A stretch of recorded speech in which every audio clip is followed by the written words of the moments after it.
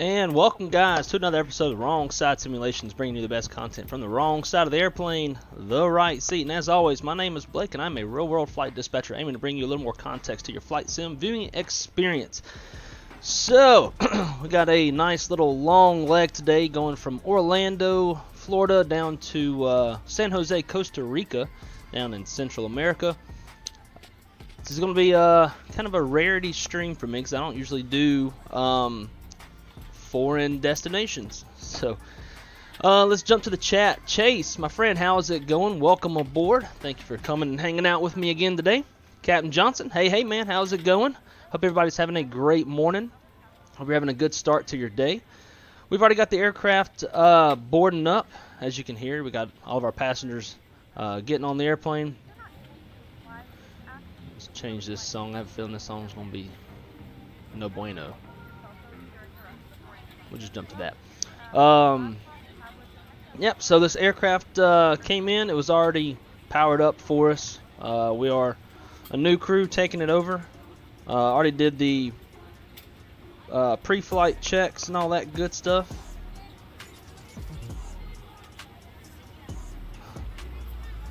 Woke up on time, went back to sleep. Okay. Another one of my dispatch co-workers slash sim buddies was texting me. I was supposed to he was supposed to get his ass up this morning so I could help him set some stuff up on his sim, and he didn't wake up. So Anyways, so here we are. We are in Orlando, parked at gate SS38. That's actually for the next gate over. We're at gate 39. And I'm going to be getting out of here pretty quick. So let's go ahead and get the aircraft programmed and get the hell out of here. We've got about, let's see, sim brief showing 2 hours and 39 minutes from wheels up to wheels down. And we're going to discuss, once we get airborne, some considerations when going to an airport like this that's a single runway, mountainous terrain, along with possible, what do you call it, like somewhat language barriers, not so much a language barrier, but like an accent barrier, that kind of stuff. So we'll talk about some things to consider when planning a flight to an airport like this. Just gonna run through this real quick. Y'all have seen this stuff a million times.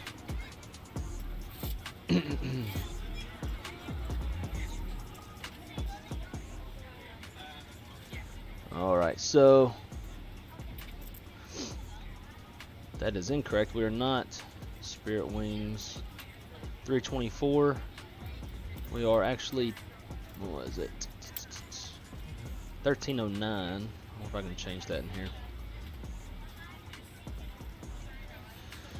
Oh, cool. So we got that. It's probably, everything's probably going to say 324. I've noticed that if I hit like dispatch flight from either Vspirit or a pilot's life, even if I change the call sign, it keeps the original call sign, which is a little bit irritating. Anyway, so our nav data is good. We'll init. We'll put in our, actually I have to clear a bunch of stuff. There we go. Clear that. NKS 1309. Cost index 99. We're flying this one fast. Cruise altitude is going to be 330. Temperature at top of climb is -40. Tropopause is going to be 49,600. Flight plan Orlando departure, all from a 36 right on the Fission 3. Plumber transition.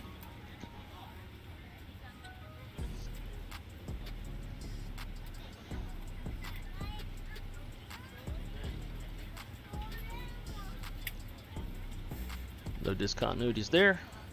Keep it going. Planning the ILS Zulu Romeo 7 and the Barra 3P.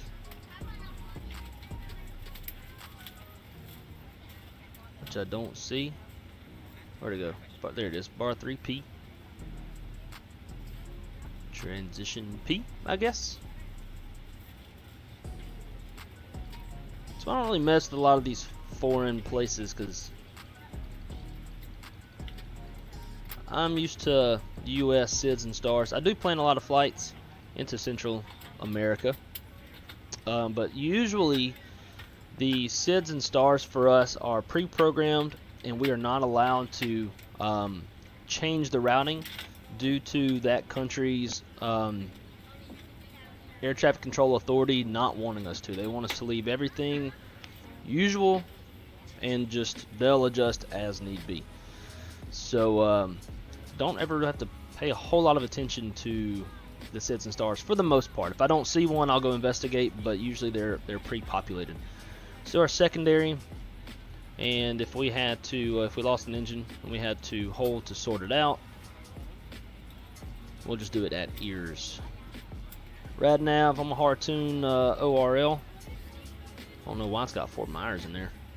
Orlando's a lot closer, 7 miles. Back over to the init. Let's uplink our winds.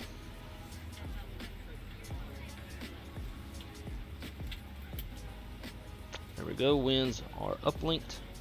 Back over to init, tab over. Let's take our load sheet. And our planned zero fuel weight is 133.9.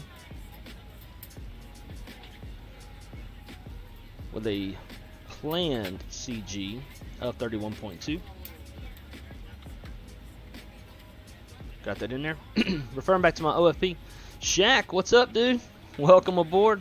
Happy to see you. Hope you had a good stream last night. Wait, you didn't stream last night. It was the night before that. I get my nights mixed up.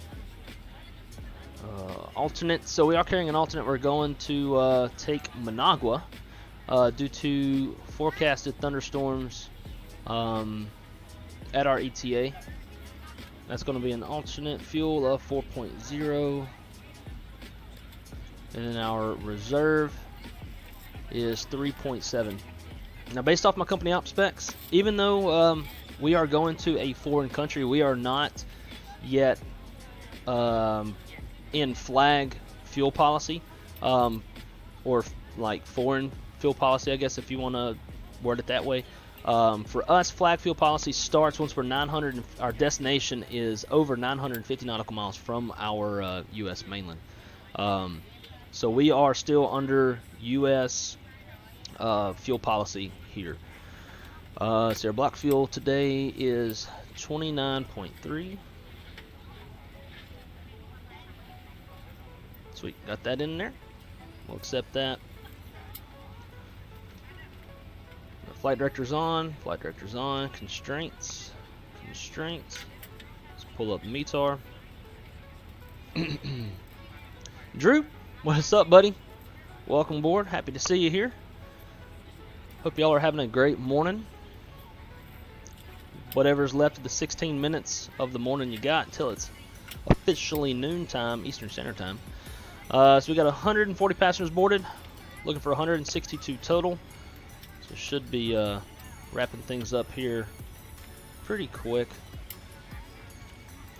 Need to go look at this to get that company message off. Alright, let's look at the current METAR. Make sure our altimeter is set correctly.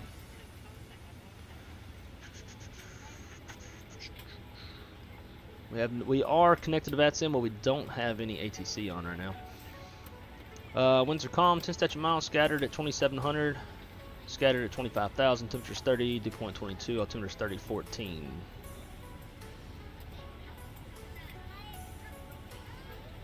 Cool. Coming down to the center pedestal, let's get our radio set.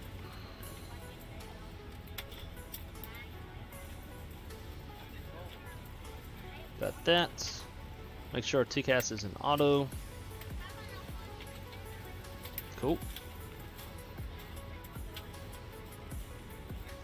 Let's see how fast these guys are boarding. Try to figure out. So we gotta, once we start the APU, we have to run a 3-minute timer. Yeah, they're boarding up pretty quick. So we'll go ahead and get that APU started.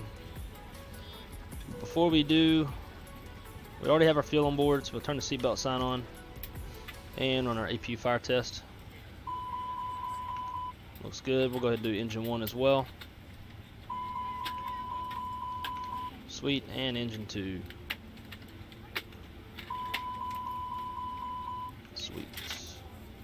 Fire that up. Once APU becomes available, we'll start the timer. And we'll run that 3-minute APU warm-up before we turn on the APU bleed.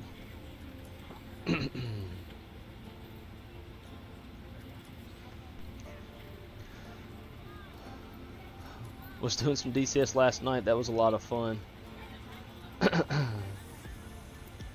Had too much adult bevs last night. Other than that, I know that feeling. When I went to Memphis, Shaq, I was texting you about it. Yeah, we, myself, my good friend Trevor, who is also a real life pilot and a Part 135 dispatcher, as well as our ladies, we all just hung around at the pool all day, drank Trulies. We smoked 2 racks of ribs and a brisket. Had some amazing, in fact I went and got some, it's in the fridge, some amazing fried dill pickle dip. So it's a dip that you would dip your chip, dip potato chip, but like it tastes like fried dill pickles. I'm Southern, so you know we like that kind of stuff. Yeah, so we sat around the pool all day. We bought this inflatable thingamajig that's like inflatable cornhole, and like On the other side of it has these like little basketball type backstops, and then there's like a cup under that, and you toss a ping pong ball off the backstop, try to make it in. It was surprisingly hard, but just some cool kind of pool games. And I too had too much adult beverages and was feeling quite nauseous at the end of the night, having all that sweetness in my stomach, but rebounded very well the next day. And then we went and toured a bourbon, vodka, something else, I don't know, but toured a distillery. In fact, got a hat. I think it's called Dominic Distillery. But it's pretty cool. This is actually I don't know if you can hear it. This is part of a bourbon barrel on the hat. That was pretty neat. So that APU's been running for at least 2 minutes while I've been jabbering, so we'll give it a 1 minute timer. Aircraft is done boarding. Resend our load sheet.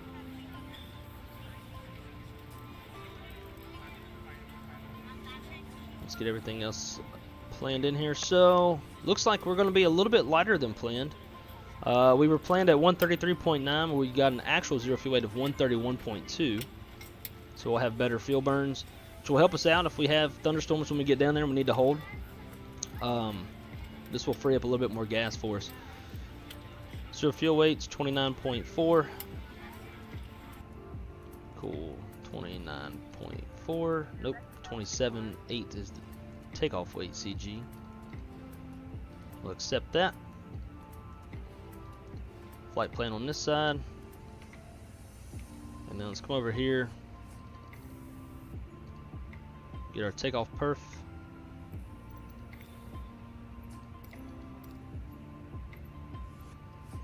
Alright, so we're going to be taking off of runway 36 right, full length, it's dry. Optimum flap config, no toga, any ice will be off, and packs will be on. We'll sync the load sheet. Our takeoff weight to 160.0. Takeoff weight CG, as we just put in the McDo as a little note for ourselves, is 27.8. Got our METAR, calculate. Alright, we're going to be flaps 1, flex 55.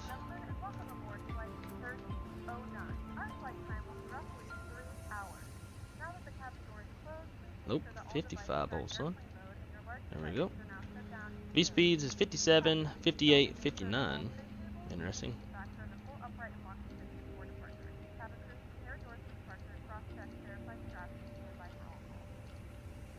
And then last but not least, need our acceleration altitudes, which is going to be 1100. Seems like that's the same every time here in Orlando.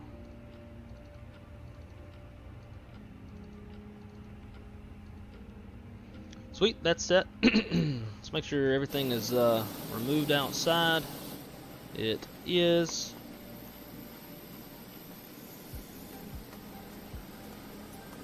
And we need to come to overhead, disconnect ground power. We can start the bleed. Pull all that stuff. Looks like the jetway is pulled.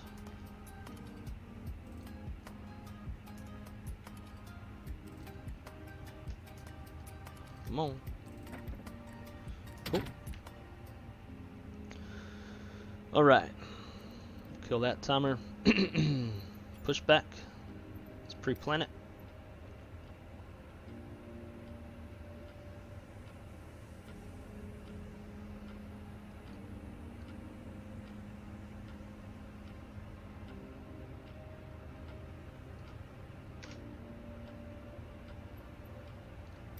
Cockpit to ground. This is ground. Stand by. Charts. Fishing 3. 7,000's initial. 3014. Blah blah blah. Cool. And Orlando traffic. This is United 556 pushing back.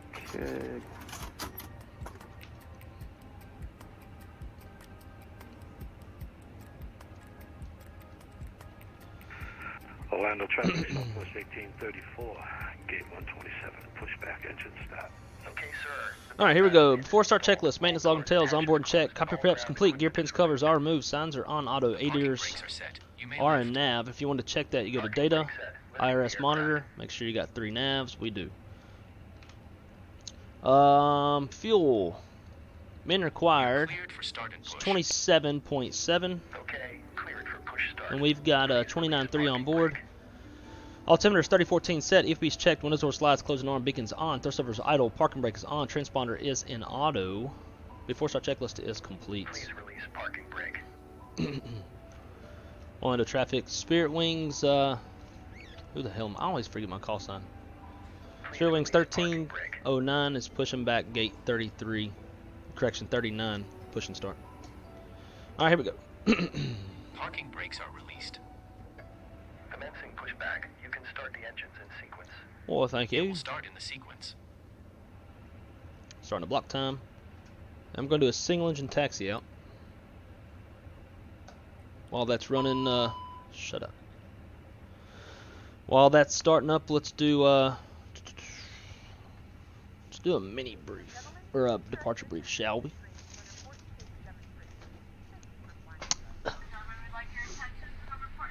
Wrong side, living the right life. Try to. Alright, so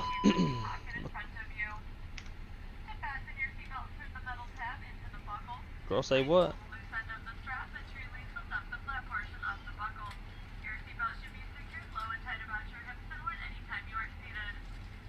Alright, so departure brief. It's going to be a right seat takeoff. Aircraft is a 320 CO for tail strike avoidance. There's no MELs or CDLs that affect the performance of the aircraft.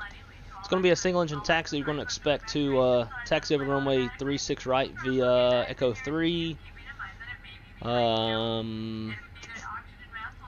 Echo 3 to Echo Bravo, Bravo 10. There's going to be Please set your parking brake. Parking brake set. Parking brake set. Lowering aircraft. weather's no factor, train's no factor. No hot spots, runways to cross. Before V1, it'll be my decision to reject the takeoff. Complete stop, set the parking brake, call flights to their stations, analyze situations, call for ECAM or emergency evacuation checklist as required. Holding position waiting for the visual. Thank you and goodbye. All this talking. After V1, we'll fly our engine out procedure to go hold at ears. We'll speed up, clean up, engine out to 1100 feet. We're under, correction, over max landing weight if we need to come back. If we come back, we'll come back to runway 36 left. If all goes as planned, we're going to fly the Fishin' 3, top altitude 7,000 feet, and we're squawking 2,000. Bam. Alright, got a good engine start. This dude's out the way. After start, flow. Engine mode selected normal. Arm spoilers, reset rotor trim, flaps 1. Our tow CG is 27.3, so it's right there. Auto, let's go TA. In fact, you know what? One thing I noticed yesterday when I was on Vatsim, even though we have the TCAS in auto, it's still not showing mode C in Vatsim, so we have to turn that to on. TA, and it's a single engine taxi, so yellow left pump, and the APU stays on.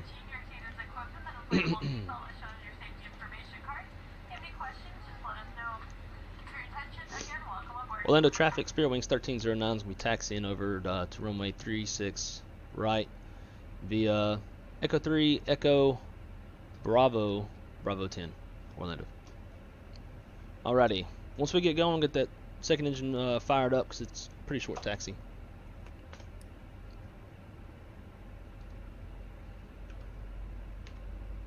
Clear left, clear right.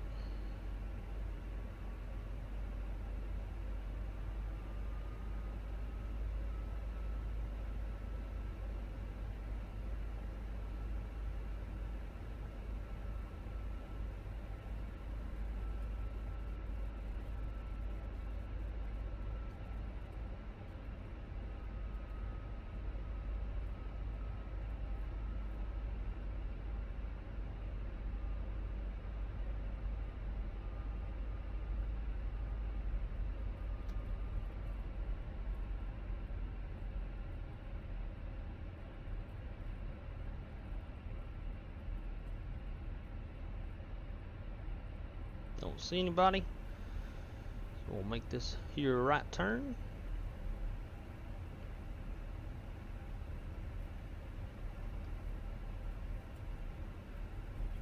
And we'll start engine 2.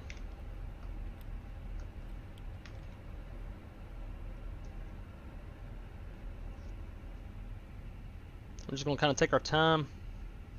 So we, once the engine starts, got to run a 3-minute engine warm-up. And then from there, it's going to be a, while we're running that timer, we're going to do our mini brief, flight controls check, before takeoff flow, before takeoff and checklist. Orlando traffic, this is United 538 taxiing to runway 365 via Bravo 7, Bravo 10. 136 left. Interesting. I see him over there. 78.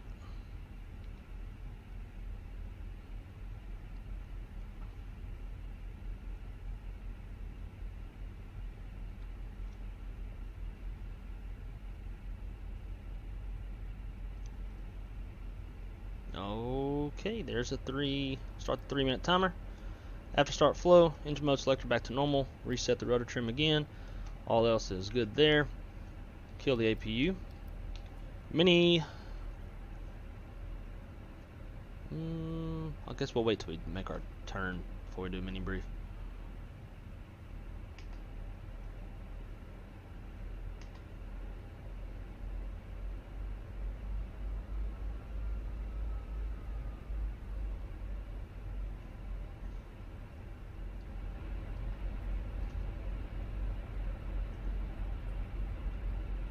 Clear left and clear right.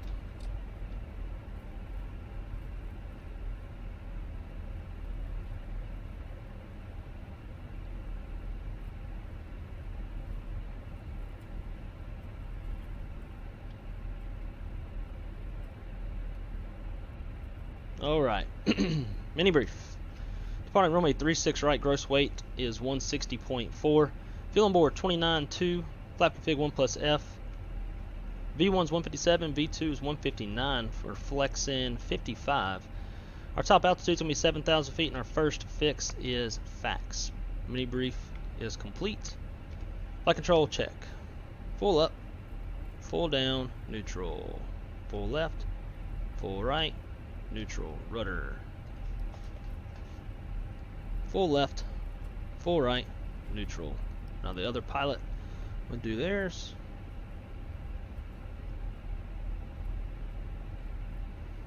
And before takeoff flow, weather, radar, nope, go the other way. Predictive wind shear, TARA, auto brake max, status page check, TO config check. Cool.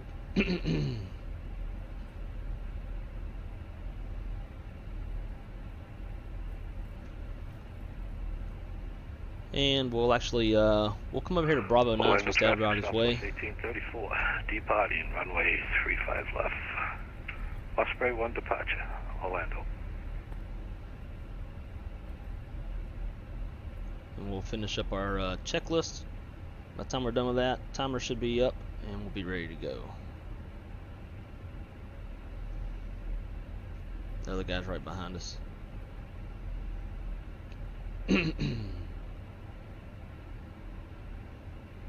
Set park and brake. And United, this is Spirit Wings. If you want to go ahead in front of us, you're more than welcome to. We've got a couple last minute checks.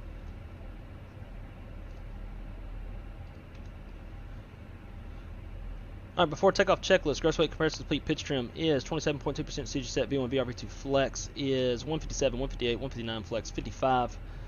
Flaps config 1 plus F, flight infrastructure check, flight controls are checked, ECAM memo, takeoff all green, ECAM status check, predictive wind shears on auto, TCAS code set, TARA, cabin crews advised, mini briefs complete. Takeoff runways 36 right, it is confirmed. Fuel, min is 27.7, and we've got 29.1 on board. Engine mode selectors, normal lead packs are set before takeoff checklist is complete. Alright, now let's see what this is. And United 538 crossing runway 36 left at Bravo 10.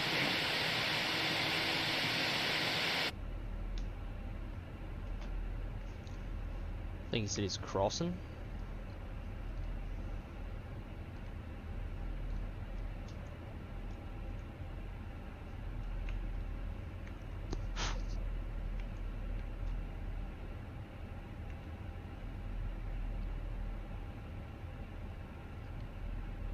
Not gonna lie, this kind of looks cool.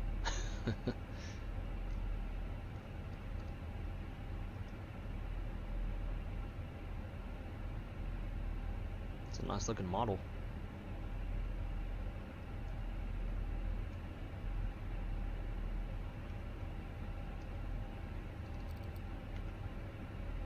Alright guys, who is ready to get the hell on out of here? All is well, just watching the stream picking up. Alright, here we go. Orlando traffic, Spirit Wings 1309, departing off runway 36 right on the Fission 3. We'll be exiting the airspace to the south. Orlando. Here we go. Lights, camera, and action.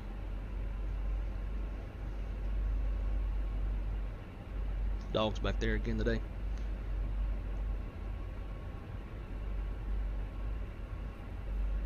I want to get off before this guy does, because we're gonna be turning to the left and crossing his runway.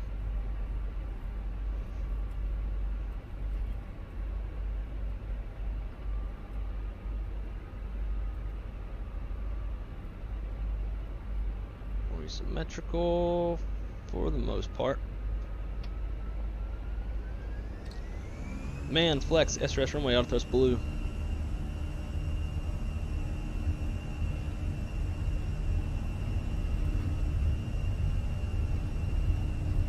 A knots thrust is set.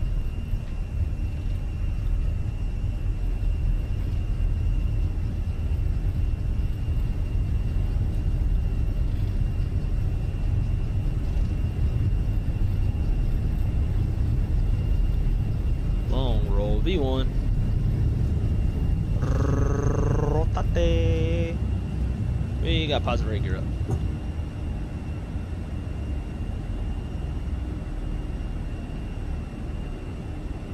Nav.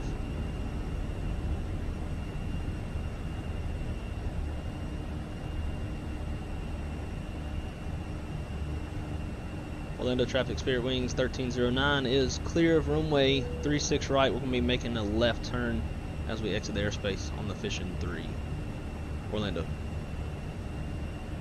Alright, the acceleration, climb altitude, nosing down, accelerating. Thrust climb.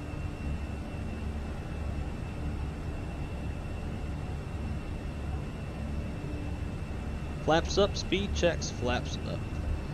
After takeoff checklist, landing gears up, flaps tracking, bleed pack set, and APU is off. After takeoff checklist is complete. A little windy.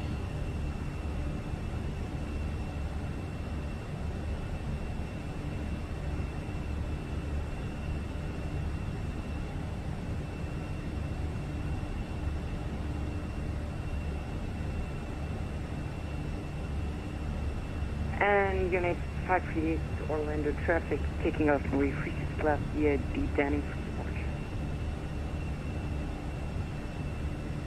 Let's go autopilot 2.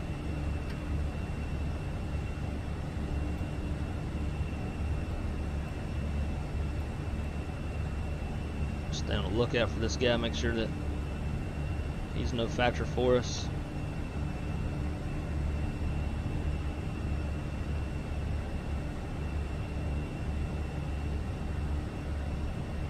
Got a cross constraint of 7,000 feet at Blossom. So we're just going to hang out here at 7,000 for a bit.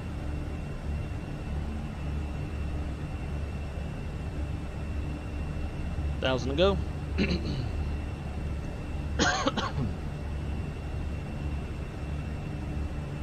Speed alt star.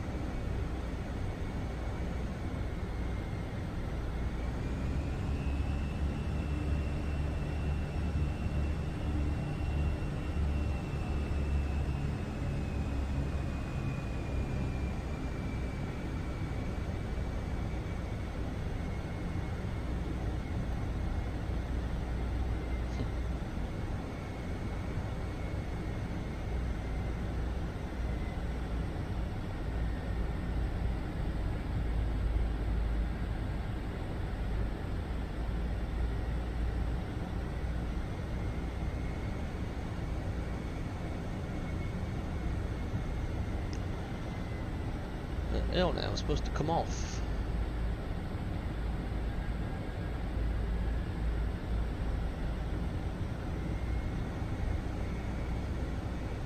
There you go.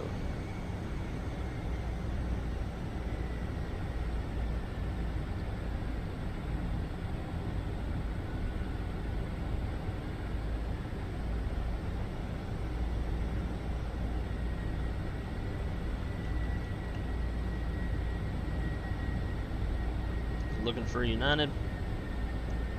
Should be out of his way. Should be just about over my house right now. I'd say we're good. What y'all say?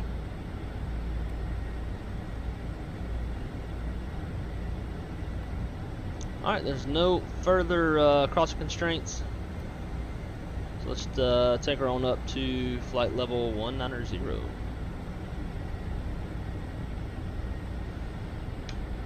Thrust climb, open climb. We can do an open climb because there's no further constraints. If there were constraints, we need to be in a managed climb to make sure we don't bust those constraints. We got 19 blue. 19 blue. If I can get this to save. Stay right there. Sweet.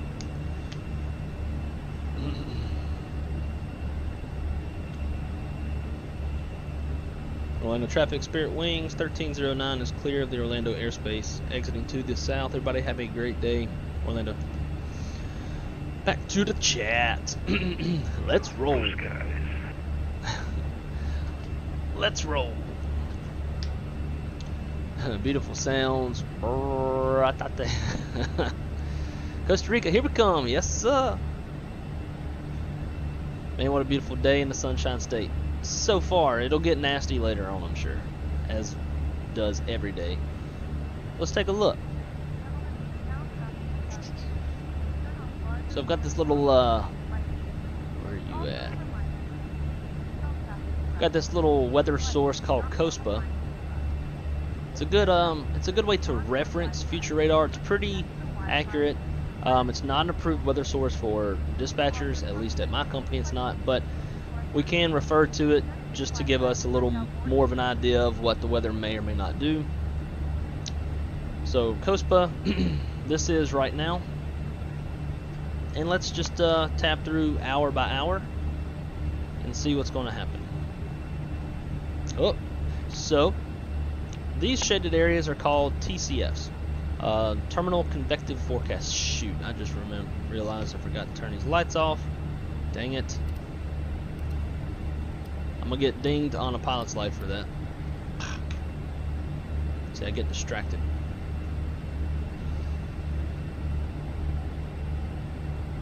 Alright. So these are called Terminal Convective Forecast areas. So this is areas where they are forecasting thunderstorms to build. We got these little numbers here to the side, so they're estimating that the tops will be up to 40,000 feet, 40,000 feet, 39,000 feet, 39, 40, 39, 39. You will actually see tops less than that sometimes. Summertime though, yeah, here we go. Like up here up north where the weather's not usually as strong, 34,000 foot tops, 34, 34. So this will give you a good area or a good idea if you're planning a flight through the area. Can I get over the weather or do I need to go around the weather? So that gives you a good idea on that. So that's 2 hours from now, 3 hours, 4 hours, and as you can see, it really starts to blow up. So that's around 4 o'clock Eastern time. I've got my house on here, so looking at some scattered isolated thunderstorms. 5 hours, 6 hours, 7, 8. So this is pretty much just the daily weather that we have in Florida. It's also why I enjoy not working the day shift as a dispatcher. So most of this stuff is dead and gone by the time I start my shift. Plus all my flights that I build don't depart until 2 hours after I start at a minimum. So usually this stuff is gone. We call this like popcorn thunderstorms. They're just little thunderstorms that are everywhere, just typical afternoon stuff, not any big weather systems. It looks like today you're not expecting any huge weather systems across the country. And when I say that, I mean like 300, 400, 500 nautical mile squall lines across the country kind of thing. We do have this this big clump of thunderstorms down here. Might be an issue for anybody trying to land in Pensacola, which my airline has flights going into there. Obviously, you might have some issues in Houston and New Orleans as well. But yeah, so this is called Coast, but it's just a source to reference, but we can't make decisions off of this. So I would couple this with other weather sources like WSI. This we can use as a source because WSI is our weather company that like puts all of our SIGMETs and AirMets and fronts and weather stuff on our maps at work. Alright, let's keep it up to our final cruise altitude of 33,000 feet. 33 blue and 33 blue.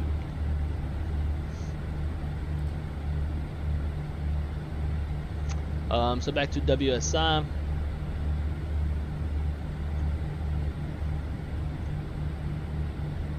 So this is essentially what we have at work, except it's on an application, not a browser. But we have the ability to overlay a lot of different information. So like fronts is a big part of figuring out what weather's going to do. So just seeing that we got some weather right here along with a cold front. It's kind of broken up by a warm front a little bit. If you start seeing weather building off the leading edge of a cold front, that weather's probably going to be somewhat long lasted and it's going to be very intense. Cold fronts will provide a lot of power and a lot of life to thunderstorms. Warm fronts, not as much. You don't typically see weather building off of a warm front as much. It looks like today we might have some of that. These little red boxes are FPGs, flight planning guidance areas, so areas that they anticipate thunderstorms to build in addition to those TCFs we were just looking at. But these are 3 hours ahead, is what I have them set to. And you got live lightning strikes. I got our route overlaid, what we're flying right now. So when we get there, they're anticipating some sort of thunderstorm. So scattered. Max tops 47,000 feet, average tops 37,000 feet. Scattered thunderstorms. But we can get a lot of information for planning, as well as when we're talking to our guys. If I have a flight going through one of these green boxes, I'm going to let them know that there's forecast, keyword forecast, not actual or known, but forecasted areas of terrain-induced, aka mountain wave. Turbulence from 31,000 feet to 38,000 feet, light, occasional, moderate. So something taken into account when planning flights. So for this flight today, when I was planning it, we got some scattered thunderstorms en route, but those won't be much of a factor. The biggest factor for this flight is going to be destination weather. Nothing indicating bad rides.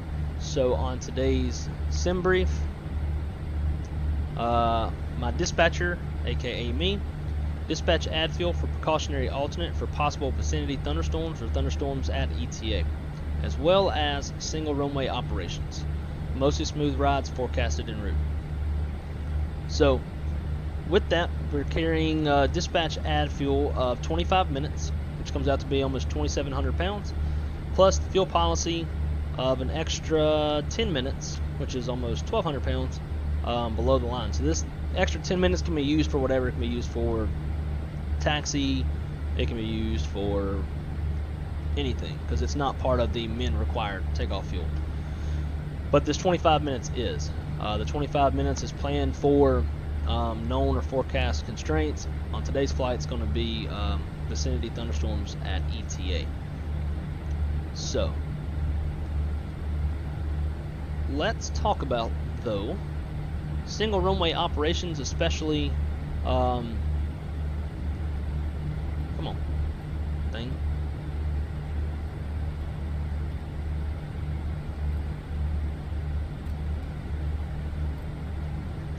So single runway operations by itself, and then couple that with mountainous terrain, foreign airspace with huge accent barrier, that kind of stuff. So as a dispatcher, if we're dispatching a flight to a single runway, that may not always call for like a precautionary alternate. Turn this sound down a bit. Like if I'm going to Myrtle Beach, especially like middle of the day when like fog's not going to happen, thunderstorms aren't forecasted, then I probably won't put a precautionary alternate. But if we're going to somewhere like San Jose, Costa Rica, where we have mountainous terrain, we're in foreign airspace, and also our alternates are kind of a little bit further away, we don't have as much selection, then I'm probably going to put precautionary alternate. In fact, most dispatchers will put a precautionary alternate to a single runway in a foreign country, unless maybe it's a tanker flight. Tanker meaning fuel is cheaper where we're starting, so we're going to take as much gas to the destination so that we don't have to buy more gas at the destination. It's a money-saving tactic for the airline. Usually in those cases we can take a lot of extra gas. The less passengers we have, the more extra gas we can take. So if it's a tanker flight, probably won't put a precautionary alternate. But still, it's kind of a good idea to list the precautionary, just because if you put the precautionary alternate already on the release, they got the weather, they got the NOTAMs for it, they've got the alternate routing, so the routing from the destination to the alternate, what that burn is, what that altitude is, all that stuff. They've got that information already. In the event we don't list the alternate, and we do divert from San Jose to Managua, as a dispatcher, now I've got to send them the alternate summary, so all that information, so they can go put it in their secondary and then activate that, as well as NOTAMs and weather, that kind of stuff. It's just easier for them if we go ahead and put it.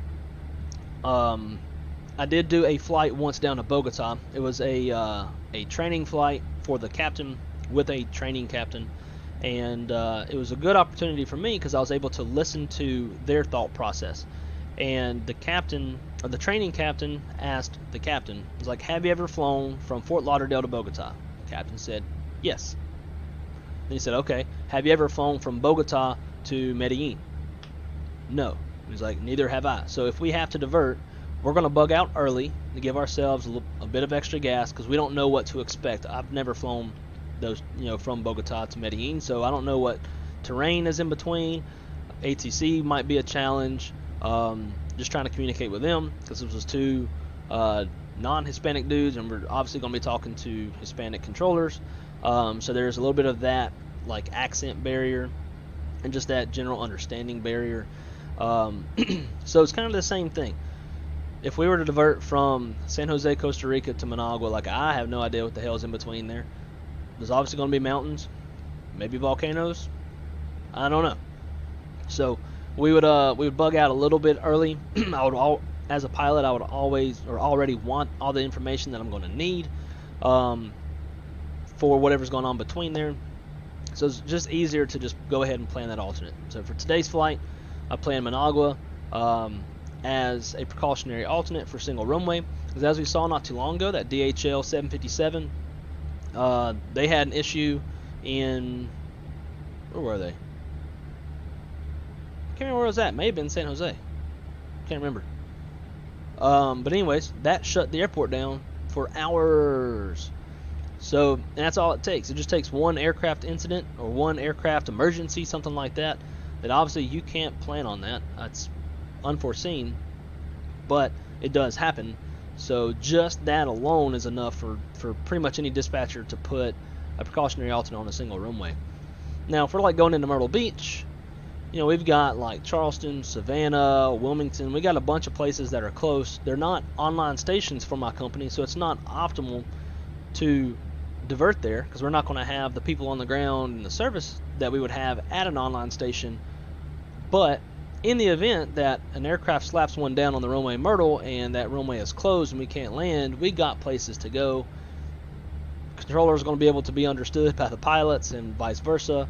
There's no mountainous terrain. Like, it's not nearly as big of a deal if we diverted there versus in San Jose, Costa Rica. So what was the hardest part for you to get the hang of on your job? The software. Our software, and it's the same that JetBlue uses, same that United uses. Quite a few companies use what we use. The software is very clunky. It's designed to be automated. It's like the Airbus of dispatch software. 3 hours prior to departure, the software goes through and it's gonna make its initial run through, and it's gonna plan it how it thinks it should be planned. So it's gonna plan runways based off best winds. It's gonna plan closest legal alternate that's based off of weather and NOTAMs. It's gonna select our runways too. Like, it'll take into account NOTAM. So if there's like a NOTAM for a runway closure or something like that, it'll take that into account. So it won't select a closed runway. Blah blah blah. Right? It's very automated. It does the first run through at 3 hours. After that, then we come in and we're going to make our necessary changes and that kind of stuff. But for the most part, because of the automation, the software becomes clunky. So basically, like, if I need to do anything, especially if the flight's en route, I have to pretty much just go back and start from scratch. Make a lot of changes, basically reset the flight as if it never left the gate. Make my changes there that I want, basically telling the software what I want it to do when I go run an en route calculation, and then go to the en route part of the software, and then I can make the appropriate calculation. Took me quite a while to learn that, because you would think that, like, all right, he just changed his altitude by 4,000 feet, not a big deal. He's crossing a waypoint that's on his route, so I should just be able to go straight into the software, go to that waypoint, just change the altitude, hit calculate, and it worked. But it don't. It's the most irritating shit ever. So I have to go back, I have to reset the flight to ground, so basically telling the software, like, hey, we haven't taken off yet, and then go to that waypoint, put in the altitude that I want, probably take out any extra gas too, so I can consolidate all the fuel on paper to into one spot, as far as extra fuel, and not splitting it up between extra fuel and dispatch add fuel. 1,000 to go. So then once I do all of that, starting from scratch, then I can go back to the flight follow page, basically en route calculations page, and go put in the altitude that I want, the fuel, what time they're crossing the waypoint, calculate, and then boom, I'll get the correct altitude. If I don't go start from scratch, it'll just default, like, even though I told it, hey, they're cruising at 34,000 feet, but they were originally planned at 38, it'll just put it right back up to 38 and it'll run a calculation for 38. So if I didn't catch that and I sent the crew those numbers, I'm sending them burns for the altitude that they're not flying. So hardest part of the job is just to learn the software, master the software, and I guess too, like, learn the company op specs, learn how Spirit does things. Every airline does things differently. Like JetBlue, they'll send an estimated time of departure amendment if they're, I think for them is 3 hours after departure time. For us is 1 hour, which is kind of dumb because the flight plan is still good with ATC for at least 2 hours. So in my opinion, it should be at least 2 hours. That change might be coming. But there's certain criteria that will force an amendment to be sent to the crew to amend the OFP. So everybody does things differently. So just kind of learning, like, how we do things compared to, like, where I came from. Like my last airline, if we had a different crew, we had to amend the crew names. But at my current airline, we don't do that. It really just kind of comes down to whoever your FAA inspector is and how they think things should be done. And everybody's got a different FAA inspector. So that's, I guess, really the hardest part is just learning the software and learning the company way of doing things. Another question. At your airline, which I already did, what is the route flight number 1, so like AA1 is JFK. For us, I believe it's Fort Lauderdale to Chicago. We don't have many flight numbers that are like single digit, but I do believe flight 1, flight 2, maybe 3 and 4 are, it's all like Lauderdale, Chicago, Chicago, Lauderdale. That's pretty much it.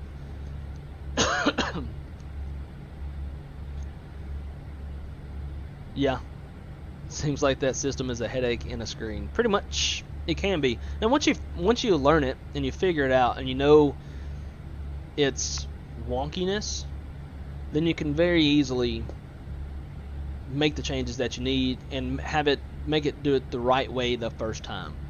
And that was always the biggest pain in the ass for me, was trying to get the software to do what I wanted it to do the first time. Wait, that's the wrong button.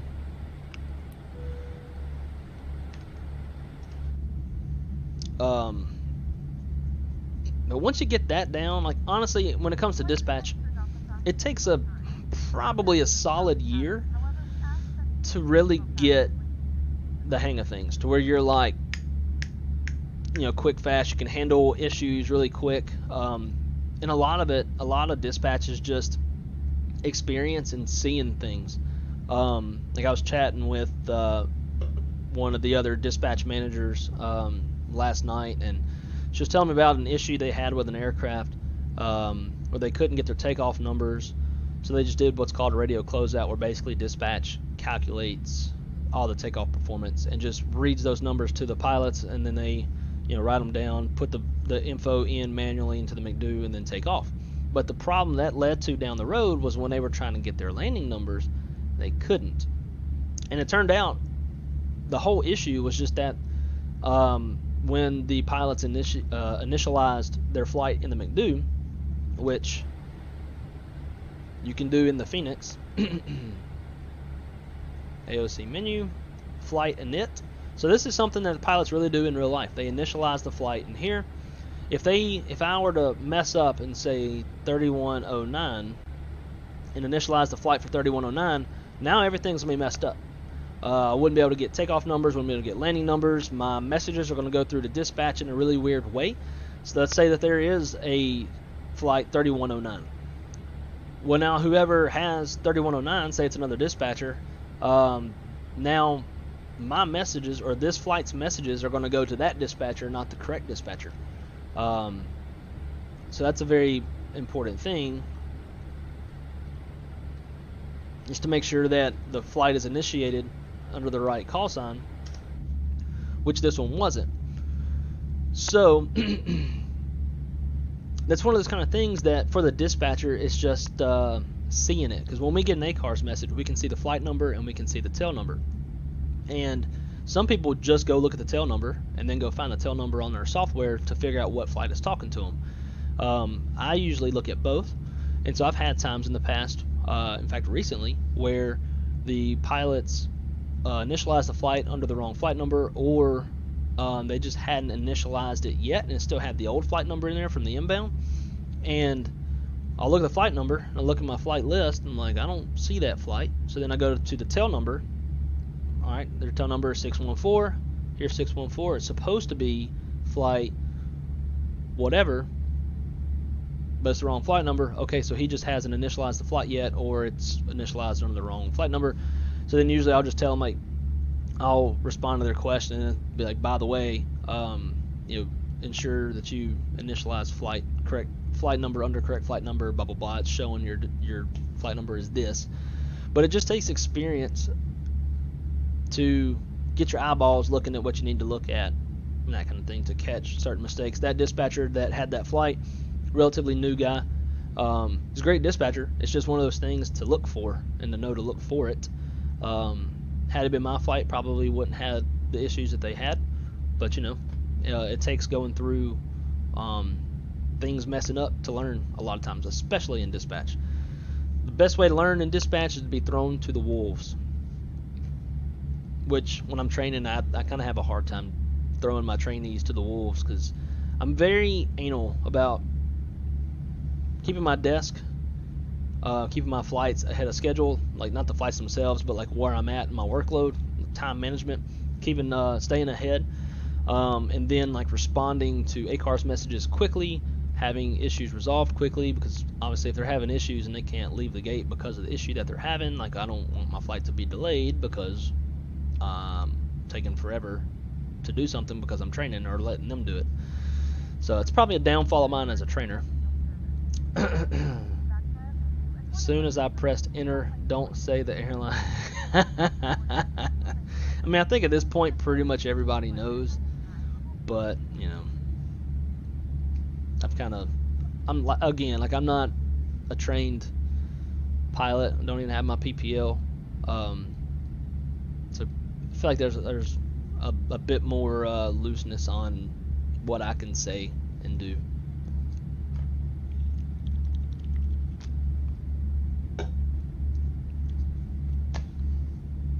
I think this is my first foreign flight to stream. See how bad I can mess up this arrival. So while we're talking about it, oh, by the way, Shaq, I saw today in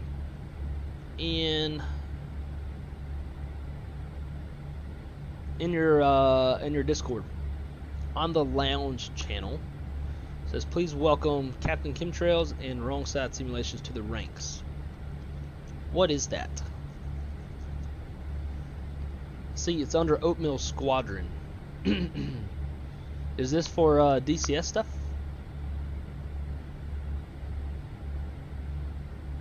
Opcom.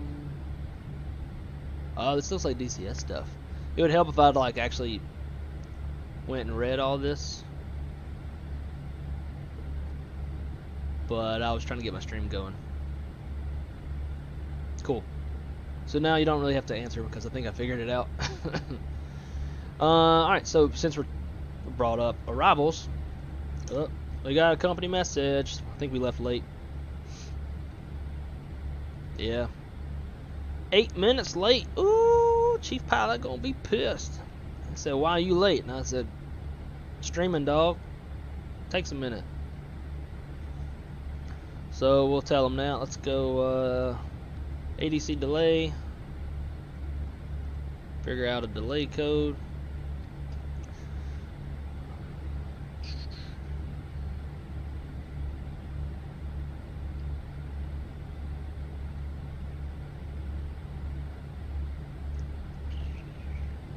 The jetway was definitely broken. It wasn't even attached correctly.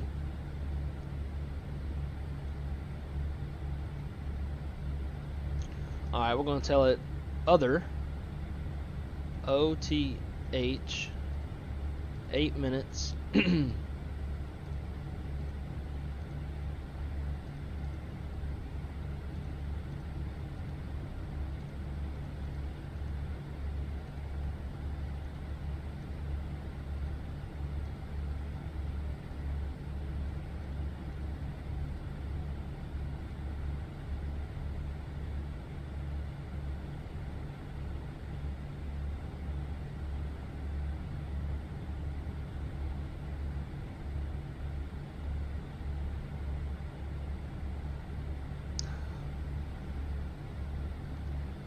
And there we go.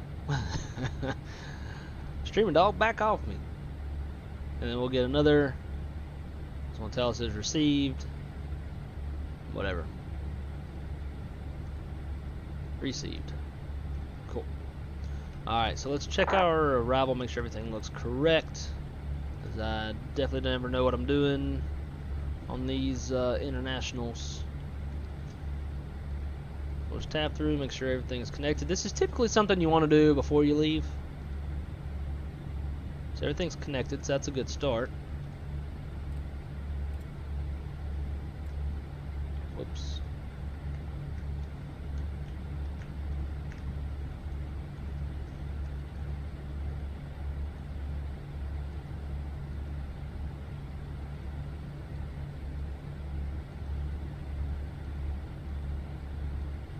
Hey, looks good to me.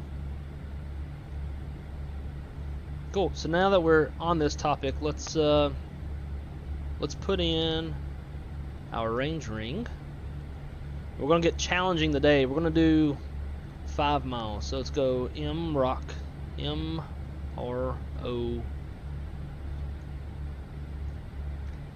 Sure y'all gonna see what I'm doing. MROC. That in there, and then we're gonna do a 5-mile range ring. And you can see the range ring just popped up. Now I'm gonna refer to my charts. And let's go to the ILS 07. The final approach fix is Monty.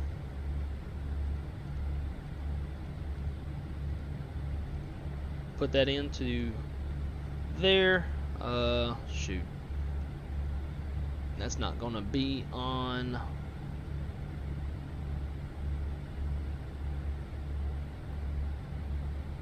Yeah, it won't be on the OFP. 911 sounds right. It is. Cool, I just saw it turn blue on the nav display. So now, we got the final approach fix in there. So now to get the extended center line, we're going to put in the opposite of runway heading. So runway heading that we're landing on is 071. Opposite of that, to get the center line to go this way, it's going to be 251. So 251, drop that in the radial box, and boom. You can see we got our extended center line. So in case we end up needing to bleed off some altitude or something, we need to turn the opposite direction for a little bit or something like that. Whatever the case may be, we can always reference where our center line is for situational awareness.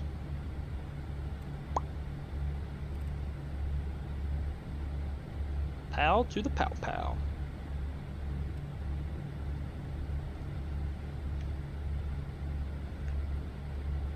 Now we're pretty much out over the Caribbean. We're passing over Key West right now. It's kind of cool.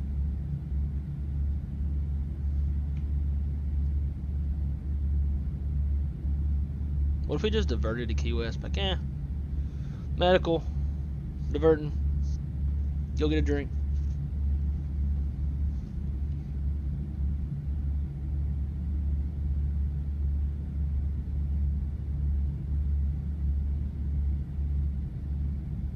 I'll be honest, man, the way you speak of your career, you don't sound like a bad or hard trainer. You sound like a passionate one who cares. I do. Care a lot, and that I guess could be good or bad for training, just depending on. Oop, I need to plug in my EFB, my real life EFB, which is just down here.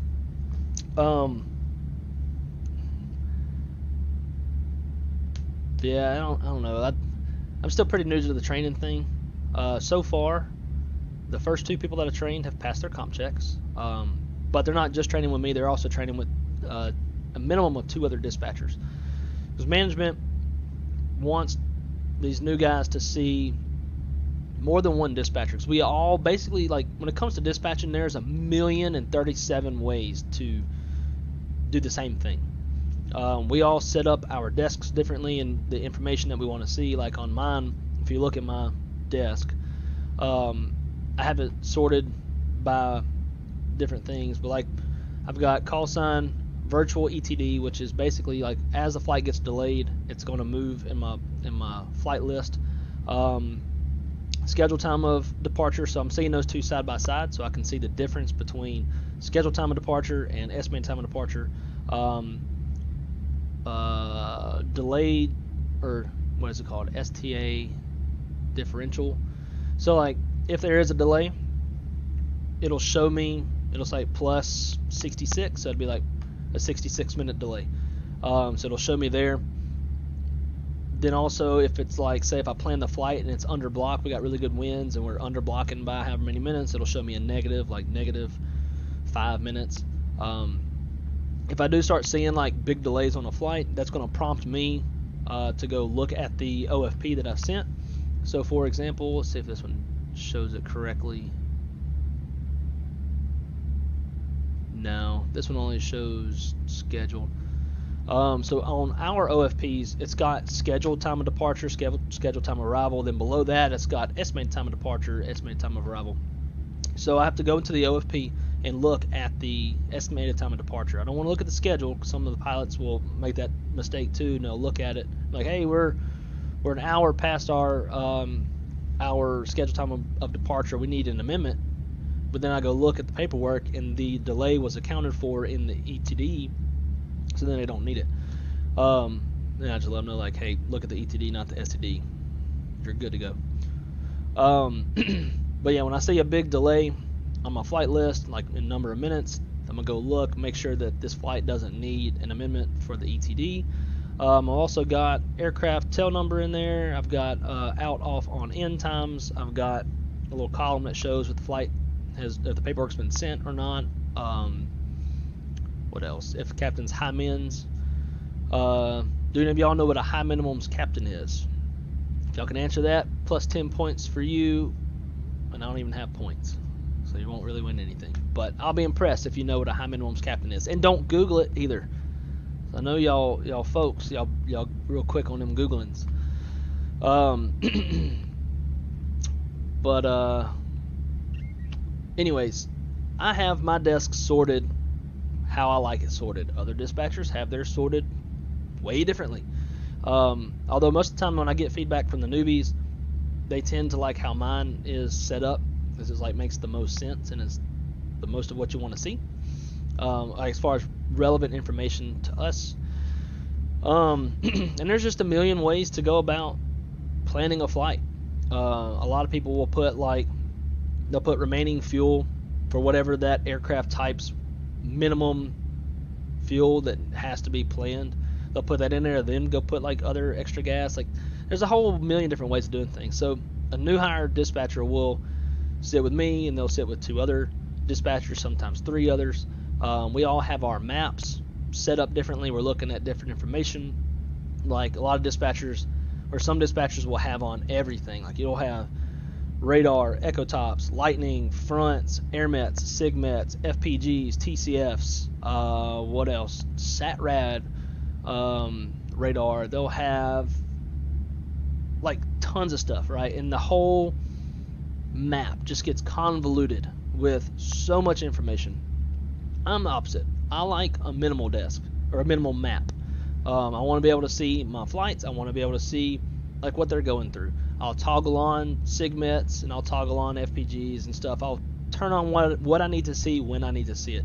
But as far as general flight following, if I've got so much stuff turned on my map and I can barely tell what my airplane is going through, what's the point? Like I can't see the information that I need to end up sending them. And also for me, maybe this is probably something I shouldn't say on the internet, but I'm pretty confident in the way that I think. But when it comes to like convective sigmets, I don't care about a convective sigmet whatsoever. A lot of dispatchers will, to let an en route flight know about thunderstorms, they'll copy and paste the sigmet.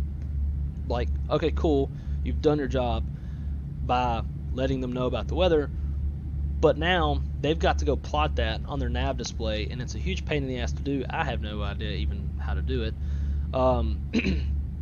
But it doesn't, like, it gives them the information, but it's like, for them, it's a huge pain in the ass way of giving them the information for them to get it, plot it, and figure out what the hell it is you're talking about.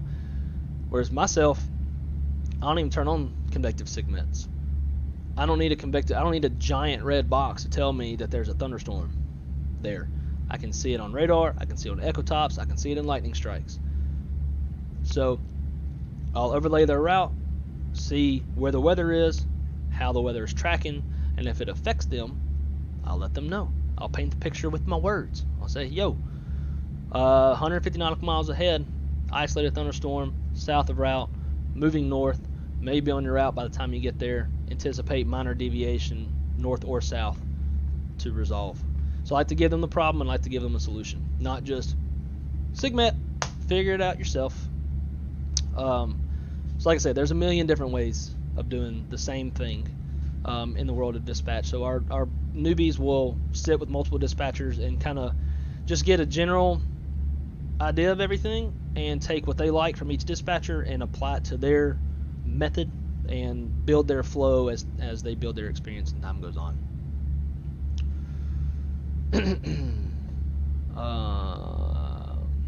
Yeah, DCS ground crew was messing about. Oh, tell them it's due to a union smoke break. That's pretty funny.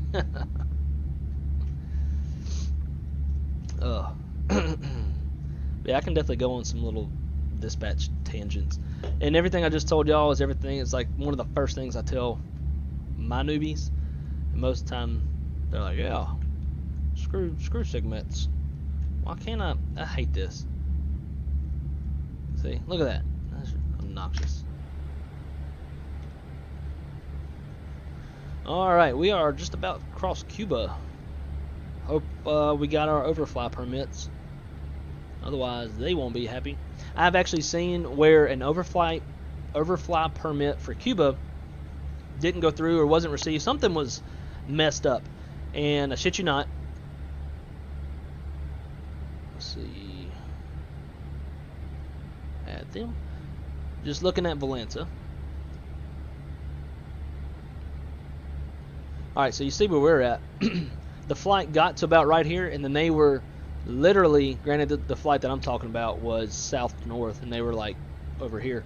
But for us, to give an example of the situation, we would be vectored all the way around Cuban airspace. That's what happened to this one particular flight. It was a repo flight. It wasn't a scheduled flight coming from, I think, somewhere in Colombia. And because of that, being not wasn't scheduled, and some with the overfly permit, Cuba didn't know about it, and they weren't cool with it, so the flight was vectored all the way around Cuban airspace. Stuff like that does happen from time to time, and you hope you got the gas for it. Otherwise, if we're going to have to get deviated or to get routed all the way around, like, oh, we ain't got the gas for it, turn around, let's go to Jamaica or Dominican Republic, if you got the gas for that. But usually those repo flights carry a lot of gas because they're super light.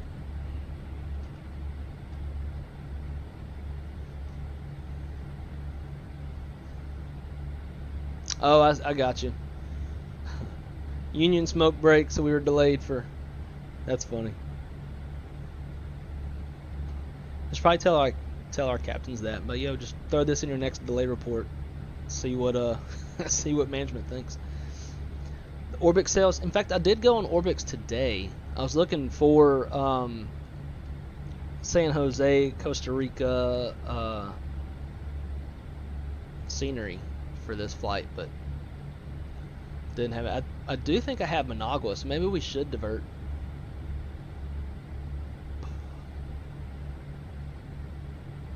Let's see about them sales.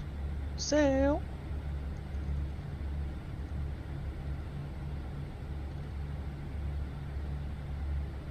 Let's see what we got. You can tell this was already open.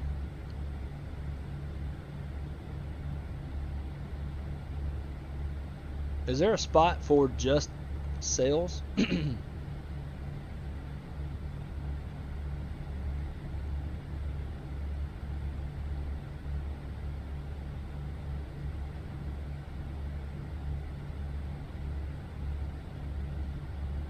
Maybe discover? Oh wow, I didn't know we had a map.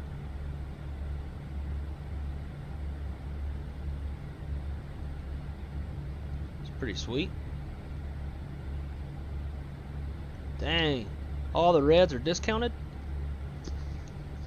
My problem with Orbix is that most of their stuff is like little paw airports, and like, it's not a big airport you'd fly into. I can't believe that this is on sale though. Oh, no. Oh, they got the actual airport.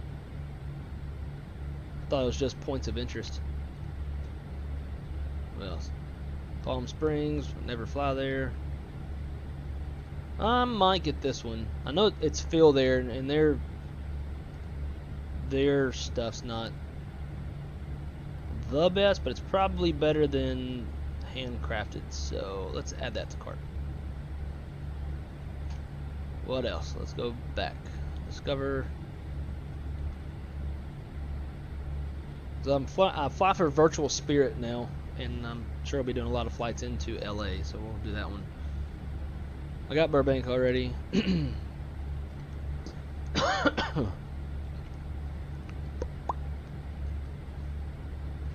Got Vegas already. No, it's not purple. I think I have San Jose in the sim, like from the store.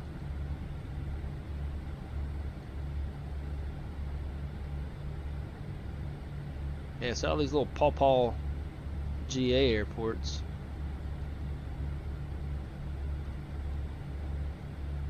Pretty sure I have Vancouver already from, like, I think I actually have 2 copies of 2 different developers. I got Raleigh.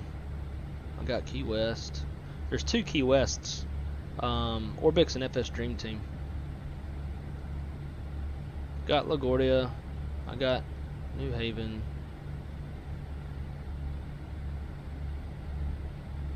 I got Boston.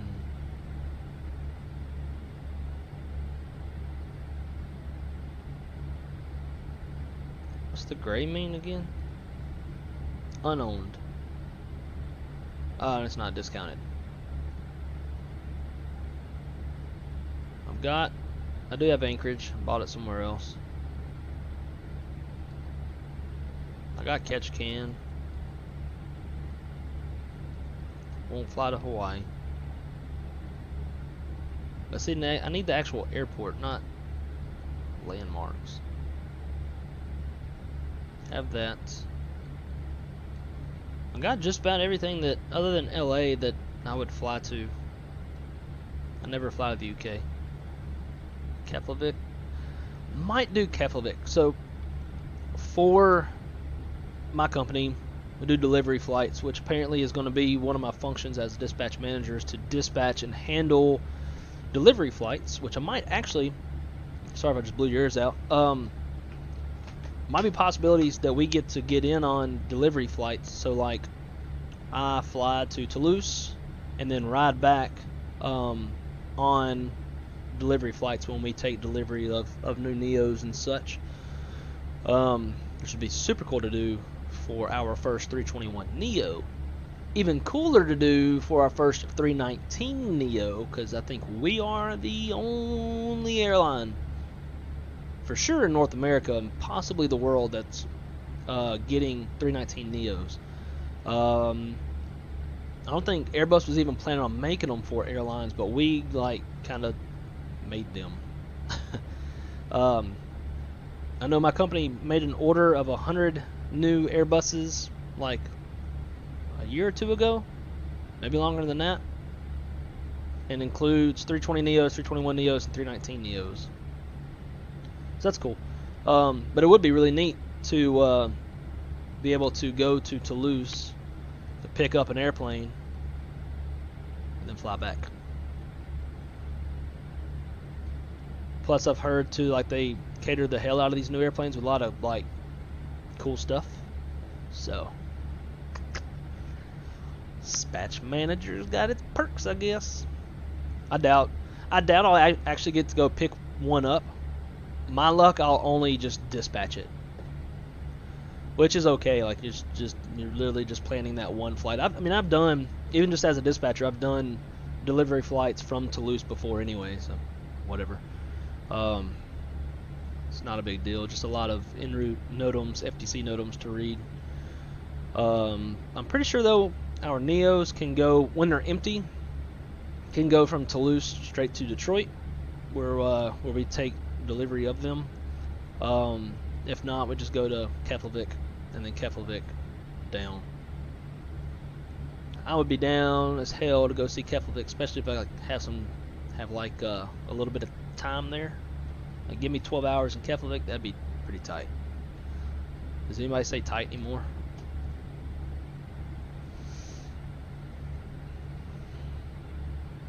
I got some sweet cityscapes. I've never done. I think I have Chicago cityscapes, and it killed my frames. But Chicago cityscapes or landmarks, whatever they're called, Chicago O'Hare and Chicago Midway, all like within the vicinity of each other. Pretty hard toll on the frame rates. But I was having a lot of frame rate issues then, regardless of where I was flying to. And I think I've gotten most of that squared away. So maybe it'd be worth flying into Chicago soon, in Phoenix, and see what the frames are like.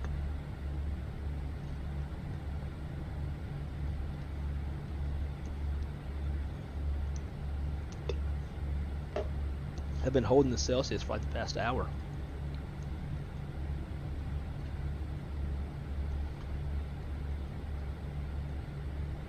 Volanta got an update today. Some new stuff. Nothing that I really seemed super useful.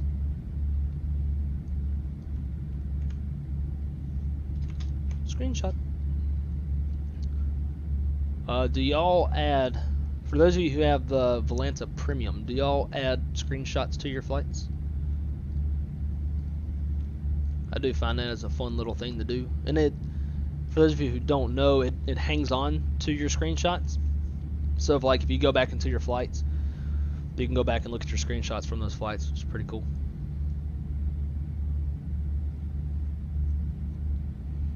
I think we'd be talking to Havana Center right now. It is such a, it's crazy like how drastically different ATC becomes when you go to somewhere like Cuba or wherever where they speak a lot of Spanish.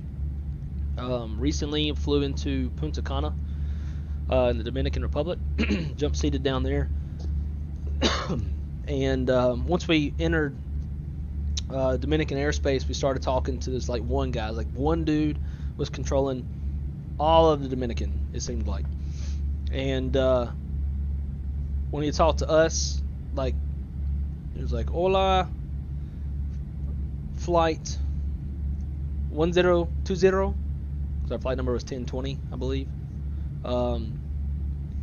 "Welcome to Dominican Republic, da da da da." But then, like when you talk to other carriers who are Hispanic carriers, he would talk to them in Spanish, like, "Oh, no, cero, torcero, da da da da da." So it's like it was just crazy the difference between the two, like how they talk to us versus how they talk to them, like how the English was pretty broken talking to us, but then like when we talked to them it was a brrrr, and then handed us off to Punta Cana Tower. That guy spoke a little bit better English. It was very nice. We landed and they're like, "Hola, welcome back to Punta Cana. Enjoy your 45-minute stay." The pilot stayed for 45 minutes, but I stayed for 4 days. It was nice.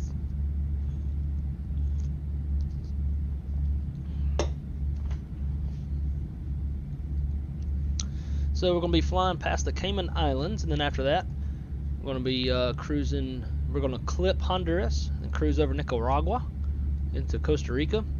We've got a coworker who's from Nicaragua, has the thickest Hispanic accent that I've ever heard, and one of the funniest dudes that I've ever met. Trying to think if I got any Costa Rican coworkers. I don't think so. I've got a coworker from Guadalajara in Mexico, Nicaragua, as we just talked about. Quite a few from Colombia, Peru. Where else? I've got coworkers from the Dominican Republic. Got a coworker from Haiti. So I got several from Jamaica. Some coworkers from the Bahamas. Got a coworker from Grenada.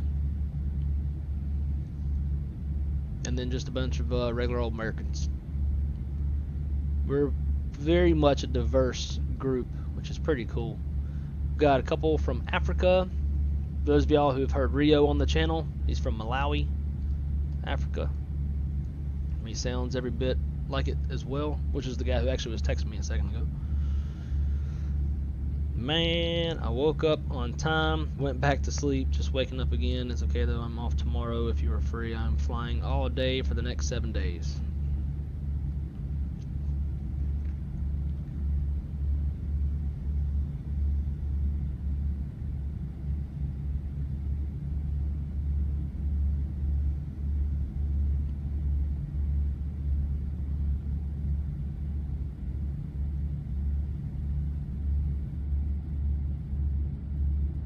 Well, I guess now would be a good time to turn on some turn on some tunes. I always forget about that. I was wondering what the hell we were just cruising over. Some island. I'm an island boy. Like this stream if you hate that song. So let me go like my own stream because I hate that song.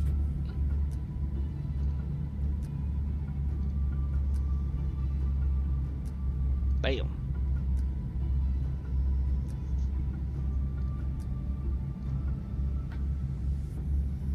And I hate to say it, but it's almost like it's slightly catchy. Slightly. But like those dudes are from Florida. It's not even an island. Like they are of what? Puerto Rican descent, I believe. But like you're not from there, bro, so you're not. Like I'm not even a Florida boy. I live in Florida, but I'm not from there. I'm from Louisiana. I'm not even a Cajun boy. Where I come from, to the Cajun folks, I would be considered a Yankee, which is kind of sad because I'm clearly not a northerner.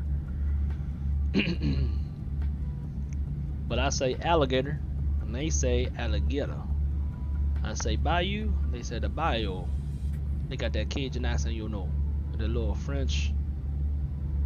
Going down the bayou in my Piro, gonna toot my alligator in the back of the head, you know.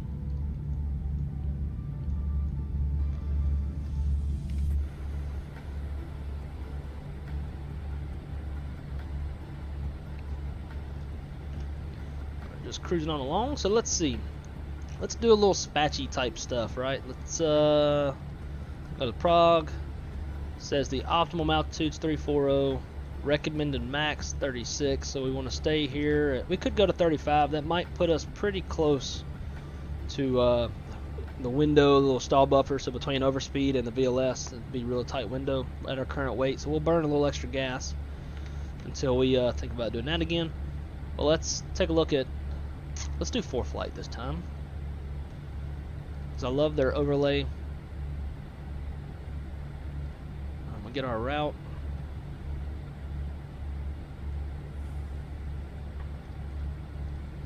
Probably won't know what to do with the arrival.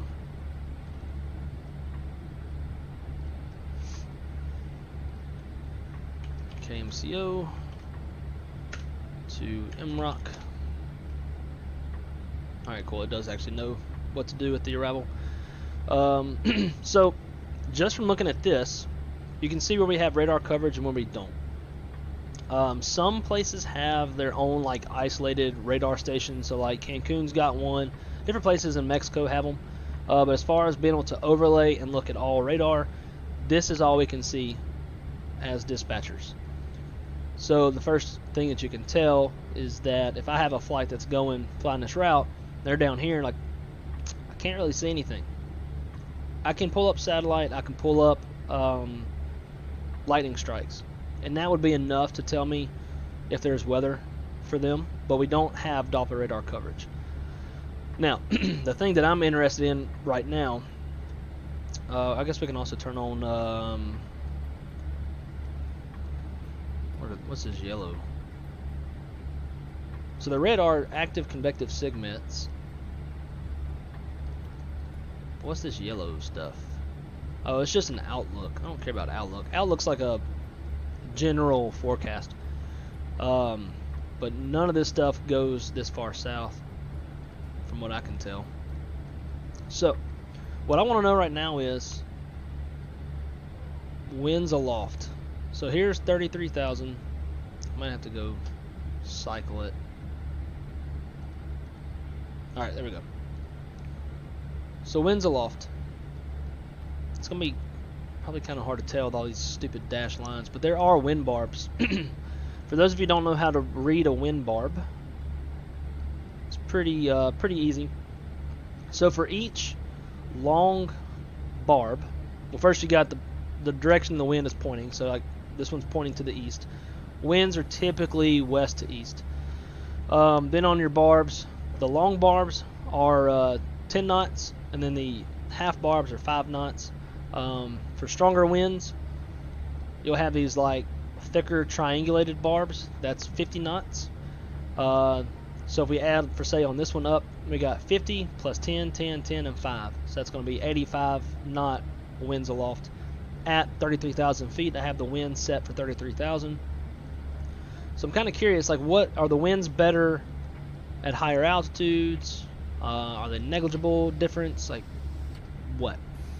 So just from looking at this, kind of going with our route, going south, we got mostly southern winds aloft, kind of to the south-southeast, until we get closer to Bonds, and then it kind of changes to more of a southwest direction.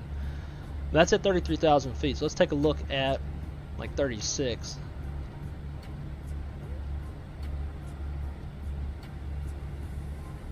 Very negligible. Not. Ooh, that's 51,000. Yeah, it's pretty much all the same.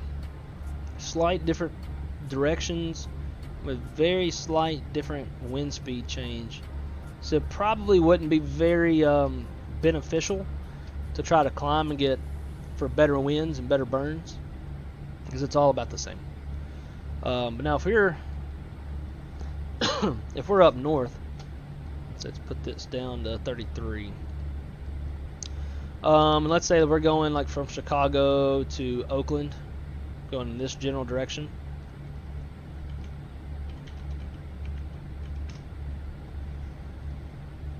We'll probably see some pretty different routes.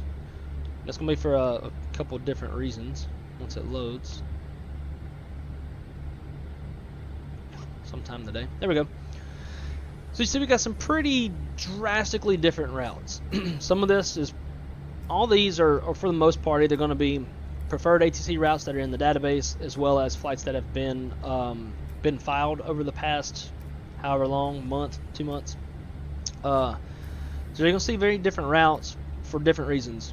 Either this route's optimized by numerous different airlines, so the routes are going to change based off of the winds aloft as the software tries to find the best headwinds.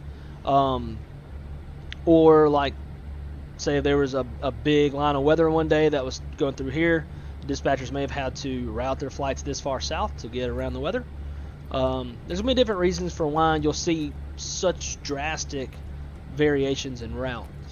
But as a dispatcher, if I'm planning Chicago to Oakland, I can already tell you right away, just from looking at the winds aloft and the bars, you can tell that these bars on the northern part are much stronger headwinds, because we're going from east to west, so we're going against the wind. The further south you go, the better the winds get. But you will get to a point where,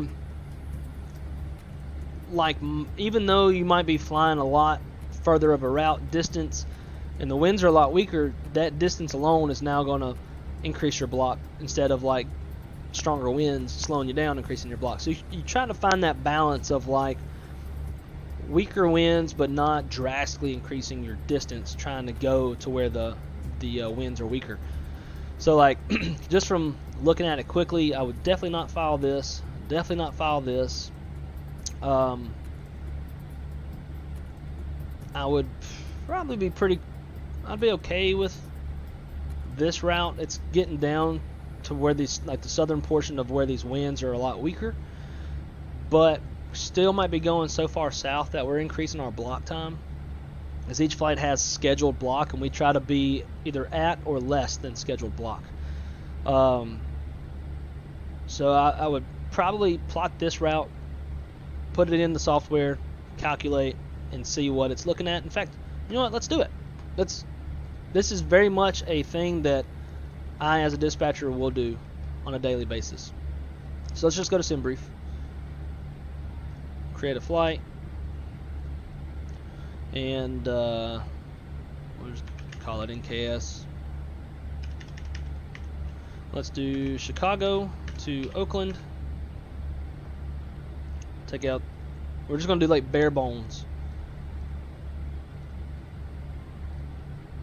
And we'll call it see, this is where like you kind of start falling short with SimBrief versus real life dispatch.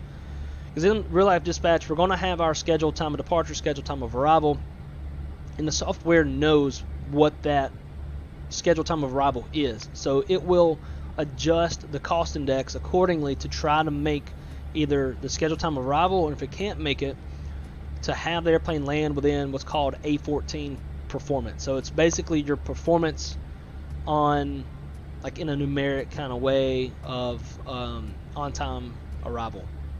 So the CI will automatically adjust itself.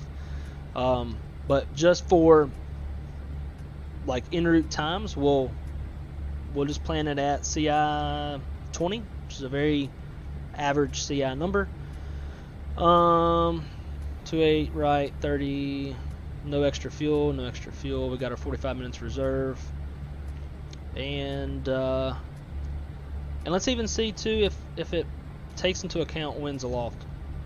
We'll plan it full at 182 passengers. Sweet. All right. So let's take this route, copy and paste it. Hit analyze. You can see our routes down here. And generate. And let's see what the block time is on this one. And we'll also take into account the altitude. So en route time, 3 hours and 58 minutes. Cruising at 34,000 feet. Now I don't know if it's choosing 34,000 for the best winds, or if it's just because the plane's somewhat heavy, being that it's full. Let me get on Notepad so we can remember this.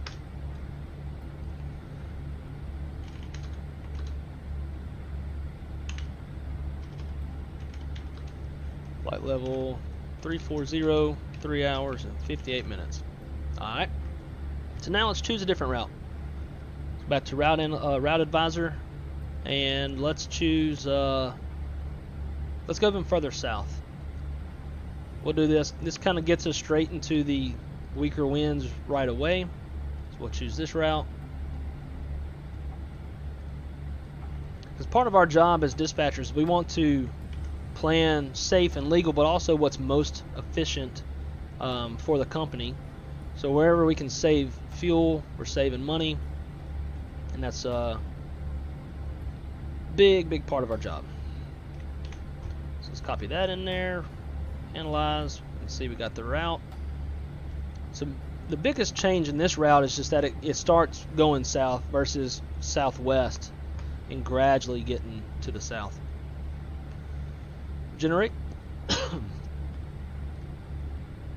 I'd anticipate the altitude should be somewhat the same because we're going somewhat in the same direction. Yep, 340. This increased by quite a bit, so now we went from 3 hours and 58 minutes to 4 hours and 8 minutes. Mainly just because it's a longer route. The winds are still somewhat the same. So let's put that in just to compare.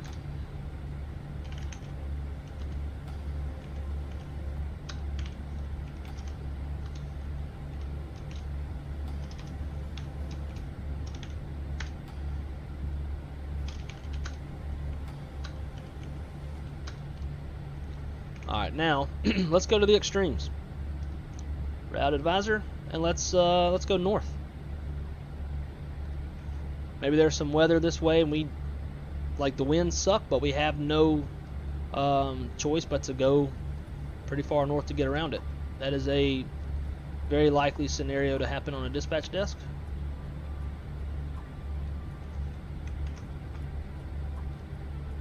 Analyze. We can tell we got our route. Generates. Yas. Now I'm really curious to see if the altitude changes on this one. No, 340. And now our block time went to 4 hours and 33 minutes. That's going to be obviously one we're flying longer distance, but we're also flying against drastically stronger winds.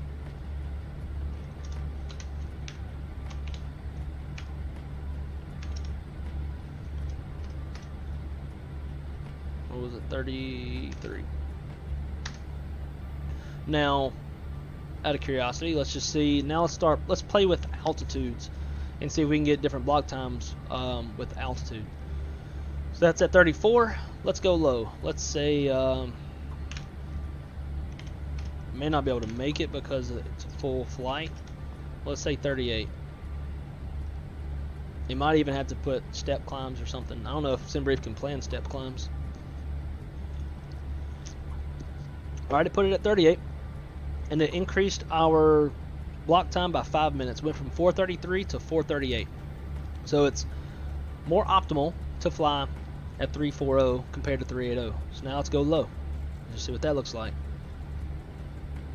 Hope this isn't boring to y'all, but this is dispatch, basically 102. So now let's try flight level. Let's go super low. Let's go 260. Nope. Yes, generate.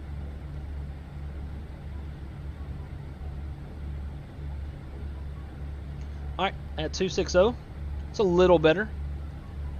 4 hours and 28 minutes compared to the 4 hours and 33 minutes. But more than likely our block fuel probably went up quite a bit. So let's go route 4 north, flight level 260, 428. Fuel's 33,144. So we've determined that 340 is better than 380. 260 is better than 340 based off of en route time. But now let's just cross check the fuel burn.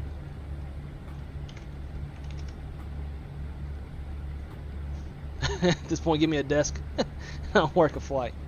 I mean, it's pretty easy. Like it's all pretty common sense, right? We're all just trying to figure out what's best.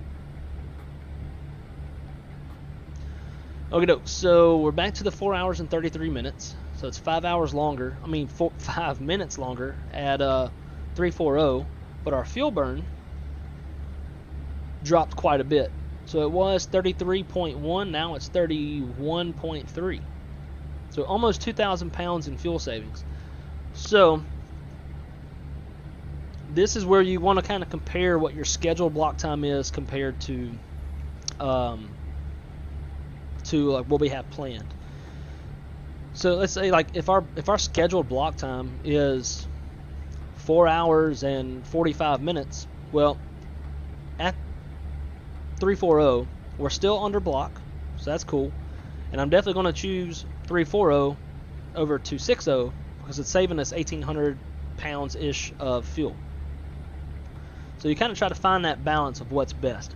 So in the event that we had weather and we had to go far north, we had to eat the high winds, we'll do it, compare it to our scheduled block time versus what's planned. And if it's even better, maybe we go far south and do that. So you just kind of calculate, but just doing this, you can definitely tell how it'll start to take a lot of time to plan a flight if you're really trying to like be nitty gritty and figure out the best balance between altitude, burns, distance, block times, all that stuff. There's a lot of factors that we're kind of looking at, and we try to find what's best. The software, when it makes its first run through, it should kind of give us a good idea of what's best. It'll choose if there's different routes or an optimized route.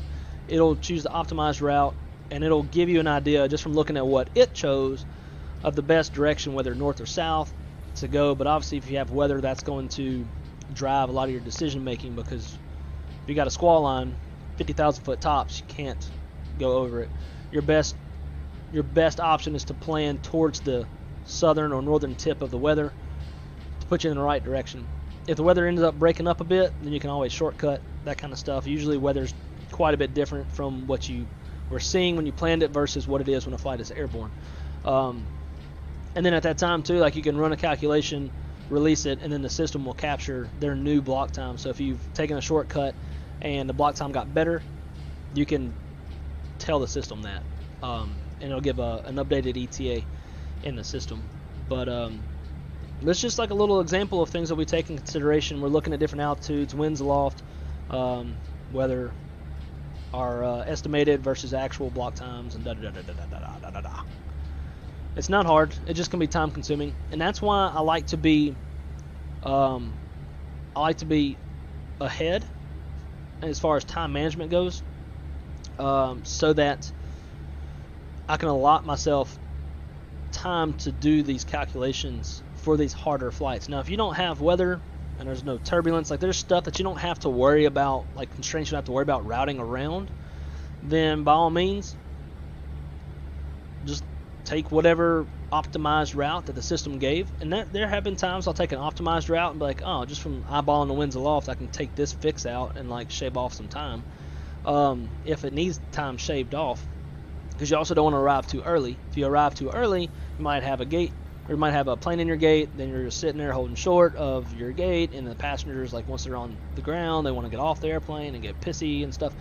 So you don't want to get there too early either.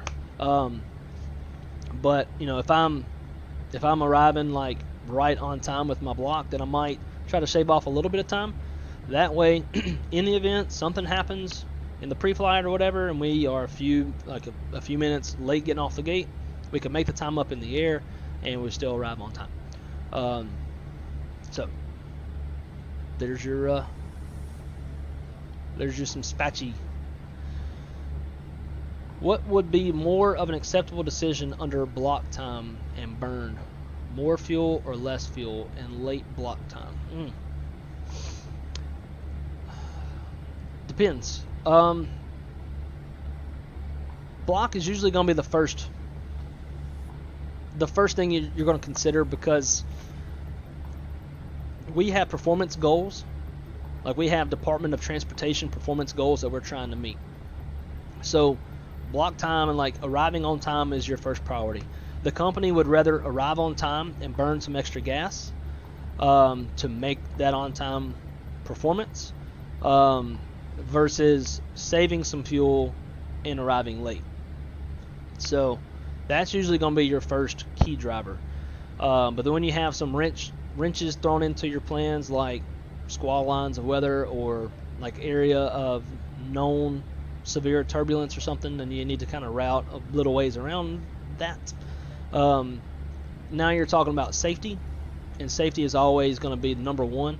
So we'll definitely throw some extra gas on, route a little bit further around to stay safe and get there a few minutes late, versus trying to go through an area of squall line, which, you know, squall line is a solid line of weather. You can't really go through that and go through turbulence just to be on time. So yeah, hopefully that answers your question. Be safe first, and if there's nothing that's going to compromise safety, then we're going to prioritize an on-time arrival versus some extra gas.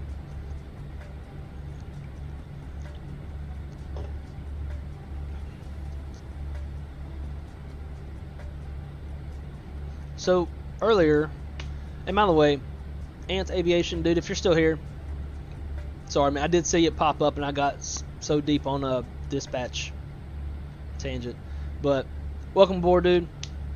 I'm new here, but fun to see this.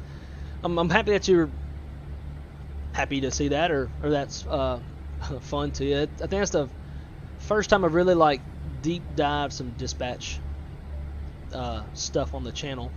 Yeah, man, welcome aboard. So happy that you're here, coming to hang out with us. Sorry that I was late to greet you. Usually I'm pretty quick on that, but welcome aboard nonetheless. Very, very happy to have you along with us. If you haven't figured it out yet, here at the Wrong Side channel, we always sit on the wrong side of the airplane. A lot of people always want to be captain this, captain that. So I strive to be a little bit different.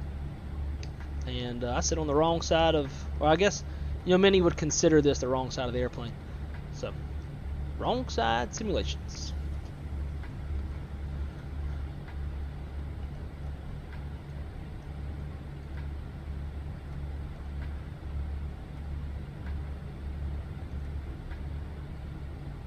Kind of go through all the systems, make sure everything looks nominal, as SpaceX and NASA would say.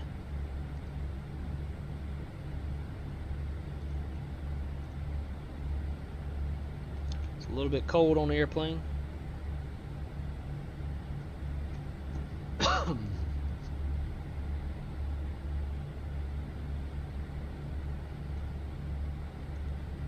We should start to see these numbers changing.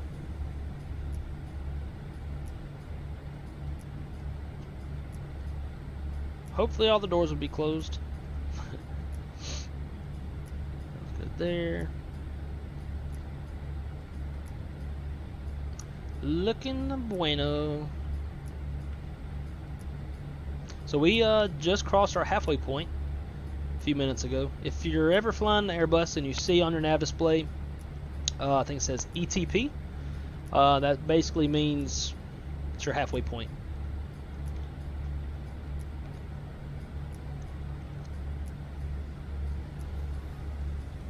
We're just starting to see the tip of Honduras and Nicaragua. Let me go grab my charger real quick from my company EFB. Get this thing plugged in before it dies. I also need it charged up for tonight. And when I come back, we'll talk about that. Because as dispatchers and having EFBs like the pilots do, there are some things that we have to consider with our EFBs, especially if you have an FAA inspector sitting with you, because that does happen. Just in the same way that pilots have FAA dudes riding in the jump seat to kind of overwatch, dispatchers will also get FAA inspectors that will come sit with them and observe, and it's a little bit nerve-wracking. So give me one sec, guys. I'll come right back and we'll have a cool little chat about that. Bow.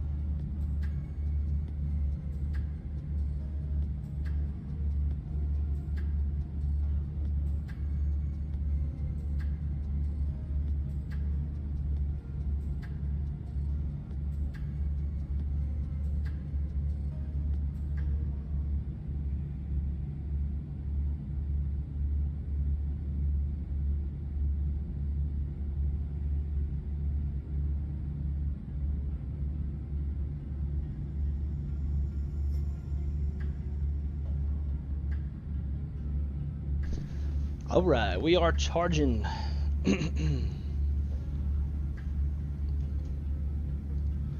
Cool. So, company EFB. So just like the pilots, we get the same iPad EFB that they do. Has it's got the JEP charts. We use Jepson charts. Other companies might use FAA charts, they might use Lido charts, but we use JEPs, which I think are the best by far. DeBron, what's up, man? Hello, how is the FS Realistic working with Fenix? Works pretty good. I had to tune it a little bit. There are some sounds that don't apply. It's pretty good at auto-detecting what kind of airplane you're flying. So let's see, it should be... Is it... Oh, it shut off on me.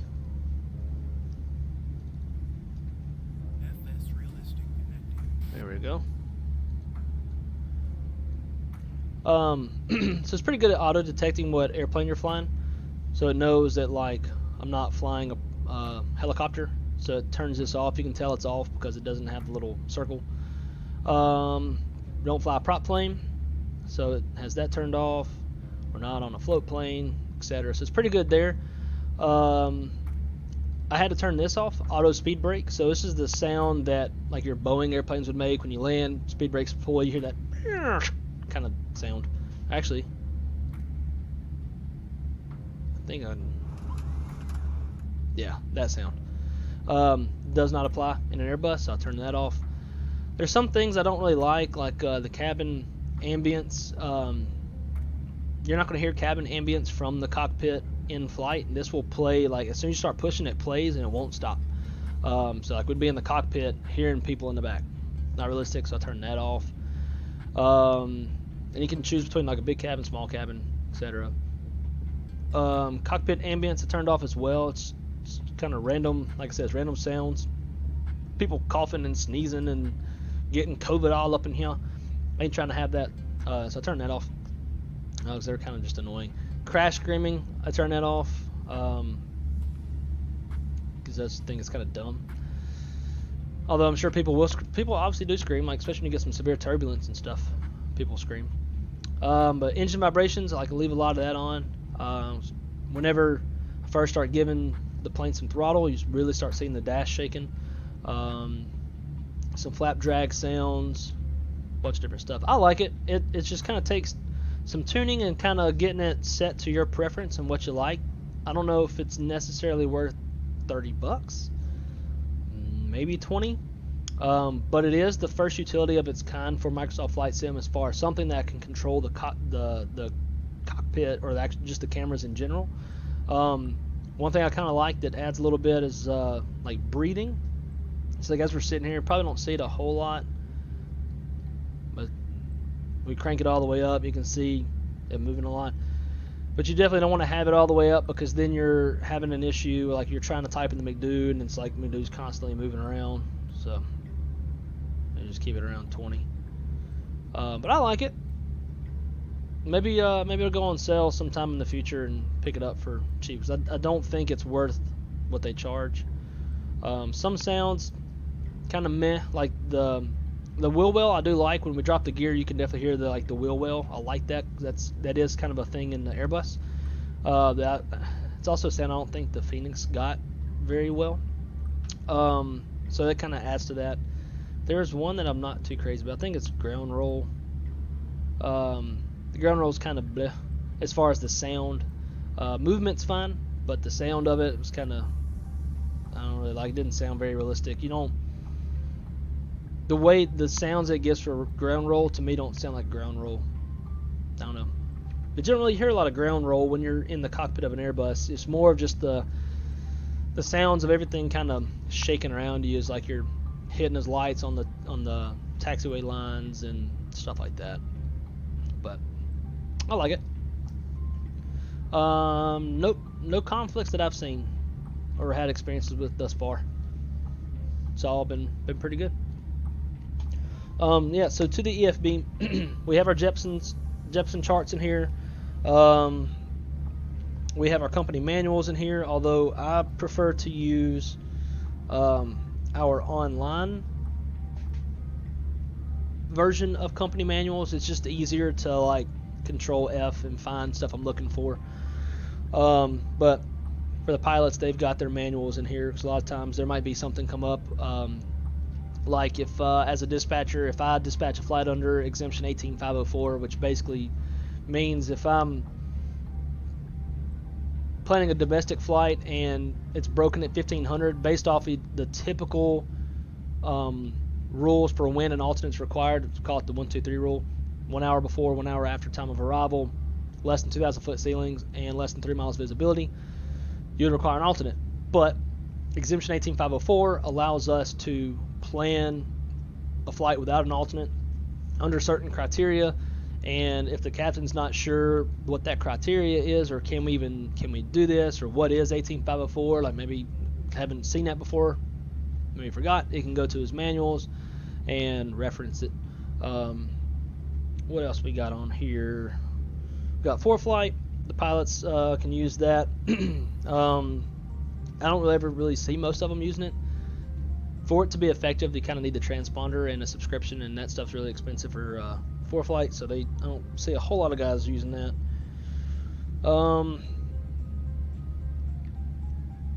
What else?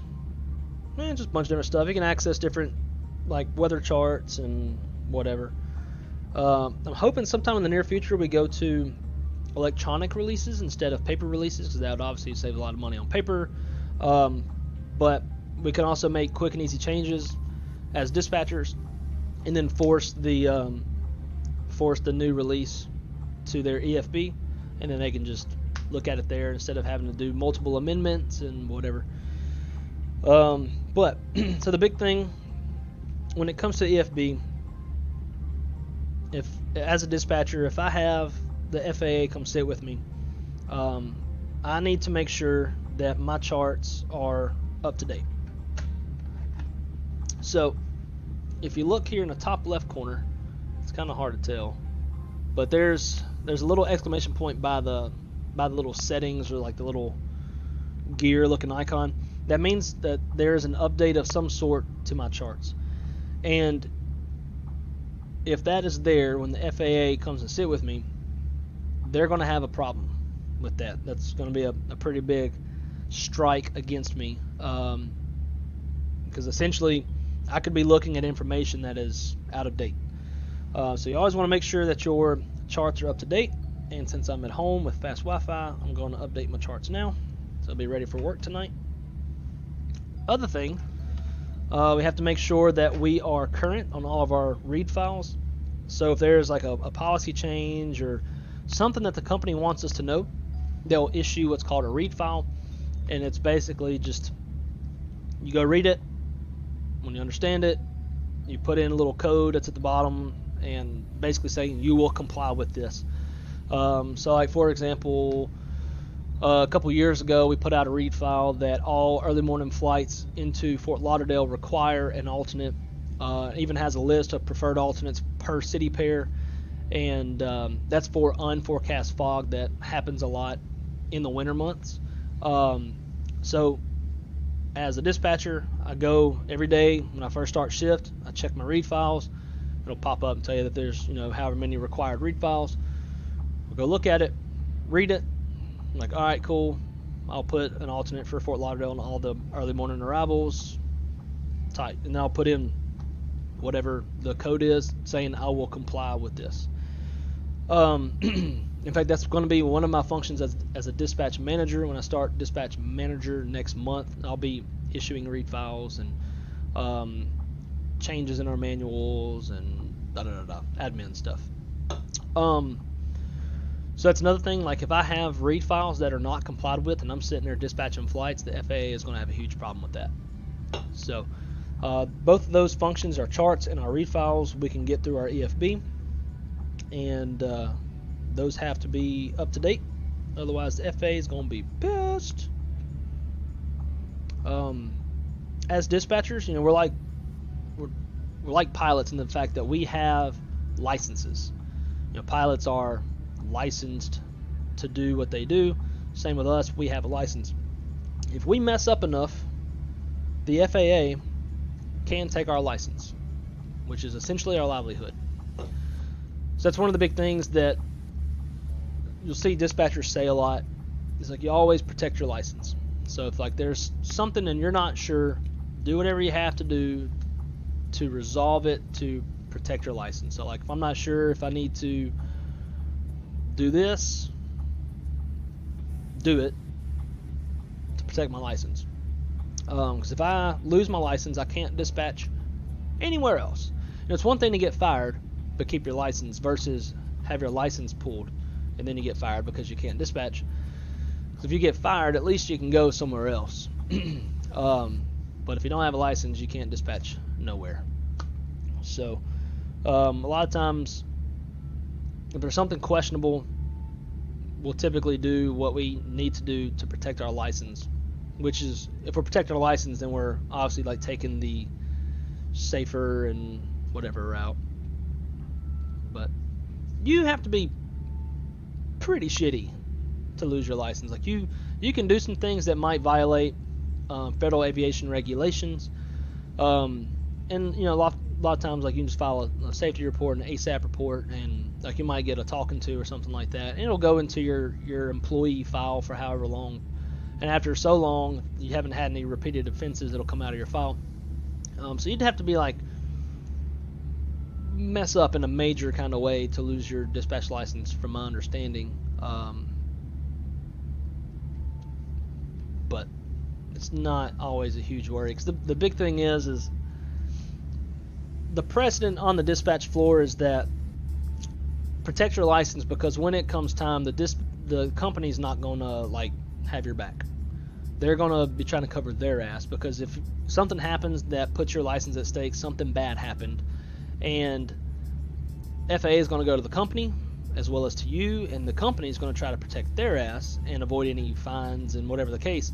So they'll just hang you out to dry, which can't really blame them in a way, depending on what the issue was. And you'll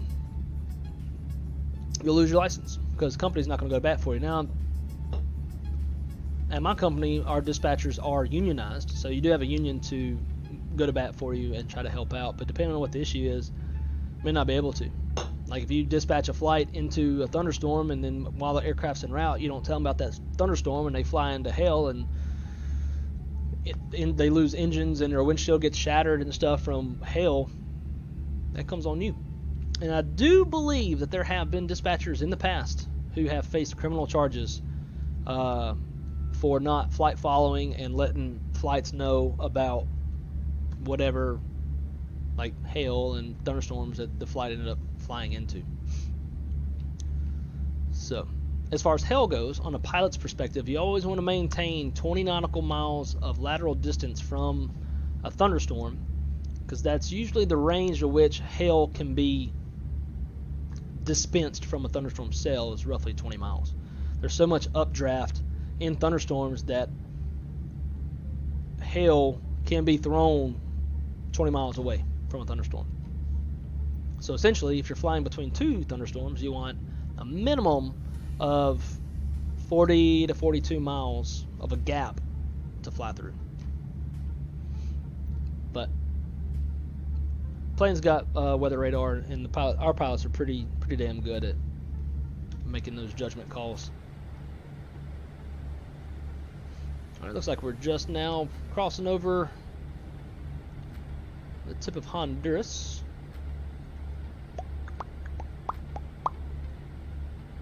Ryan Hall, y'all. Uh-oh.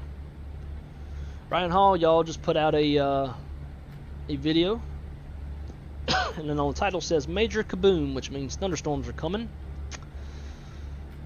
Let's see, a train of intense storms is coming. Explosive 4th of July forecast. Yay. While I'm working. Good times.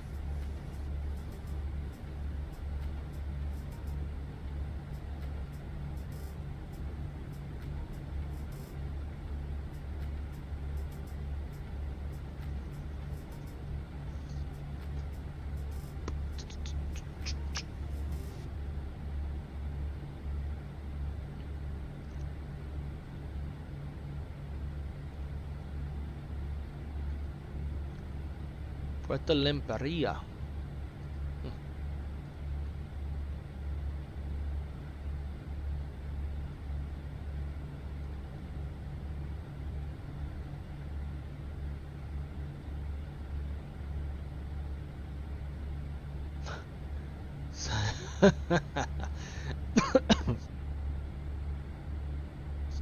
I gotta show you all this.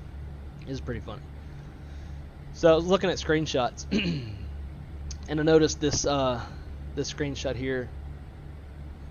The airplane itself is pretty funny, but the person's username is even funnier.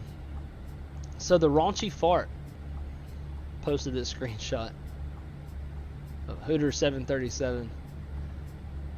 Seems like the kind of paint scheme somebody with the name Raunchy Fart would fly around in.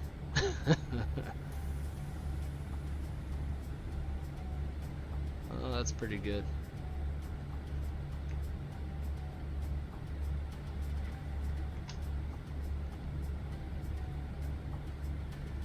I wish you could get caption on your pictures.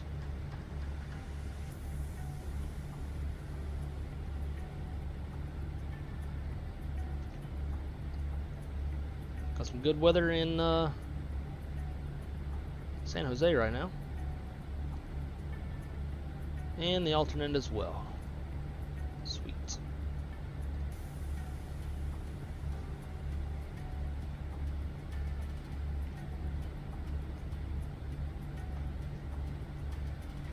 I'm getting hungry. I haven't eaten nothing yet.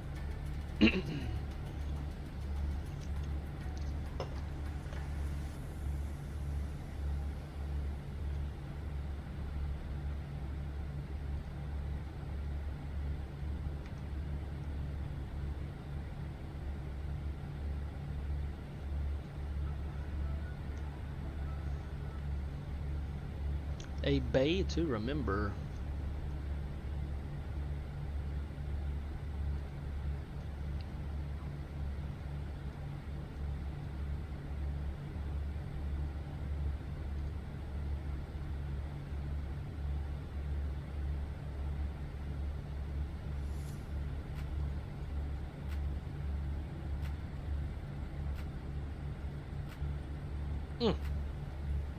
So looking at WSI, we're coming into Panama, or not Panama, Jesus, San Jose. Now this is satellite. This is not a thunderstorm. Like, it's not Doppler radar. That's what I'm trying to get at. We do have this forecasted area of thunderstorms, and turn on satellite, and we got this thing sitting right here. So whatever this is could potentially cause some problems. If it turns convective, it may not be convective yet because I'm not seeing any lightning flashes in it. As you can tell, like with this cell over here, where'd it go? I just saw him. Thought I saw lightning flashes in that. Weather, satellite. Yeah. So we got lightning strikes inside that cell. So that tells me as a dispatcher this cell is indeed convective, but we don't have any yet. Over here. It may change by the time we get there, but as of now it's not convective, and that's, as dispatchers, that's the best way for us to determine if weather is like actually there. Because if I have a flight, if I'm dispatching a flight into San Jose and I'm just looking strictly at the satellite, I'll be like, yo, big ass thunderstorm sitting to the east of the field, blah blah blah blah. Can I play this? Can I loop? I don't know if I can loop this. Yeah, I can. Which satellite doesn't loop as much as radar.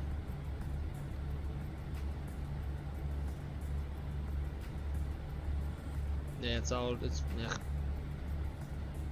Very confusing. I don't know what direction it's even moving in based off this. It looks like it's moving to the west. Not sure. So we do this instead. I like this better. Satellites. Cool. So there's that bit that we were just looking at the past 2 hours. So definitely moving to the west. So if I was dispatching this flight, I'd let them know that I'm seeing some relatively tall clouds on satellite, lingering to the east of the field, moving west, is forecasted to turn into a thunderstorm at some point. May or may not be an issue, use caution kind of thing. That's about all we can really tell them. But just comparing, like, I think I can turn lightning on.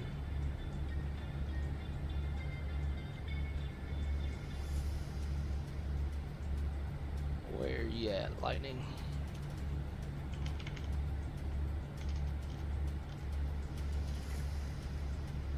I know it's in here. 'Cause it gives you an animated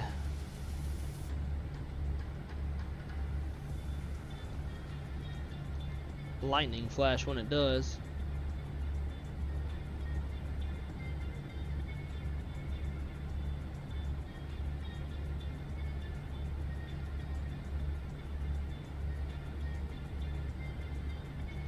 I don't know.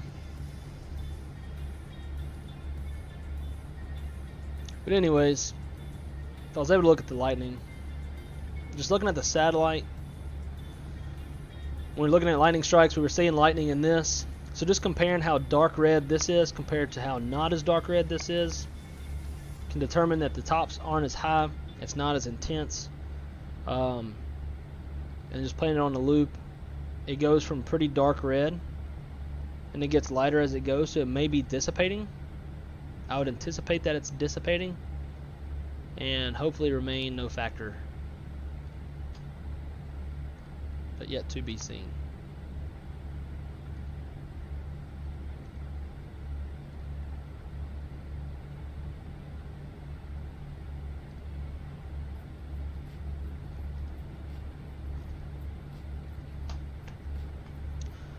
Finally, top of descent is in view. If we want to know exactly how far from the airport we are, we can come to our prog page and put in, you know what, did I change?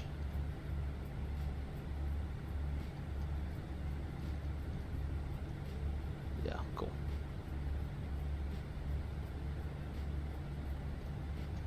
We'll put in MROC. We can even do the runway threshold that we want, so 07. So we are 314.5 miles from San Jose, runway 7.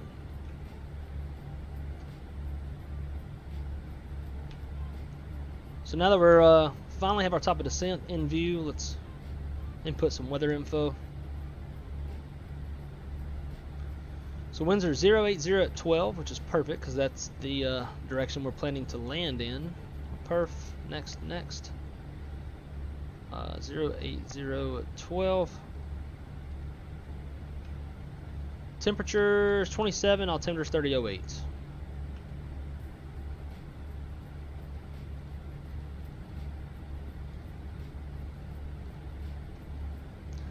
Now let's look at our charts for our mins.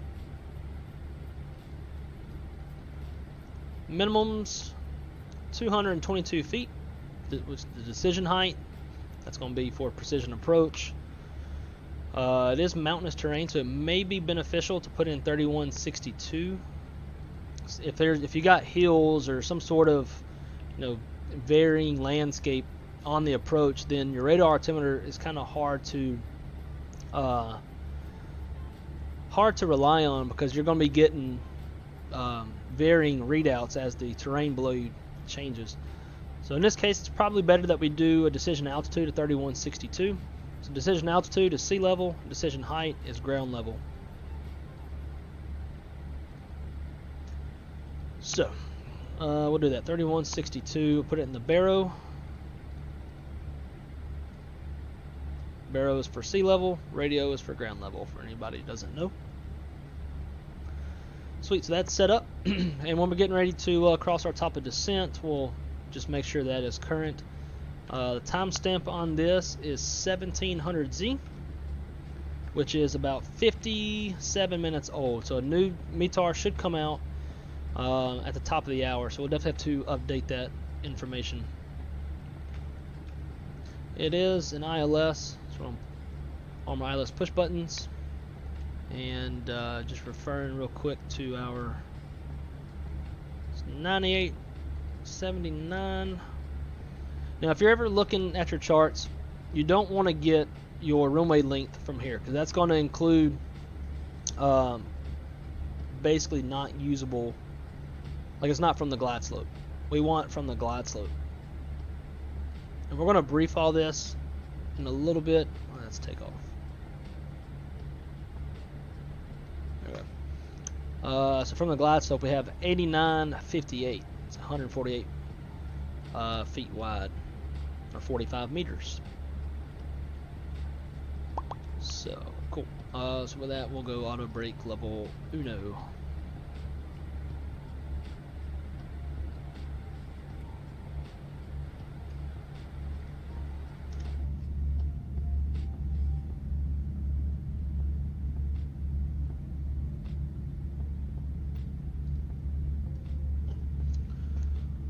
We're almost there. Now, Chase, you should know. You should know by now. You've been one of the core guys on the channel. I'm not a captain. Well, if I hit the right button, I'm a first officer.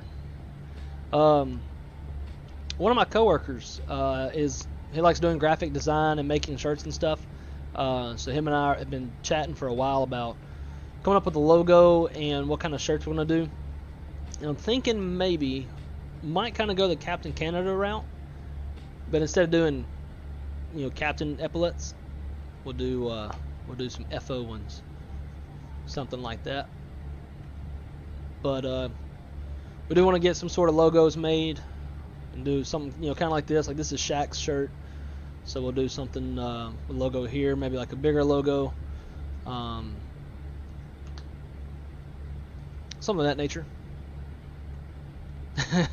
First officer dispatcher jump seats. That's pretty good. That's just about all my positions, right? I like that. That's pretty funny. Correct. Yeah, the glide slope should be aiming at to put you down on that touchdown zone. So let's see if we can do some math. Well, I guess we can't because it's not going to show. Because obviously usually you have about 1,000-ish feet, I think, to the touchdown zone.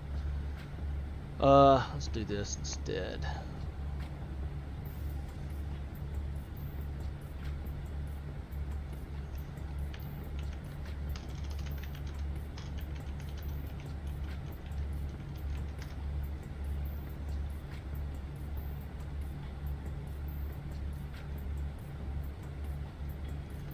We need to find the airport.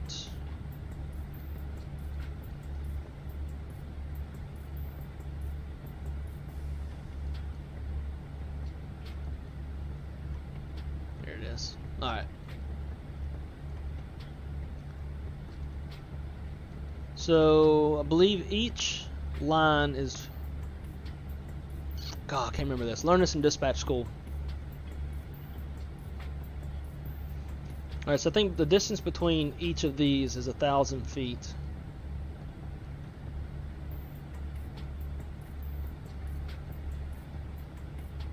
So it'd be, not 1,000, 500, I'm sorry.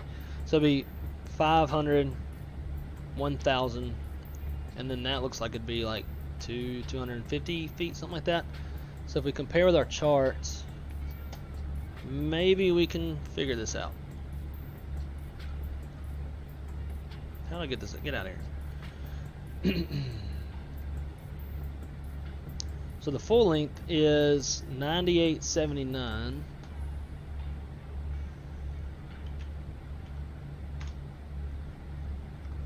See, 98.79. So we're going to say 500, 1,000, 1,200 feet ish. 86.79. Coming back up to here. Okay, so it's roughly 1,000. 98.79.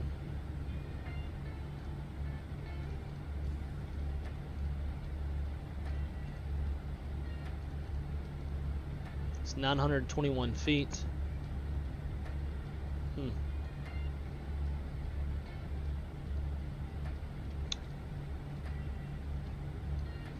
I'm pretty certain that it's 500 feet in between each, which this is not as far as these two are, or even these two. So it might be putting you down just a little bit in front of the touchdown zone. Oh, thank you, Chase. Thank you for sniping that bastard back again. They probably subscribed to the channel just to come mess with me.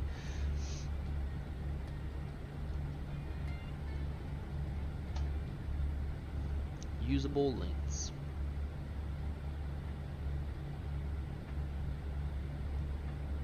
But you can just from doing the math,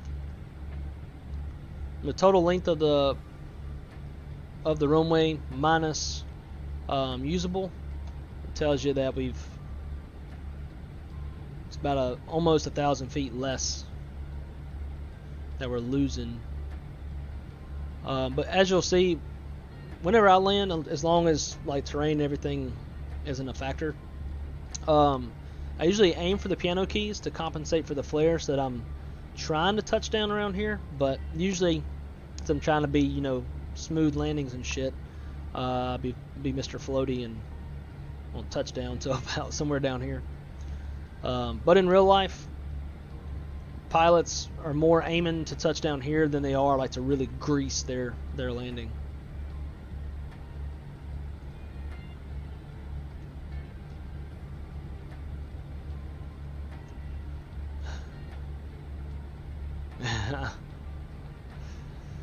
You're not wanted here. Go away, senor. Right along this coastline.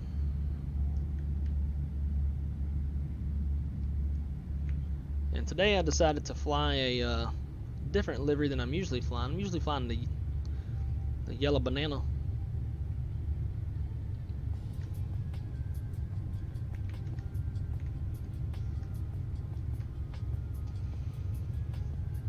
Hang out here for a minute.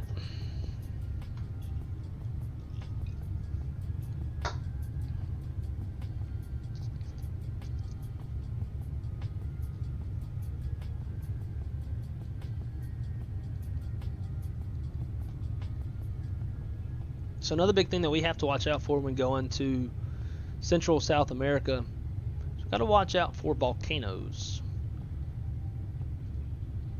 So the way we do that, on our map we can see volcano icons, so we'll know where a volcano is, and then the SIGMET, if there's an active SIGMET, will be overlaid on the map, so it'll get our attention. Then also go to this web page. It's a NOAA web page. I'm trying to remember which one is. I guess maybe Fuego's not active, because the top 5 recent ones are at the top. But if we were going to like Guatemala, which is a hot minute away, yeah, very far away actually. But if we're going to Guatemala, which is usually pretty active, or if we're going like to Ruiz is a factor for us. Sangay is a factor down in Guayaquil. But we want to check these and see how the volcanic ash is going to be forecasted. So this is basically right now from 1630 until 2230. They're in 6-hour blocks. This is what they're expecting the volcanic ash to do, and be from surface to 17,000 feet. And like on our map, we can see if this SIGMET reaches the airport we're concerned about, or if it's crossing our route, that kind of stuff. And I believe it gets less, just from looking at these two. It's like a little more zoomed in, so usually whenever it's a little more zoomed in, it's a smaller SIGMET. The same thing, surface to 17,000, surface 17,000. Give me them sticks, what is up, man? Welcome. Just woke up. What time is it where you're at? Let's see, Sangay is always a factor for us. So you got Guayaquil that sits right over here on this little like inlet. So if I'm dispatching a flight to or from Guayaquil, just from looking at this, I can tell that volcanic ash is not going to be a factor. The route comes straight in from the north, or leaves going straight north. So this VA is not an issue, but it's surface to 20,000 feet. Now, if the volcanic ash plume was like kind of going northwest up this way and it extended this far, definitely a factor, because the route's going through it is going to be in the vicinity of where they're going. So I would want to send this to ops, have them print it, give it to the crew, and I would also take the volcanic ash SIGMET. Let's see, which would be all this gibberish, and also I can either attach it to the OFP or also put it in with the same email that ops would print and give to the crew. We got a nice little remark right here: volcanic ash not visible, likely due to clouds, hotspot activity, and incandescence visible in the satellite moving west, and something 30 nautical miles from the summit. West movement expected through the next 6 hours. flight level, movement based on satellite, and whatever. And then the forecaster's name. So we would attach this as well, and they can plot this on their nav display to see where the volcanic ash is, and they can just fly around it if they need to. So that's a big thing that we're looking for when we go to Central South America. Is we're looking for volcanic ash. I've seen it quite a few times where flight's en route, and then volcanic ash all over the airport, and now we turn around and go back to where we came from. And if we don't have the gas for it, we're diverting to somewhere and then getting gas and then going back to where we came from. It's happened quite a few times.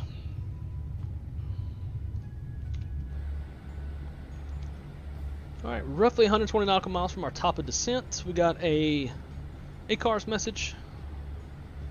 So let's go check that out. McDo, Atsu, AOC menu, received. This should be our gate information.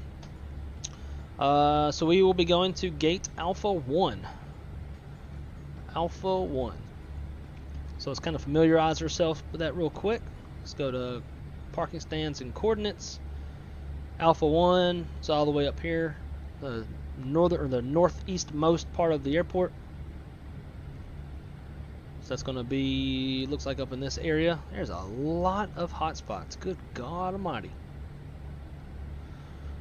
Yeah, so we should be up in this area. This is default scenery, I believe. So it might be kind of hard to figure out. Like, I won't have labels on the ground to refer to. So we'll just have to know to go to the furthest one to the right. Alpha 1. What's this other one? Must have, yeah, they got a bunch of remote parking spots.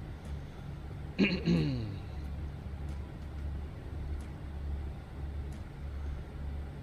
let's make sure. Yeah, Pyrrhus is in there.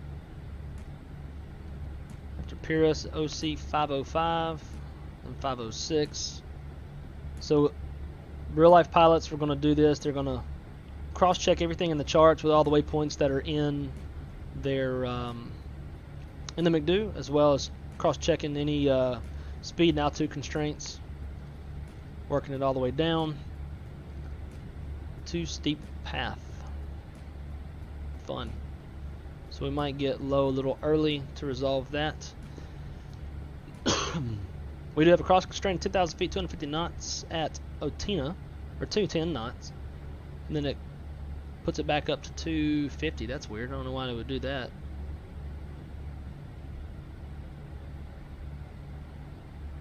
Let's see if I can change this.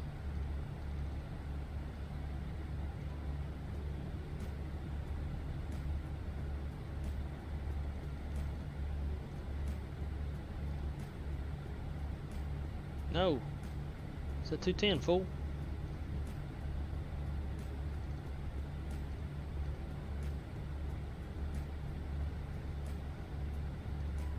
I don't know, we'll just deal with it.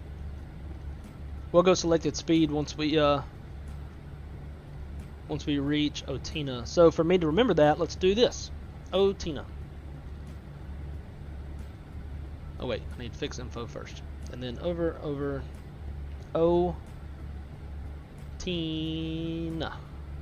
Another reason why I like Airbus more, it gives you 4 fixes, whereas the Boeing 737 gives you 2, I believe. Otina, and let's do a 2 nautical mile ring around Otina. And that will just remind me, like I'll see it, like alright, there's something up with Otina. Just give me a visual reference. Back to the chat.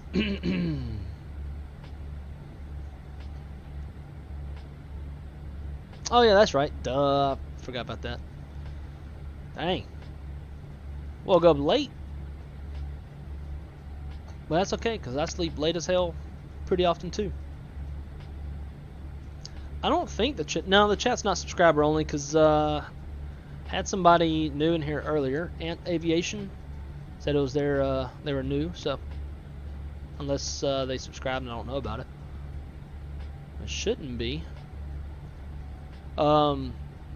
you might have to sort by live chat instead of top chat.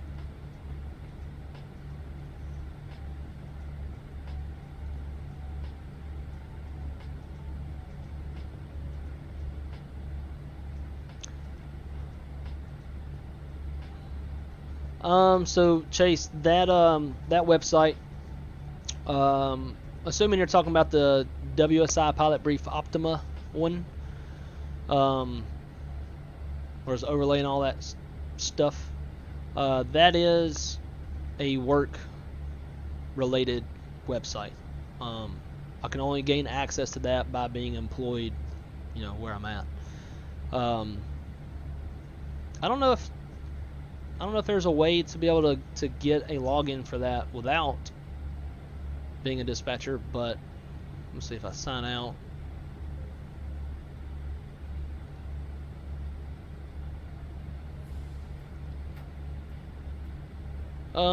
Yeah. It's probably gonna be a login that's given by the company. In fact, the login I have for this is a generic login from my company.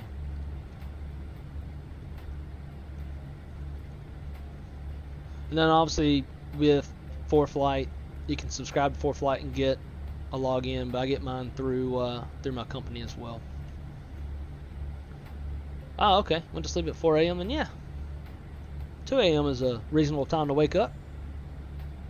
My girlfriend gets so mad whenever I do that. If I stay up super late and then come to bed super late, I don't care. In fact, we got in a kind of a big fight last night. Because I was on my computer so late. Maybe. But I would prefer to have it open to everybody in case, somebody new comes along and they want to chat. Because a lot of that interaction, speaking of, stupid bots.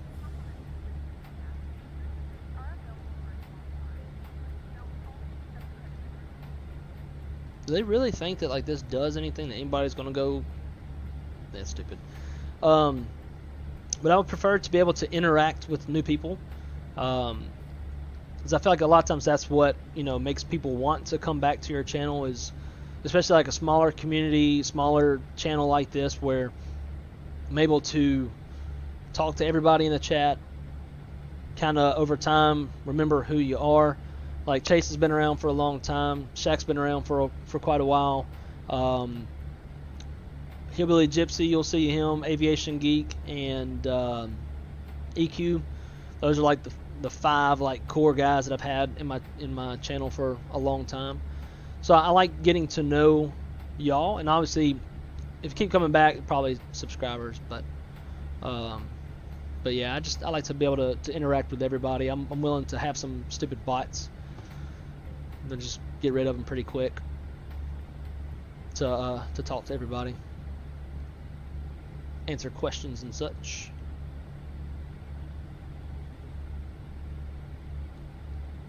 So far it looks like we still don't have any lightning strikes in San Jose. Weather out the windshield looks pretty good.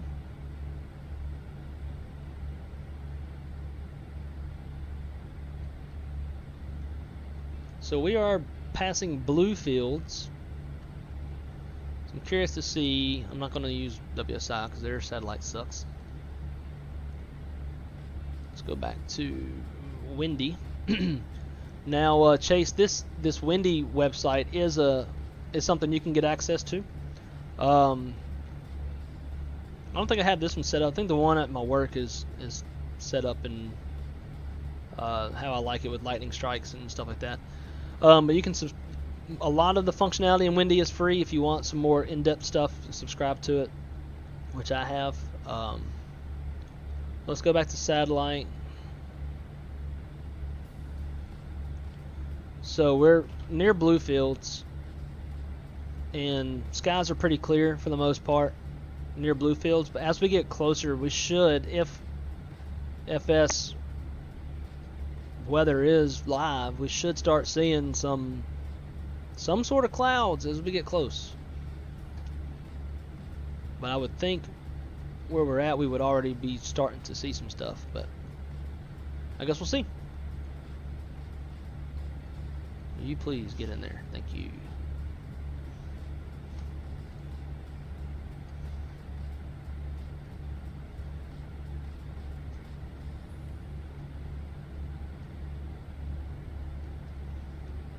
Definitely got some mountains up ahead.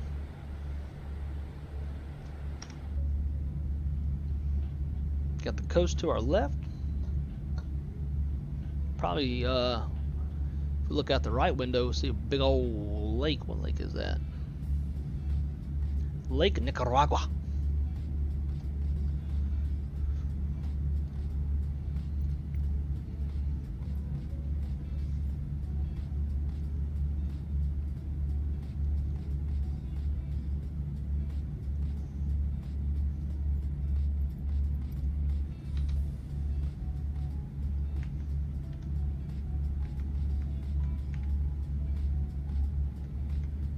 Yeah, you can see it out there.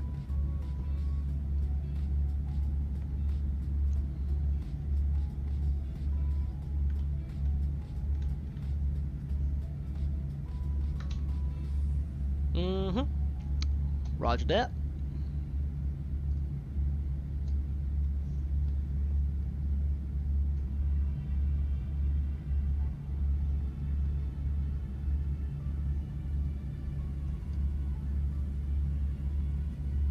Okay. Appreciate that.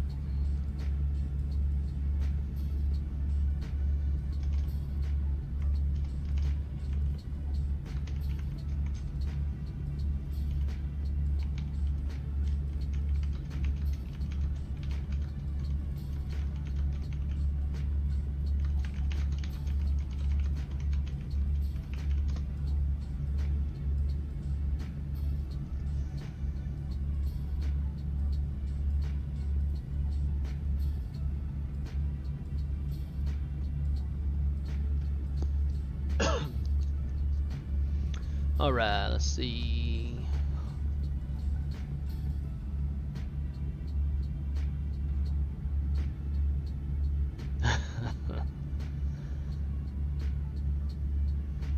Do you think the physics on the fly-by-wire in Phoenix are good? I think the fly-by-wire is definitely more forgiving than the Phoenix. So I haven't flown Prepared in a while. Prepared's got Flight Sim Labs, which is in some ways I feel like more in depth than Phoenix, and in other ways it's not. So I've flown that. I've flown Airsofts. I've flown fly-by-wire. I've flown Phoenix, and I've flown Toluses, and what was the other one? Flight Factor. Comparing, like, just in general, Microsoft Flight Sim and X-Plane. I think X-Plane is, and they're probably gonna piss off Shaq with this, but I think X-Plane is very much exaggerated. Like just the other day, in fact, I'm gonna show y'all this to preference what I'm about to say. Come on, thing. Let me find this real quick.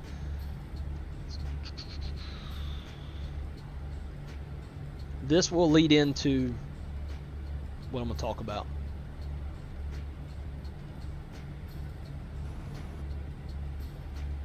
Alright, so this is landing in Orlando with winds gusting up to 20 knots. You can kind of tell, you can kind of see how the airplane is a little catty corner off of the runway. So 20 knot winds, okay?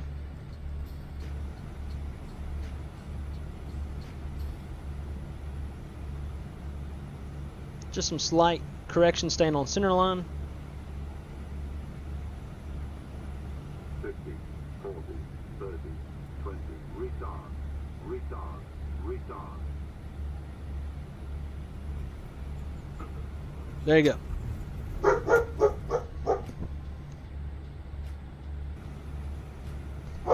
Hold on, guys.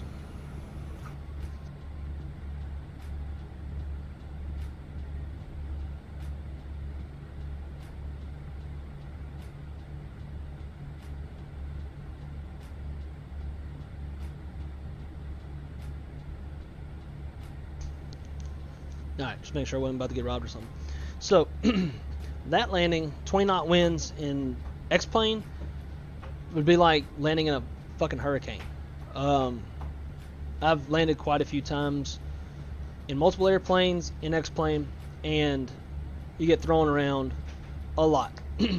So from what I've seen around in the jump seat and the kind of winds that I've landed in, X-plane's exaggerated. Sorry to the X-plane lovers. Now to the fly-by-wire in Phoenix. I think Phoenix is pretty spot on. Just comparing the winds that I've jump seated in, I've landed in the sim, and a bunch of different factors. Ground effects pretty realistic. I've got some time as well in one of our level D training sims on the Airbus, so like factoring that in as well. Phoenix is pretty spot on. Fly-by-wire is a bit more forgiving. I don't think its physics are as good and as realistic. So like coming from the fly-by-wire to the Phoenix, I was definitely slapping the Phoenix on a little bit harder because I was used to the little more forgiving, less ground effect type of feel that the fly-by-wire has. I've now acclimated to the Phoenix and am much more used to the more realistic ground effect that it has. And that's another thing with X-plane and Tolus. I think the ground effect too is exaggerated. Like it pulls you down to the ground harder than what I think it does in real life. Yeah, so if I'm between the two, physics is really good in Phoenix. Fly-by-wire could be a little more sensitive, I guess, is what you would say. And then if you ever fly X-plane, it's just way too exaggerated. And shit, last night I flew into Minneapolis in Tolus 321, and like it felt pretty damn smooth. But yeah, it was 180 feet per minute, whereas in the Phoenix would have been like probably around 100, maybe a little less than 100. But nah, that's my take from my experience. But I mean, you can be in like 20 to 30 knot winds in the Tolus, and it's like flying in a hurricane. Like you're just getting like it's exaggerated. Alright, so let's pull up the charts. Let's see what we got coming on. We're not in controlled airspace, so we can pretty much just put in our bottom altitude. Should be 8,000 at colon. You can see right there.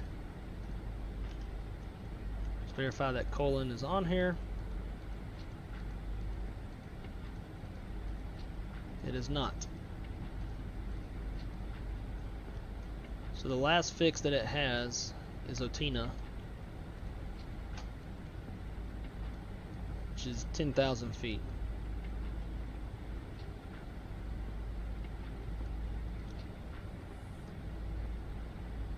I guess we don't need to go all the way to Cologne. Cologne.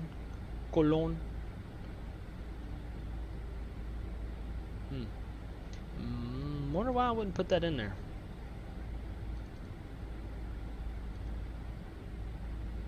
It wouldn't be a VIA. Shouldn't be a VIA, no.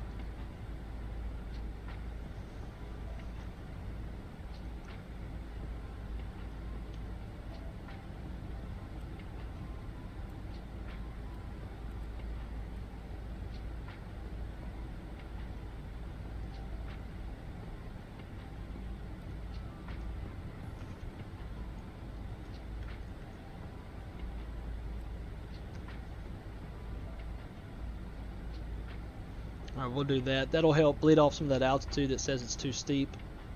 This is going to extend our base a little ways. So insert that. Cool deal. So maybe now it won't think too steep. Alright, so let's just put in 10,000 to start with.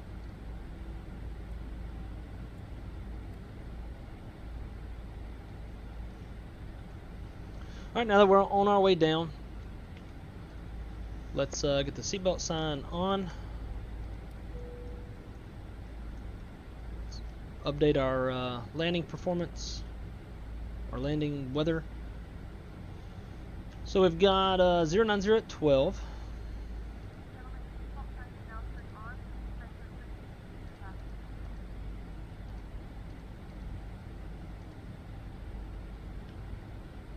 Temperatures 27, 3007. 27's already in there, whatever. 3007. That's in there.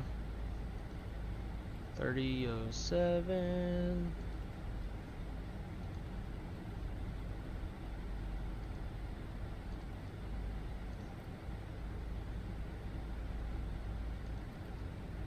Sweet.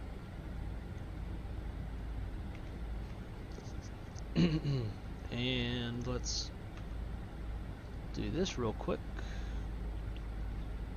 Let's get the immersion going.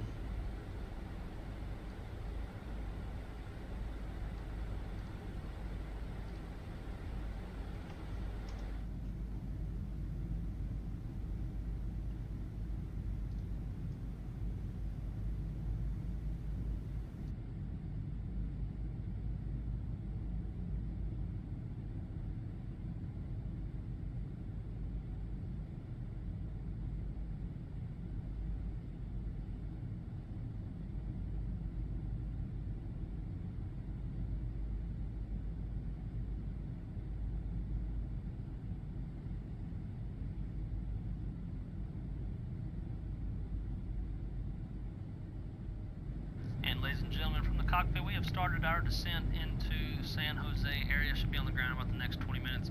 Nice weather, clear visibility, and as always, I want to thank you for flying Spirit. We hope to see you on a future Spirit flight. Flight test, please prepare the cabin for arrival. Bam. Immersion.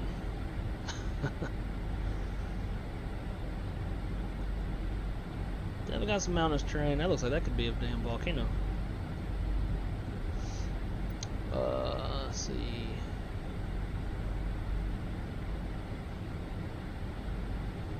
Do you think me moving from X-Plane 11 to Microsoft Flight Sim will make a big difference on my flight sim experience and how I fly? I do, especially if you go to Phoenix or PMDG. Being that they're, in my opinion, a little more in depth, especially the Phoenix. The Phoenix is far more in depth.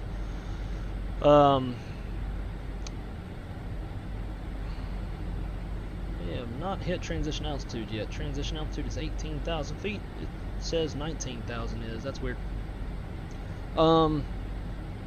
With the airplane, yeah, I think you'll have a better experience too, just because you're going to have more realistic like updrafts and wind effects, downdrafts, wind shear, and the airplanes, especially the Phoenix, responds more realistically to wind gusts and stuff like that. So I think you're going to have a much better experience trying to land in gusty winds than you would in like the TOLUS or Flight Factor.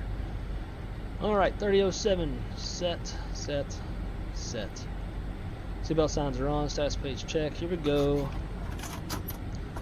Oh, you can't see nothing. Straight over here. Here we go. Approach checklist. Briefing is complete. Approach. Actually, we did not do a briefing. Shit. Cool. We'll just start with this. Alright, approach frequency is 109.5. Final approach course is 71 degrees. Final approach fix is Monty, 4,900 feet. Decision altitude is 3162. Runway elevation is 2940. So call it 20. We'll just call it 3,000. So plus 1,000 is going to be 4,000 feet. That's super high. Where are we at? Oh. We have a standard 30-degree glide slope. Approach lights, Pappy on the left. If we go miss, we'll climb to 5,500. And then proceed direct to TIO. Minimums, 222-foot ceilings and 800 meters on the visibility. We got that, no worries there. Like we talked about a while ago, on runway 7, high intensity runway lights, approach lights. Pappy on the left, 30 degrees on that. 89, 58 on from the glide slope, 148 feet wide. Once we land, it's going to be a left-hand exit. We'll try to exit by Delta, if not Charlie, and then taxi into the ramp. You know, we might even do like this whole little deal to give ourselves some time to do a single engine taxi so I can get my points for Vspirit. Sweet. Briefing is complete. Approach stable by 4,000 feet. ECAM status check. Seatbelt signs are on. Minimums are 3162 set. Engine IS 1 and 2 are off. Altimeter is 3007 set. Approach checklist is complete.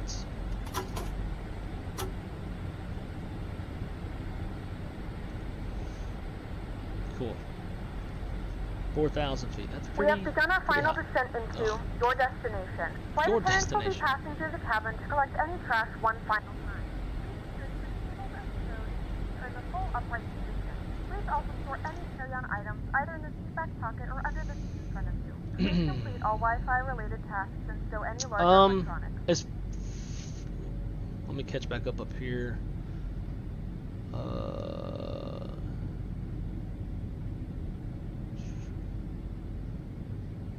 I've flown in DCA with winds gusting 40 and I had to go around twice. I mean, I was flying the 737 level up and I was being tossed around. I was blown. Yeah, same. I did the same in Dallas Love. I had to go around, I think, twice for winds and wind shear using Extra Sky Next XP. And it will give you the wind shear alert. Nice mountains. I've also gone around 3 times with land winds gusting at 1822. Same. Nice PA. Thank you, sir. I appreciate y'all. I've had to go around 3 times, twice in Atlanta. PNG is better than Zebo or Level Up. I like PNG better. Same thing. Like I think the flight physics are a lot better. Again, X-Plane to me is just very exaggerated. Zebo,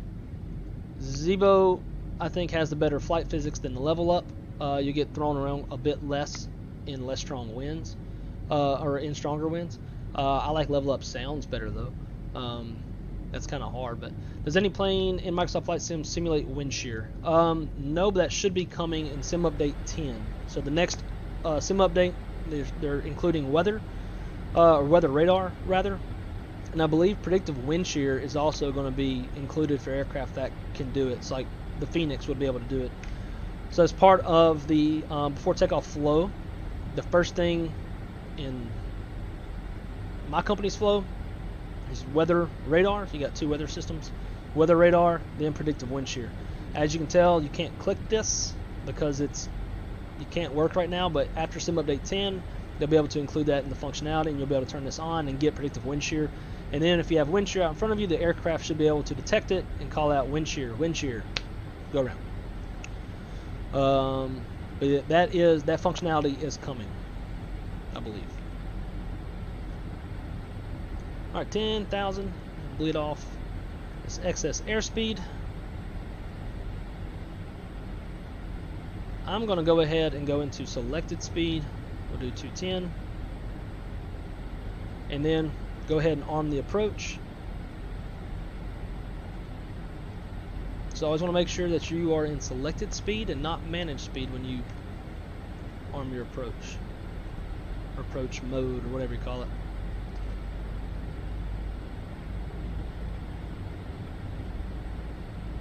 That 210 at Otina speed restriction, so we're going to leave that there. And let's keep it coming on down. Go managed.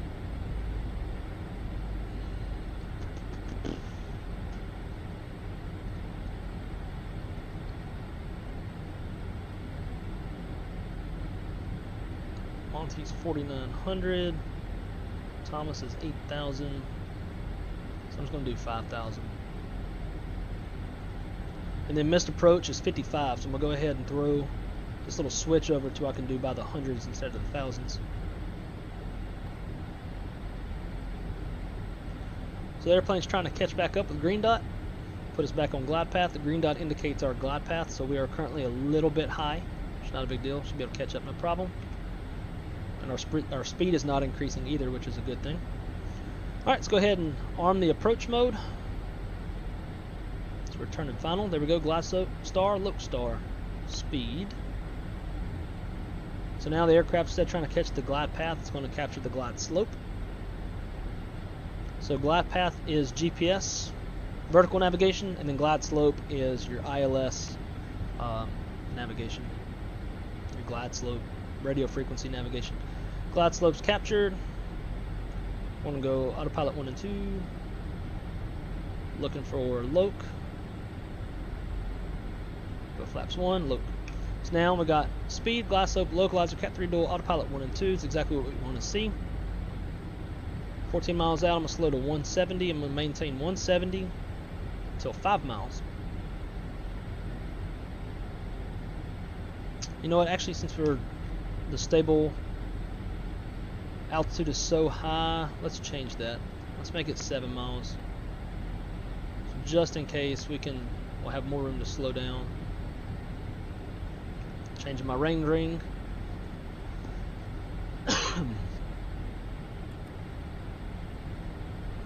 And then the missed approach fix is TIO. So we'll hard tune that in the radio navigation. TIO. Oh, it's already got it. Number 1. We have it hard tuned to number 2, just that way, make sure it never goes away. Perf. Keep that up. And we're looking good. Struggling to bleed off that excess airspeed. So I'm going to do 1 notch of spoilers, speed brakes. Slow us down. And then once I land, guys, we'll get back to the chat, answer y'all's questions. I don't want to miss those. Cool.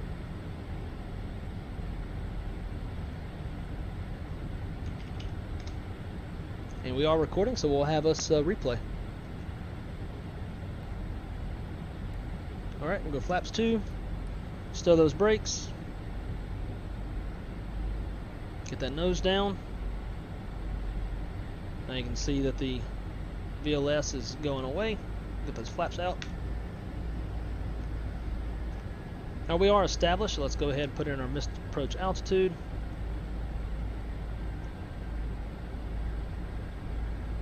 And there are 7 miles.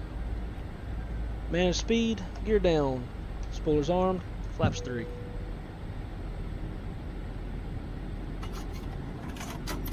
And flaps 4. Landing checklist. Cabin crews advised, auto thrust, speed, auto brakes, low, ECMO, landing all green. Landing checklist is complete.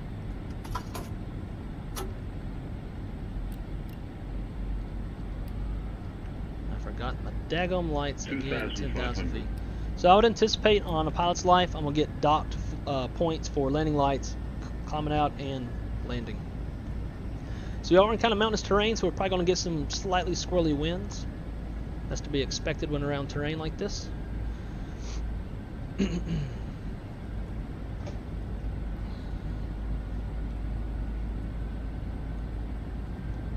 Landing all green.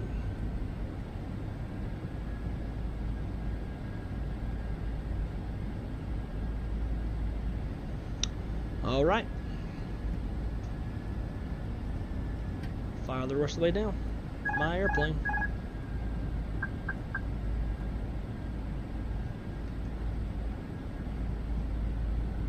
Runway is in sight.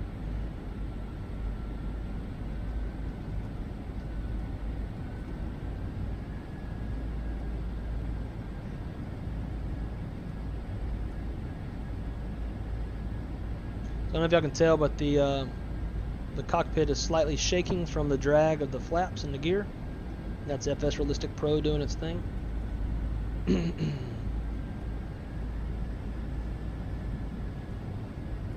1,000.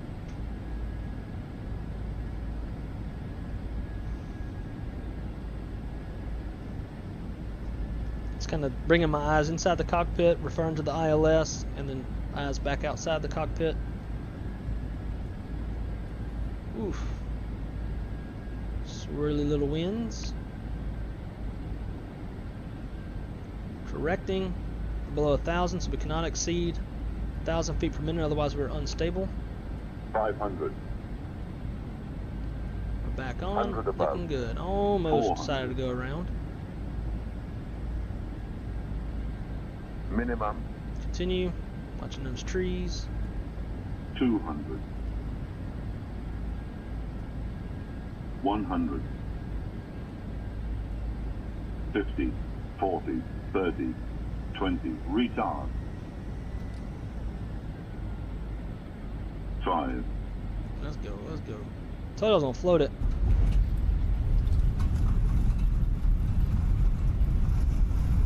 Spoilers, reverse green decel.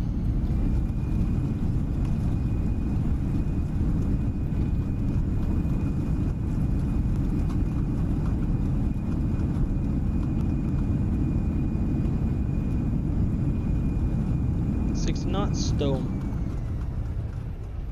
Auto brakes to manual brakes.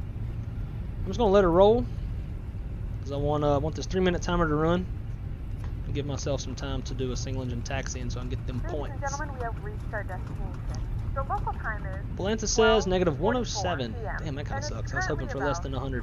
I cannot get less than 100 on stream to save my life. Please remain seated until the aircraft has come to a complete stop and the seatbelt sign is turned off. Remember to use caution when opening the overhead bins, as items may have been shifted during the flight.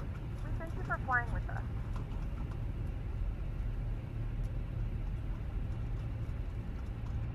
I don't know, what did the overlay say? Dude, I'm gonna turn that overlay off because it's, for whatever reason, continues to just be inaccurate. Valenta says 107. I trust Valenta more. The overlay is using FSU IPC, which seems to be far more sensitive. On the chart, it wasn't showing a taxiway, right? No, that's not just the road.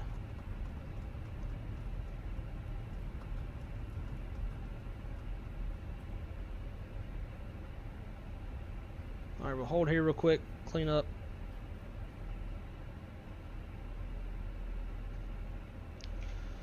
Alright, so after takeoff flow, the captain would do the spoilers, the rest is FO.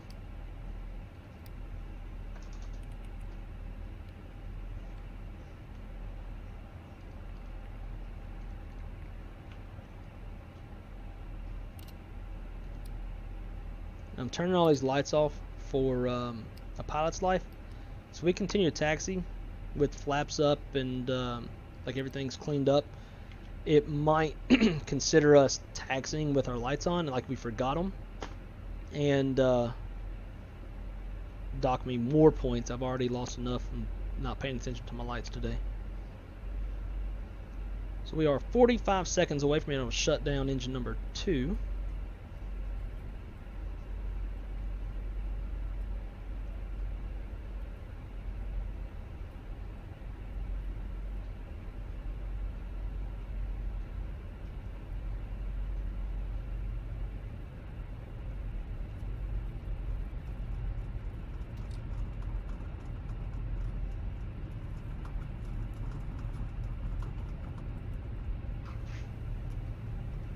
I'm just going to keep taxiing so I can get them points. Yellow edge pump comes on. Shut down engine 2.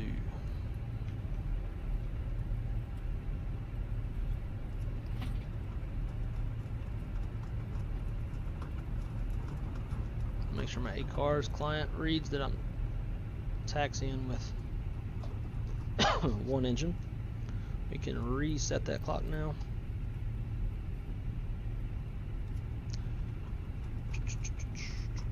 Probably, so I did just make a mistake. APU was not up and available yet. I'm going to shut down the engine, so you don't really want to do that. Just in the event you were to lose your engine 1 IDG, engine driven generator, you wouldn't have any electrical power other than the batteries. Alright, now we're just going to go all the way down. That's the gate that the sim wants me in because it's got all the ground stuff over there. Well, we're going Alpha 1.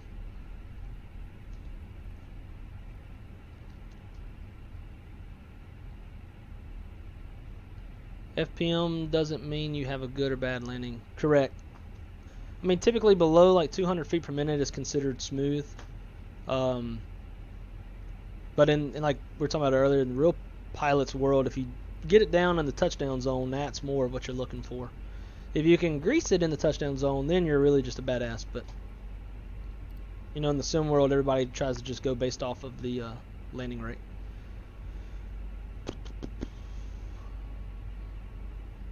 Alright, Shaq, man, have a good flight lesson, sir.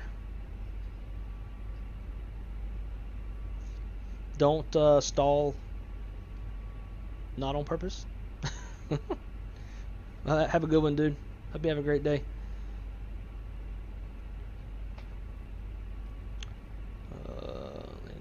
Not bouncing and getting it. Yeah. Give me those sticks. You are 100% correct. So I hit the that's the yellow electric pump that provides hydraulic power to nose wheel steering, so we can maintain nose wheel steering. So like on a taxi out, we'll turn that on while we're taxiing, and when we get on a straightaway, we'll turn it off, start engine 2, and then engine 2 will then give us that hydraulic pressure to the nose wheel steering.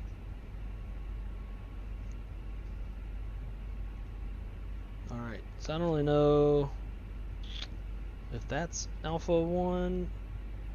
This one should be Alpha 1. Based off the chart.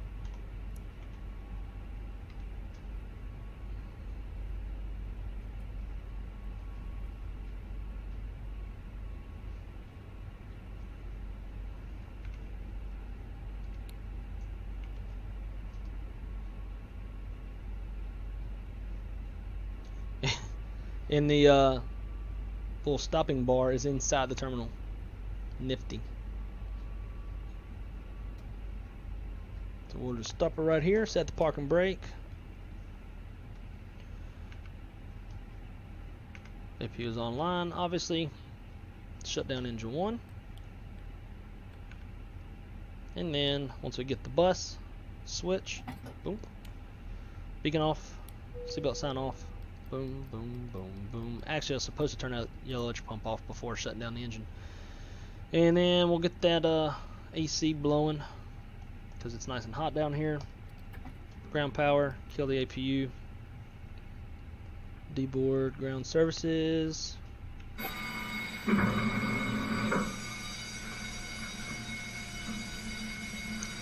Oh wait, is that jet bridge really coming from all the way over there? No. I'm gonna tell that thing to go away. PCA, stairs, stairs.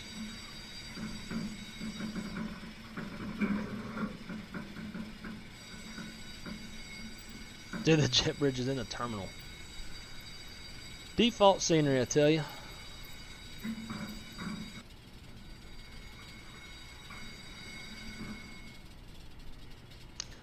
Interesting. So catering in Orlando was in the back, but down here it's going to be in the front one. That's pretty cool. Let's file that pirate up. Cool. It's filed. Close that. Yeah, Valenta says that we touched down at negative 106.65. But you know, it doesn't even say negative. That's kind of fishy. Flights. Let's check like yesterday's. Yeah, it should say negative. It's telling me a positive 107. Is that because we're like close to the equator or something? Like, what's the deal with that? It doesn't even know what sim I'm on. Yo, something's up. That's weird. Whatever. Stop recording. Close this out. Hey, look, you can see that dude.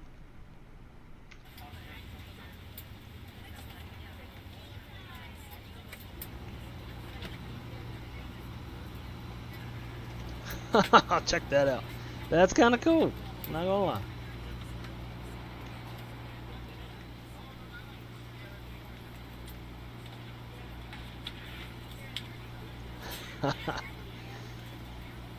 That's pretty cool. Close this. See, pilot's life. Submit this. This.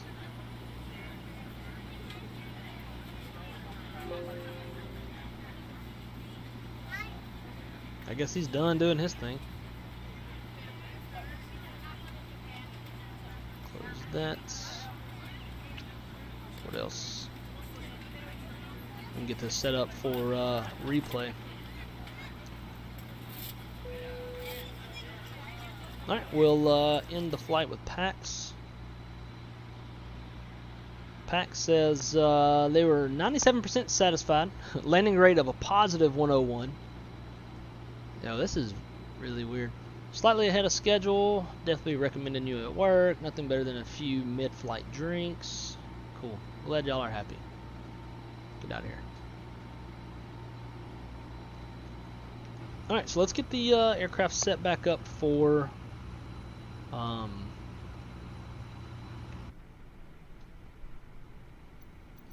the replay. Just gonna get rid of all this stuff. Now this guy wants to go do his thing.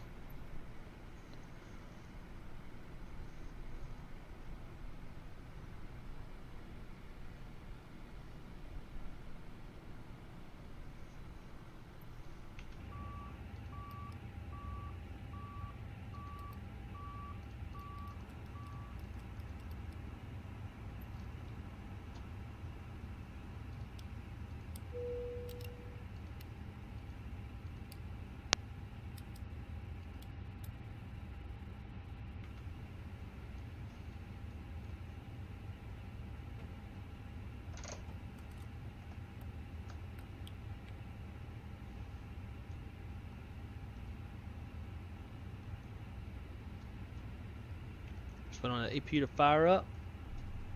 So like the flaps and everything will extend. We can get that external power offline.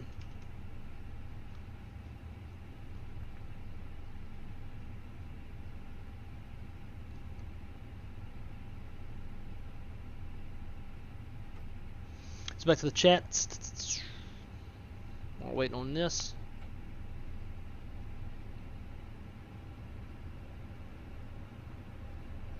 Good luck, Chase, on your S1.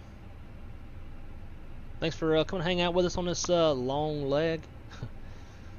Wait, showed again. If you went to the cabin view, you'd be able to hear the PTU. Correct.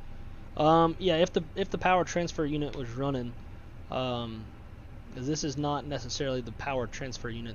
PTU's off button is over here.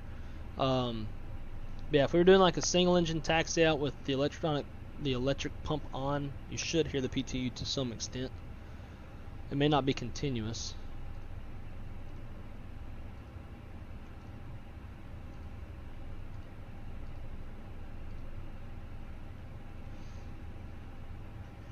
You flew off stream without, yeah. I actually fly off stream quite a bit more than you would imagine without streaming, just because I can set the flight, let it do its thing like on longer legs, and then go. Like yesterday I did a couple long legs after the stream, and just went and like mowed the yard and folded some clothes and, you know, adulting shit. Was the baggage being loaded? Yep, should have been.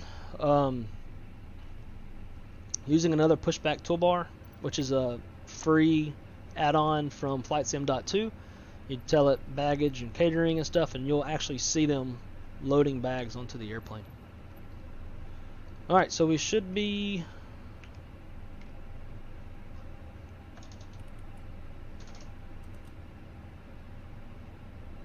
none of this should really matter.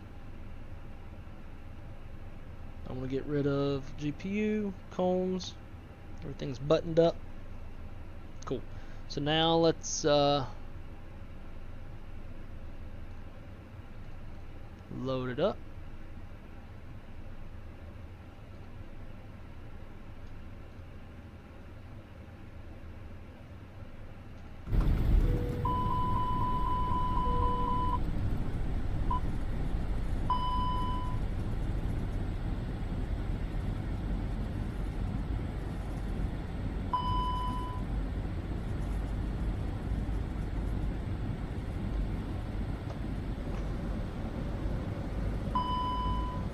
Flaps full, spoilers on, gears down. Cool.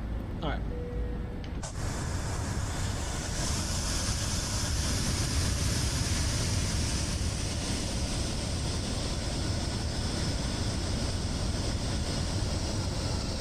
Yo, what's up with the gear?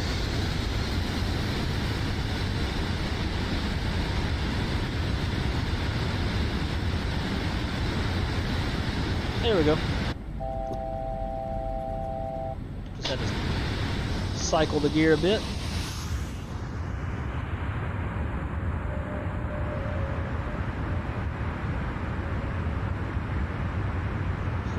Center of Aviation, what is up, man? Welcome aboard.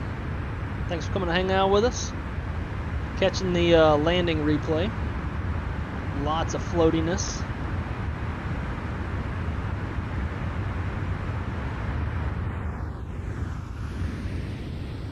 Not really sure where the tower would be.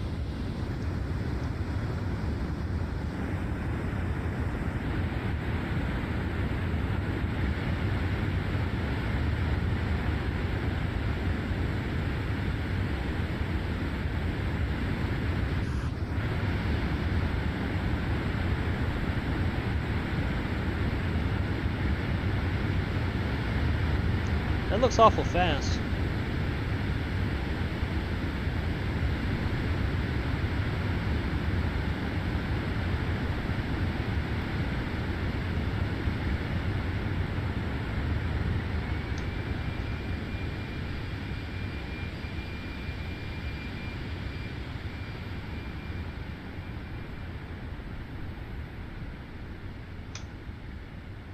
Not too bad.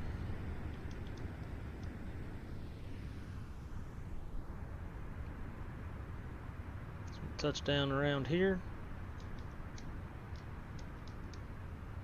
Get that to slow down.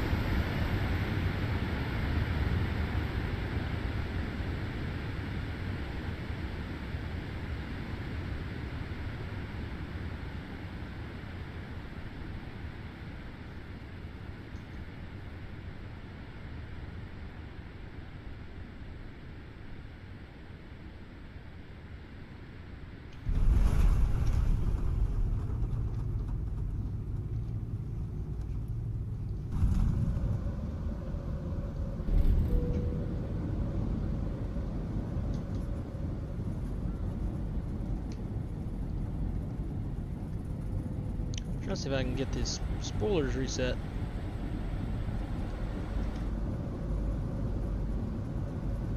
Maybe, maybe not.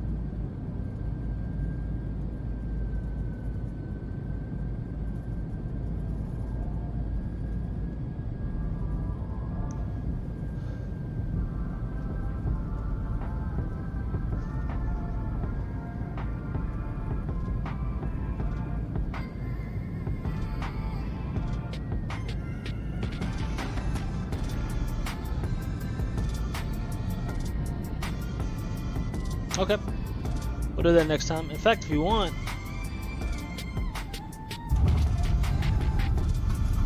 we can try to fire it up again and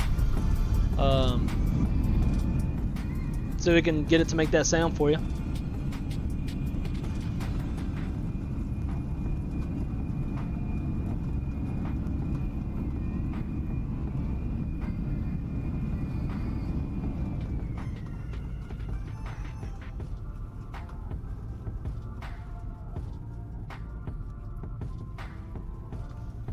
Center of Aviation, how old are both of y'all? Give me those sticks and Center of Aviation. I'll have to go check out the stream.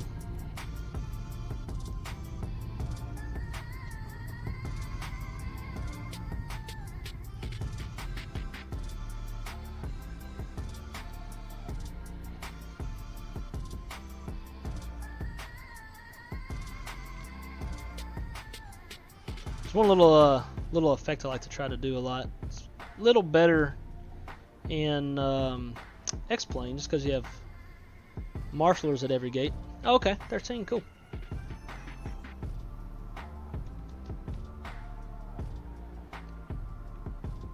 I like to put the camera,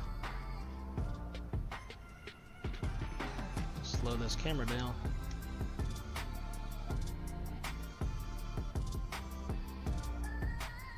Cool.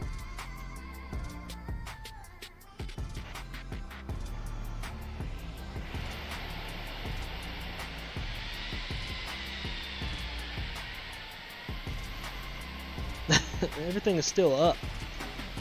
Go away.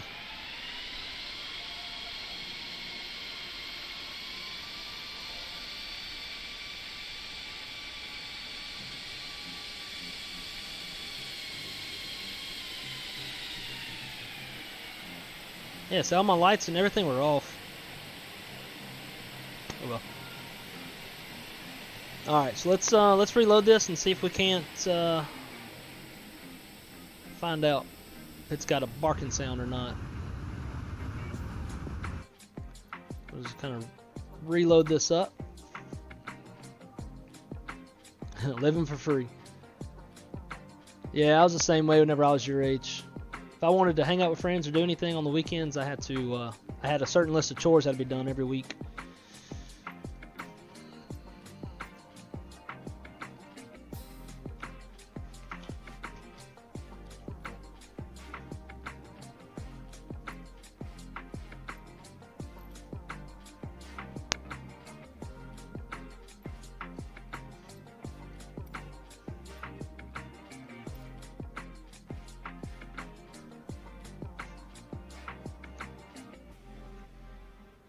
Alright, let's see what we can do.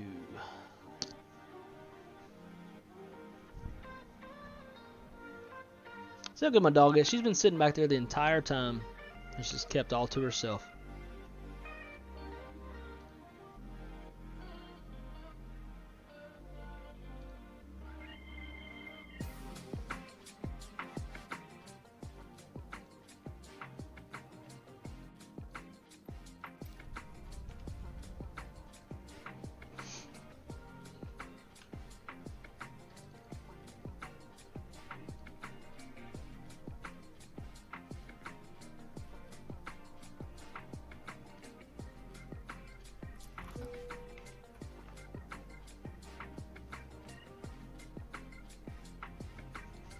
And then for fun, we'll do a max power, like toga packs off takeoff, and just see how fast we can. We are kind of high altitude-ish, so how fast we can get that thing to climb.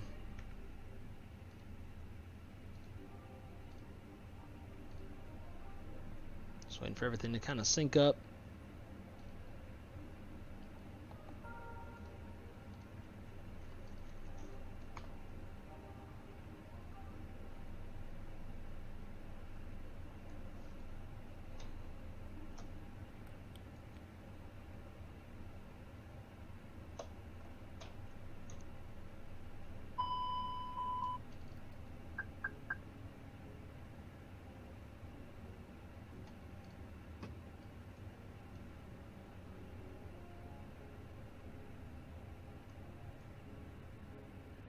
And I'm thinking we'll just turn out, even though like hypothetically we would hit everything, but we'll just turn out. Alright, so everything looks like it is synced up. So overhead panel looks good.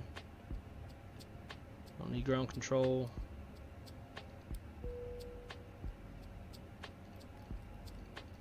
AP's on, bleeds on. The beacon on.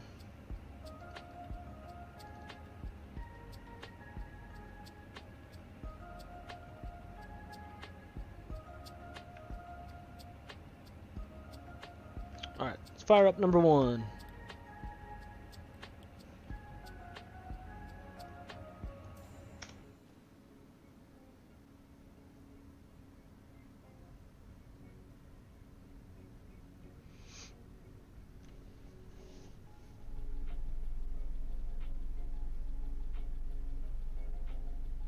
Yeah, that would be awesome. Definitely down to fly together. As the channel grows, we'll probably do like some group flights and stuff like that. It'd be a lot of fun.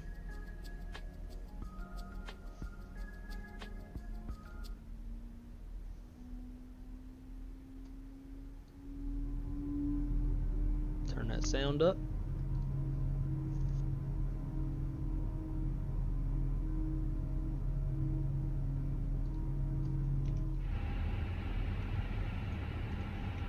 So when it gets up to this little bar, we should see it say avail.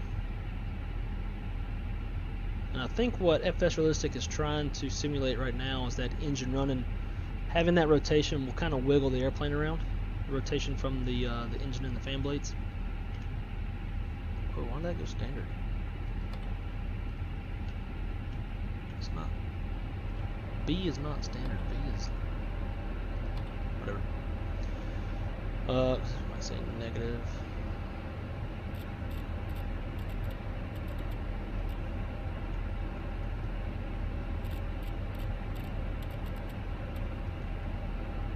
Alright. So engine 1 is started. So we'll go through our after start flow. Engine mode selected normal. Arm spoilers. Reset rotor trim, and we'll just say flaps 2. TA. Electric pump comes on. APU stays on for engine 2 start.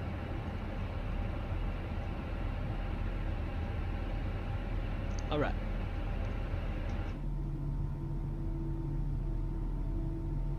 Not really hearing anything, but I don't think you would until we go to start number 2.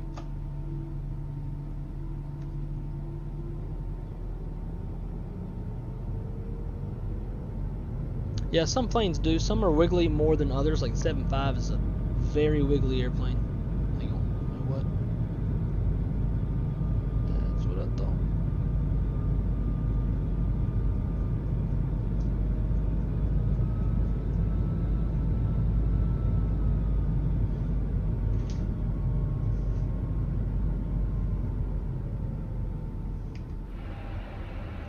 Alright, so we'll get out to where we can taxi and do a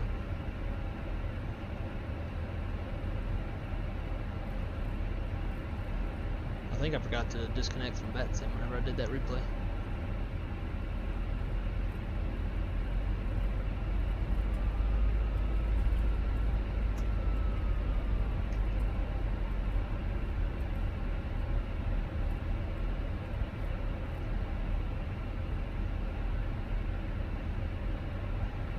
This will be a long enough straightaway. So if that yellow electric pump is on, you shouldn't hear the PTU, but if we turn that electric pump off, then I believe is when we're going to hear it. So we'll do that first. Yep. Because the yellow electric pump is providing the pressure, but you turn that off, then the PTU starts to provide that pressure. So now we can start number 2. So we got APUs on, engine mode selector to start.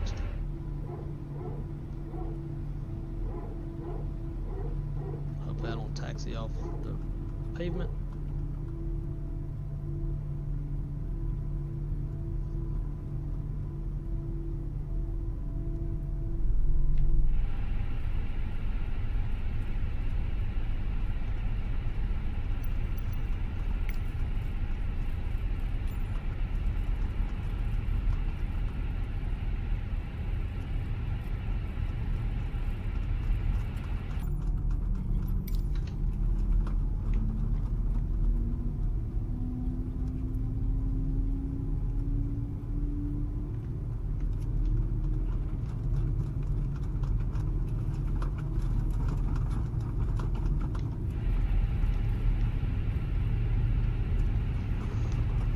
Love it.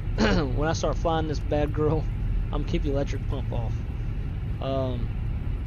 Yeah, you can. I think it still give you a nose wheel steering. I don't know if it simulates not, because I think I tried that the other day just to see. But technically, you shouldn't have nose wheel steering, or you won't be as capable of nose wheel steering, because you won't have as much pressure. But not fully sure. Alright, so we'll get over here to the runway and we're going to do a toga packs off takeoff. The airplane's going to scream at us because we haven't set V speeds and all that stuff, but it'll be alright. And I think, if I'm not mistaken, out of here we really try to take off of runway, the other end of the runway, because there's not as much, there's hardly any terrain that way. Alright, so let's see whether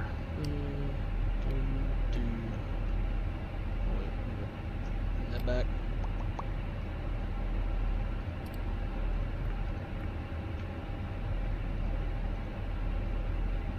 Alright, packs off. Get real hot out in the back.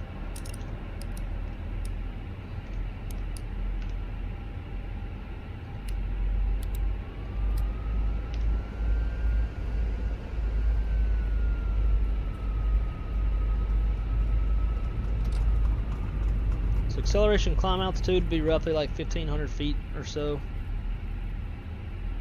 That's when we turn pack 1 back on, and then shortly after pack 2. Alright, terrain. Yeah, as you can see, we got terrain. It's relatively close. If we were facing another way, we wouldn't have that issue, I don't believe. There's one other thing I was going to do. Let me just do this. Perf. So it doesn't know the weights. 1,500. I don't know what our weight is. Let's just go 125, 130, 35. Nope.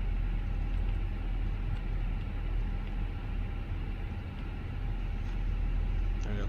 Hopefully that'll suffice. Alright, here we go. 50%. Those engines get nice and stable.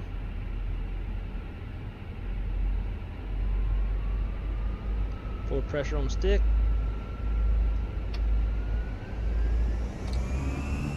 Man, Toga SRS Side of Thrust Blue. Oh, we're getting a little bit of rain now too.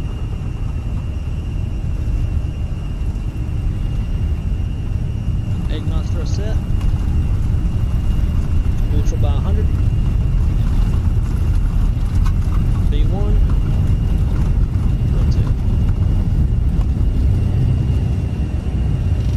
Positive rate. Gear up.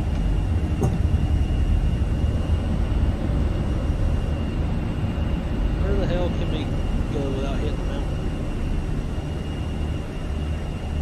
I'm gonna aim for that little valley out yonder ways. And so there's 1,500 feet. Boom, boom. It's saying that for the packs properly. Yeah. Pack 1 will come on.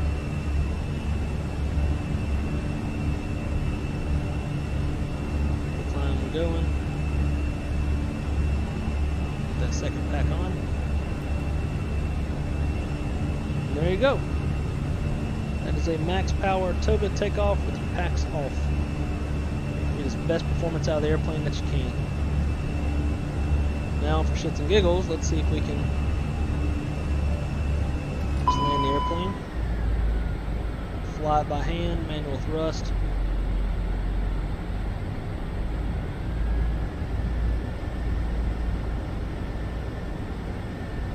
Gear down on spoilers.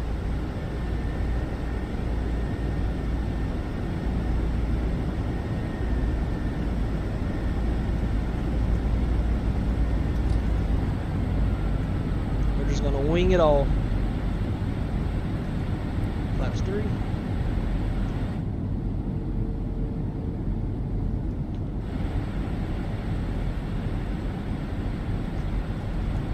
Turn this way. Then make a left-hand turn just to kind of get some separation from all this. Definitely don't want to fly out to those to that rain. Make sure I can see where I'm going.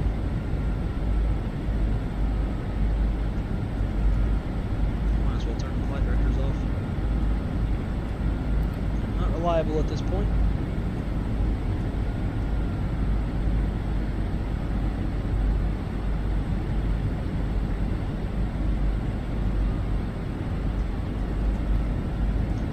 Flaps full. I want to keep some sort of descent going at all times now that my gear and flaps are out. You don't ever really want to be flying level with flaps full and gear down. Low and slow when you're dirty like that can set you up for a pretty bad scenario.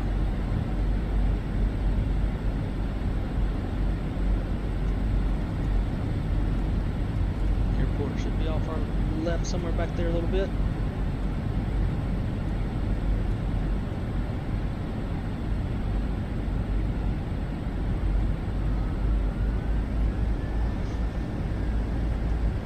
Now sometimes Airbus pilots do have to manually set their power for the entire flight. That's if they have what's called EP mode is in op, so basically like auto thrust. Essentially they lose auto thrust. They have to set it for the remainder of the flight. Alright, where's that airport at? Oh god, that's it over there.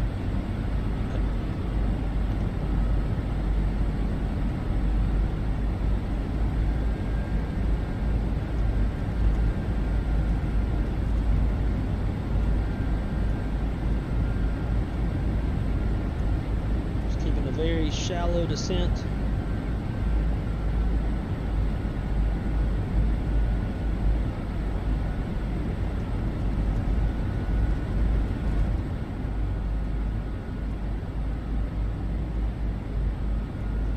And the altimeter with the QNH at the bottom right of the PFD is flashing because it doesn't know what transition altitude is. So it's just going to flash.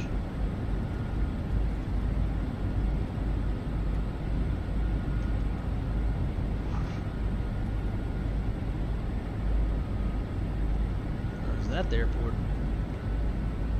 Oh, that's the airport. We got multiple airports around here.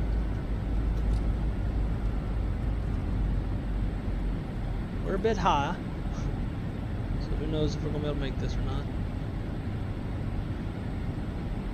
1,000.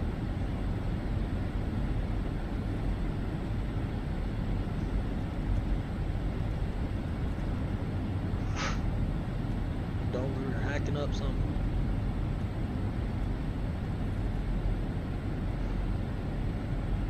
So we got that displaced threshold right there. We're not going to land on that. Obviously, we're going to touch down in the 500. touchdown zone, preferably. Sync rate. Yes, I know. Sync rate. Sync rate. Left quartering tailwind from the left. So it's going to keep trying to push us right. 100. 50, 40, 30, 20, retard. 10, 5.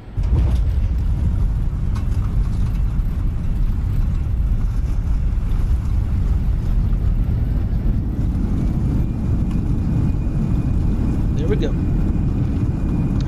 Look like, yeah, a little bit. Or maybe like the expressway visual 3-1 in LaGuardia. So we're following that road a little bit. Yeah, there you go. So now, you would never do this in real life, but just for you, shut down 2.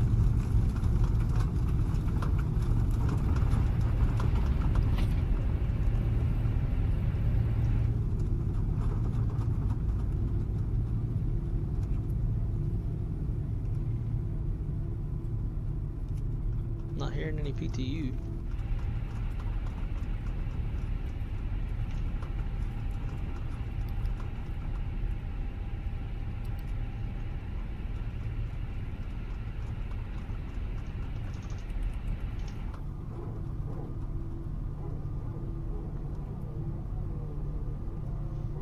Now you can hear it.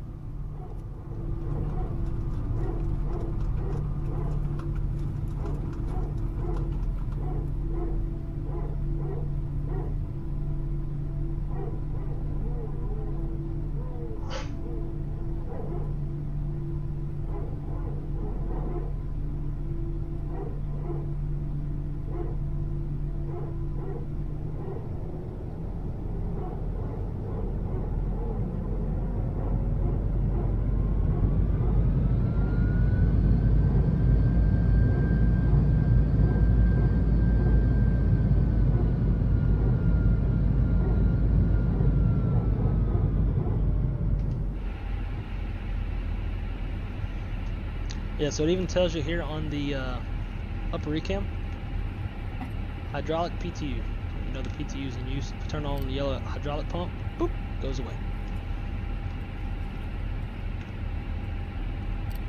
Alright, so we got AP back on. Let's fire up 2 again.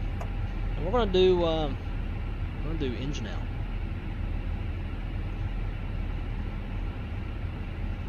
Yeah, but that's because engine 2 is on. Engine 2 powers the yellow hydraulic system that the electric pump is powering when engine 2 is off.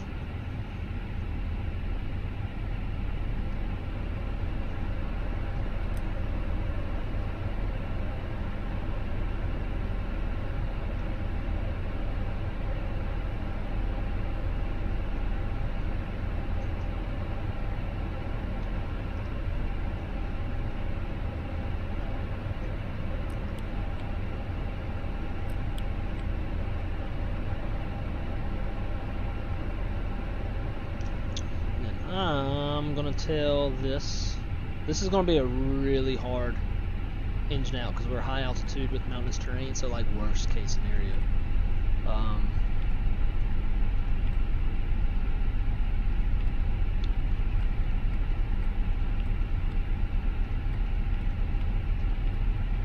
Let's do that.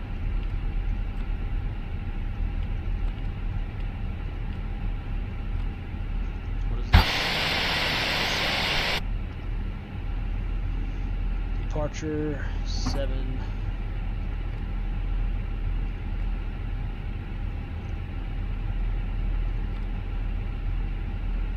We'll figure out the arrival once we get airborne.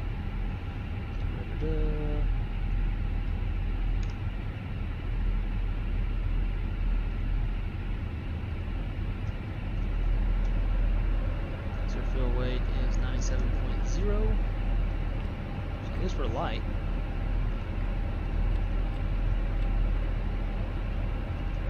CG of 27.4.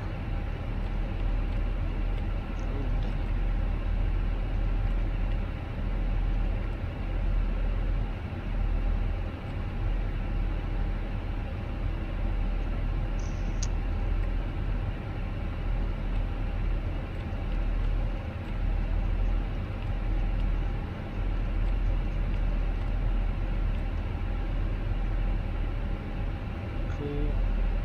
Flex down. Let's go. 45. Alright. Failures.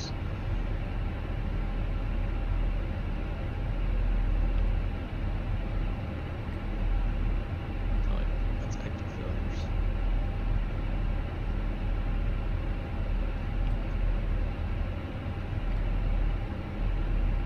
Yeah, it's doing the same thing. Config.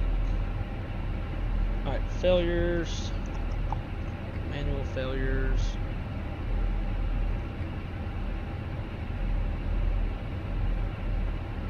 Engine.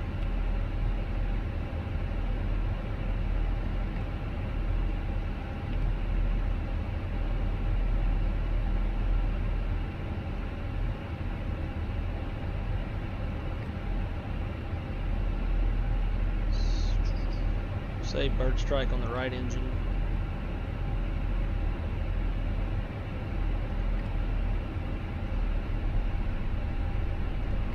Damn it. Did it too early. I need to change this first.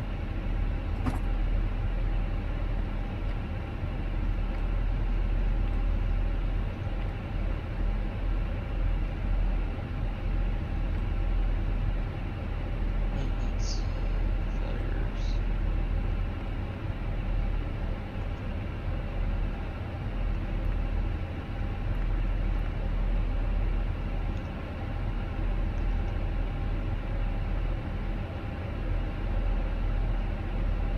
Alright, it still looks good. Cool.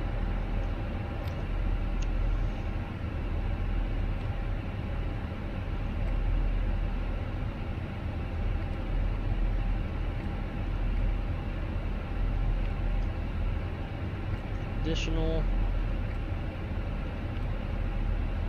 Let's do a right engine failure. Above, let's see. P2 is 132.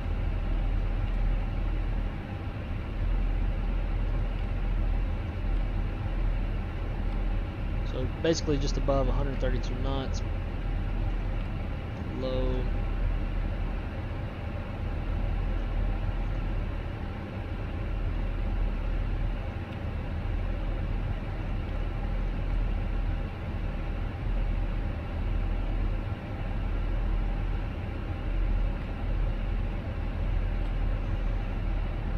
Alright, it's armed. Shit's about to get crazy.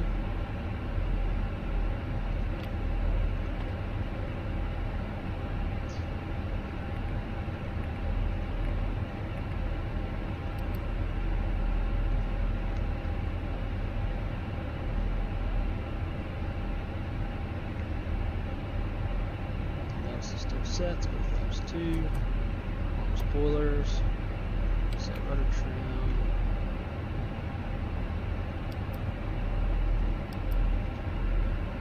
Alright. Oh, really? Smoke in the cabin.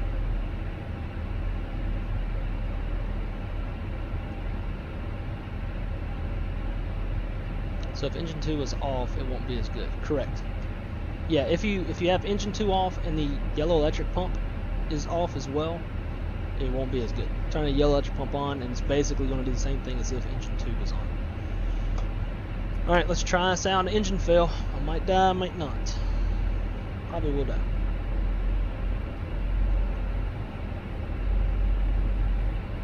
Yeah, it is. There's a better one out there. I don't know how much that throttle tech costs, but there's another one that's a little bit more realistic, has a little bit more true functionality.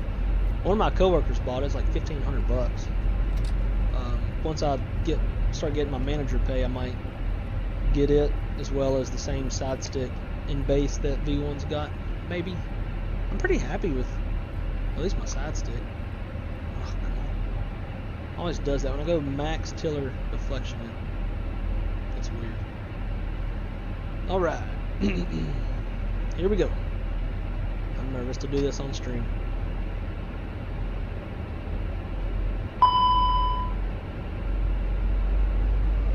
That's not no airplane. Man, flex that stretch runway out this blue.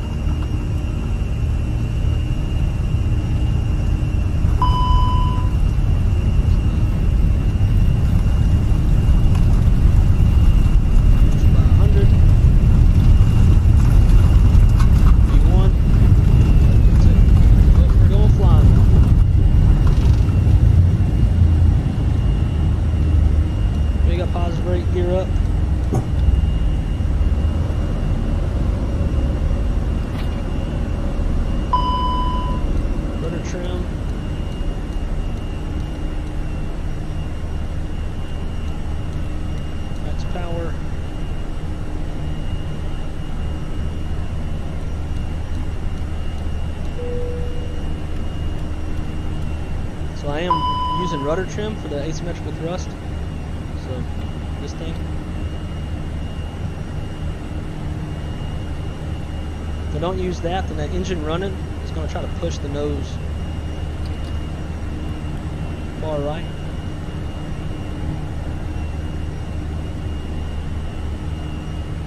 At this time, we do like do the ECAM, but I'm just going to try to land. Not going to be easy with the terrain we got.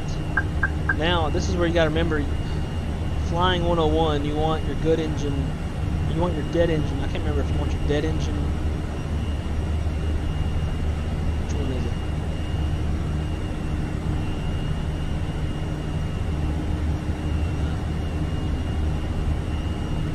I can't remember. We're going to put our dead engine up.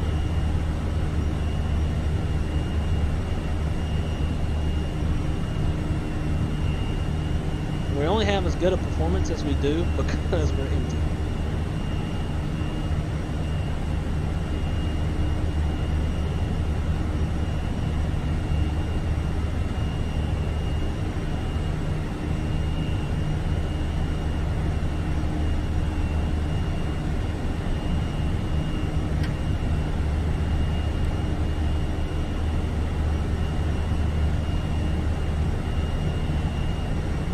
So the airplane knows that the engine's dead, so we can use autopilot. Just gotta level off at 6,000.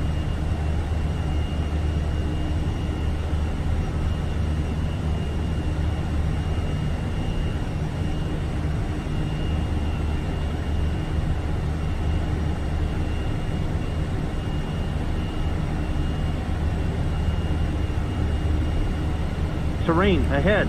Pull up. Terrain ahead. Pull up. Terrain ahead. Pull up. Terrain ahead. Pull up. Terrain ahead. Pull up.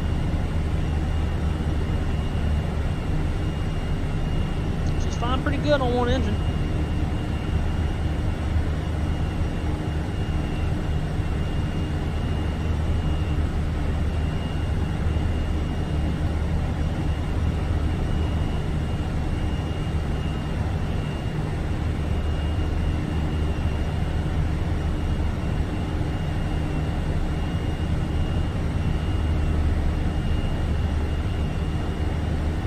Alright, now I'm just going to try to hand fly it back to the airport.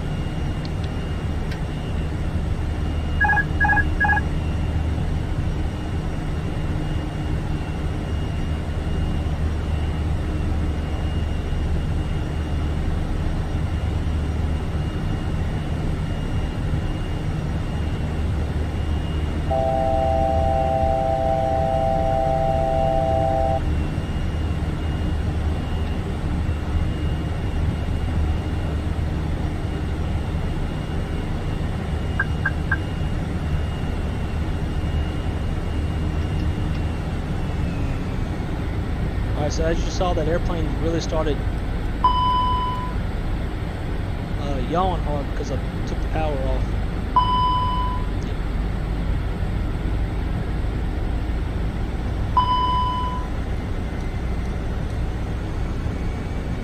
Clear down. Pretty steep, so we shouldn't need a lot of thrust.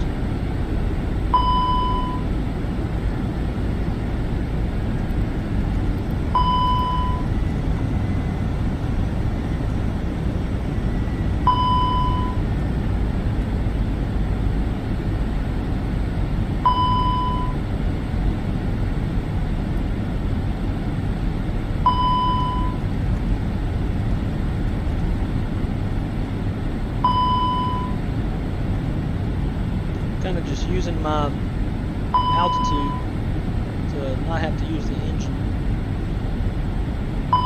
1,000.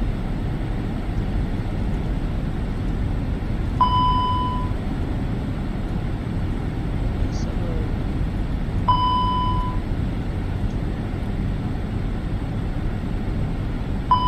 it's nice to have two pilots. Cancel all that shit.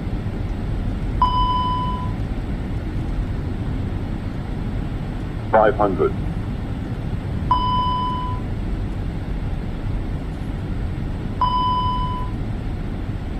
Sync rate. Sync rate. Sync rate. Sync rate. Pull up. 50, 40, 30, 20, retard. 5.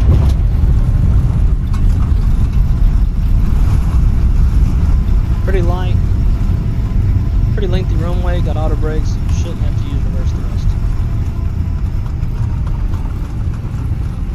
And be good. Only thing that I should have done differently was I had the engine in toga for a pretty long time. You can only have an engine in toga for like maybe 5 minutes at most. Now, if your life depends on it, then by all means leave it in longer. But my life didn't depend on it. Like it was, I was doing just fine. My performance was plenty of fine without it. So should have had it out of toga sooner. But we're alive. That's all that matters. We'll taxi their asses back to the gate.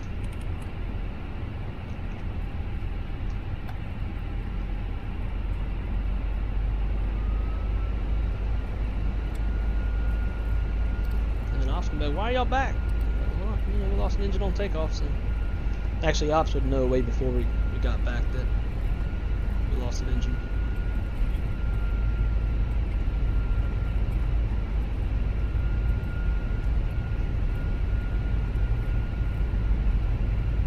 That's essentially what's called a V1 cut. So at V1, engine pilots train that every single time they go to sea.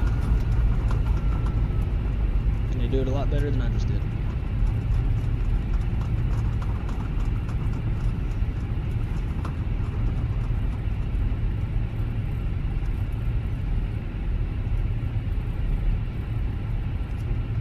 This time we'll go to the gate that's got folks at it. I'm gonna go look at this V1 stream.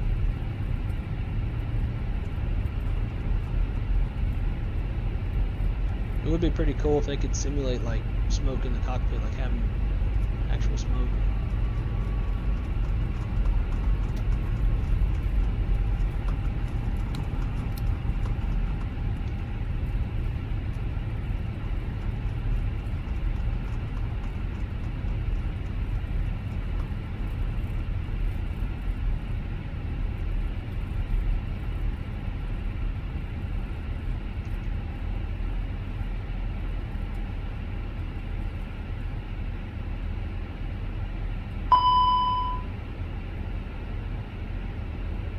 Brakes are hot.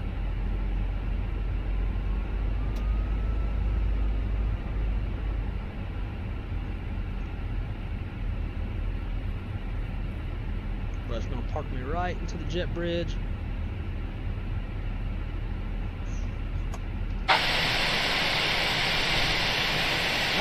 That'll work. Should have started the APU once we were on the ground, but all right. Well, I guess that'll do it. There's a little extra content for you. The barking PTU turned into engine fails and that kind of stuff, but nonetheless, it was a lot of fun. I'll never do crazy stuff like that on the stream. But yeah. Well, anyways, guys, for those of y'all that are still here, appreciate y'all so much coming to hang out with me today. It might be a few days before I stream again. I got start my work week tonight. 7 days on, 7 days off. Usually, if I have the energy, which usually at the beginning of my work week I don't, because I'm kind of flipping my sleep cycle as well. I'll usually do a stream in the morning around like 8:30 or so in the morning for those of y'all who are awake. But anyways, until the next one, guys, thank y'all so much for coming to hang out with me. It's always a joy chatting in the talking with y'all in the chat. Yeah, I'm gonna try to get more streaming in and get more consistent as best that I can. Next month I'll be starting shooting actually like 2 weeks. I'll be starting as dispatch manager, and my schedule is gonna change. But you know, we'll adapt and we'll change as things happen. So, anyways, thank y'all. Hope to see y'all soon in a future Wrong Side chat. And as always, keep it on the wrong side. Y'all have a great day, and we'll see you on the next one.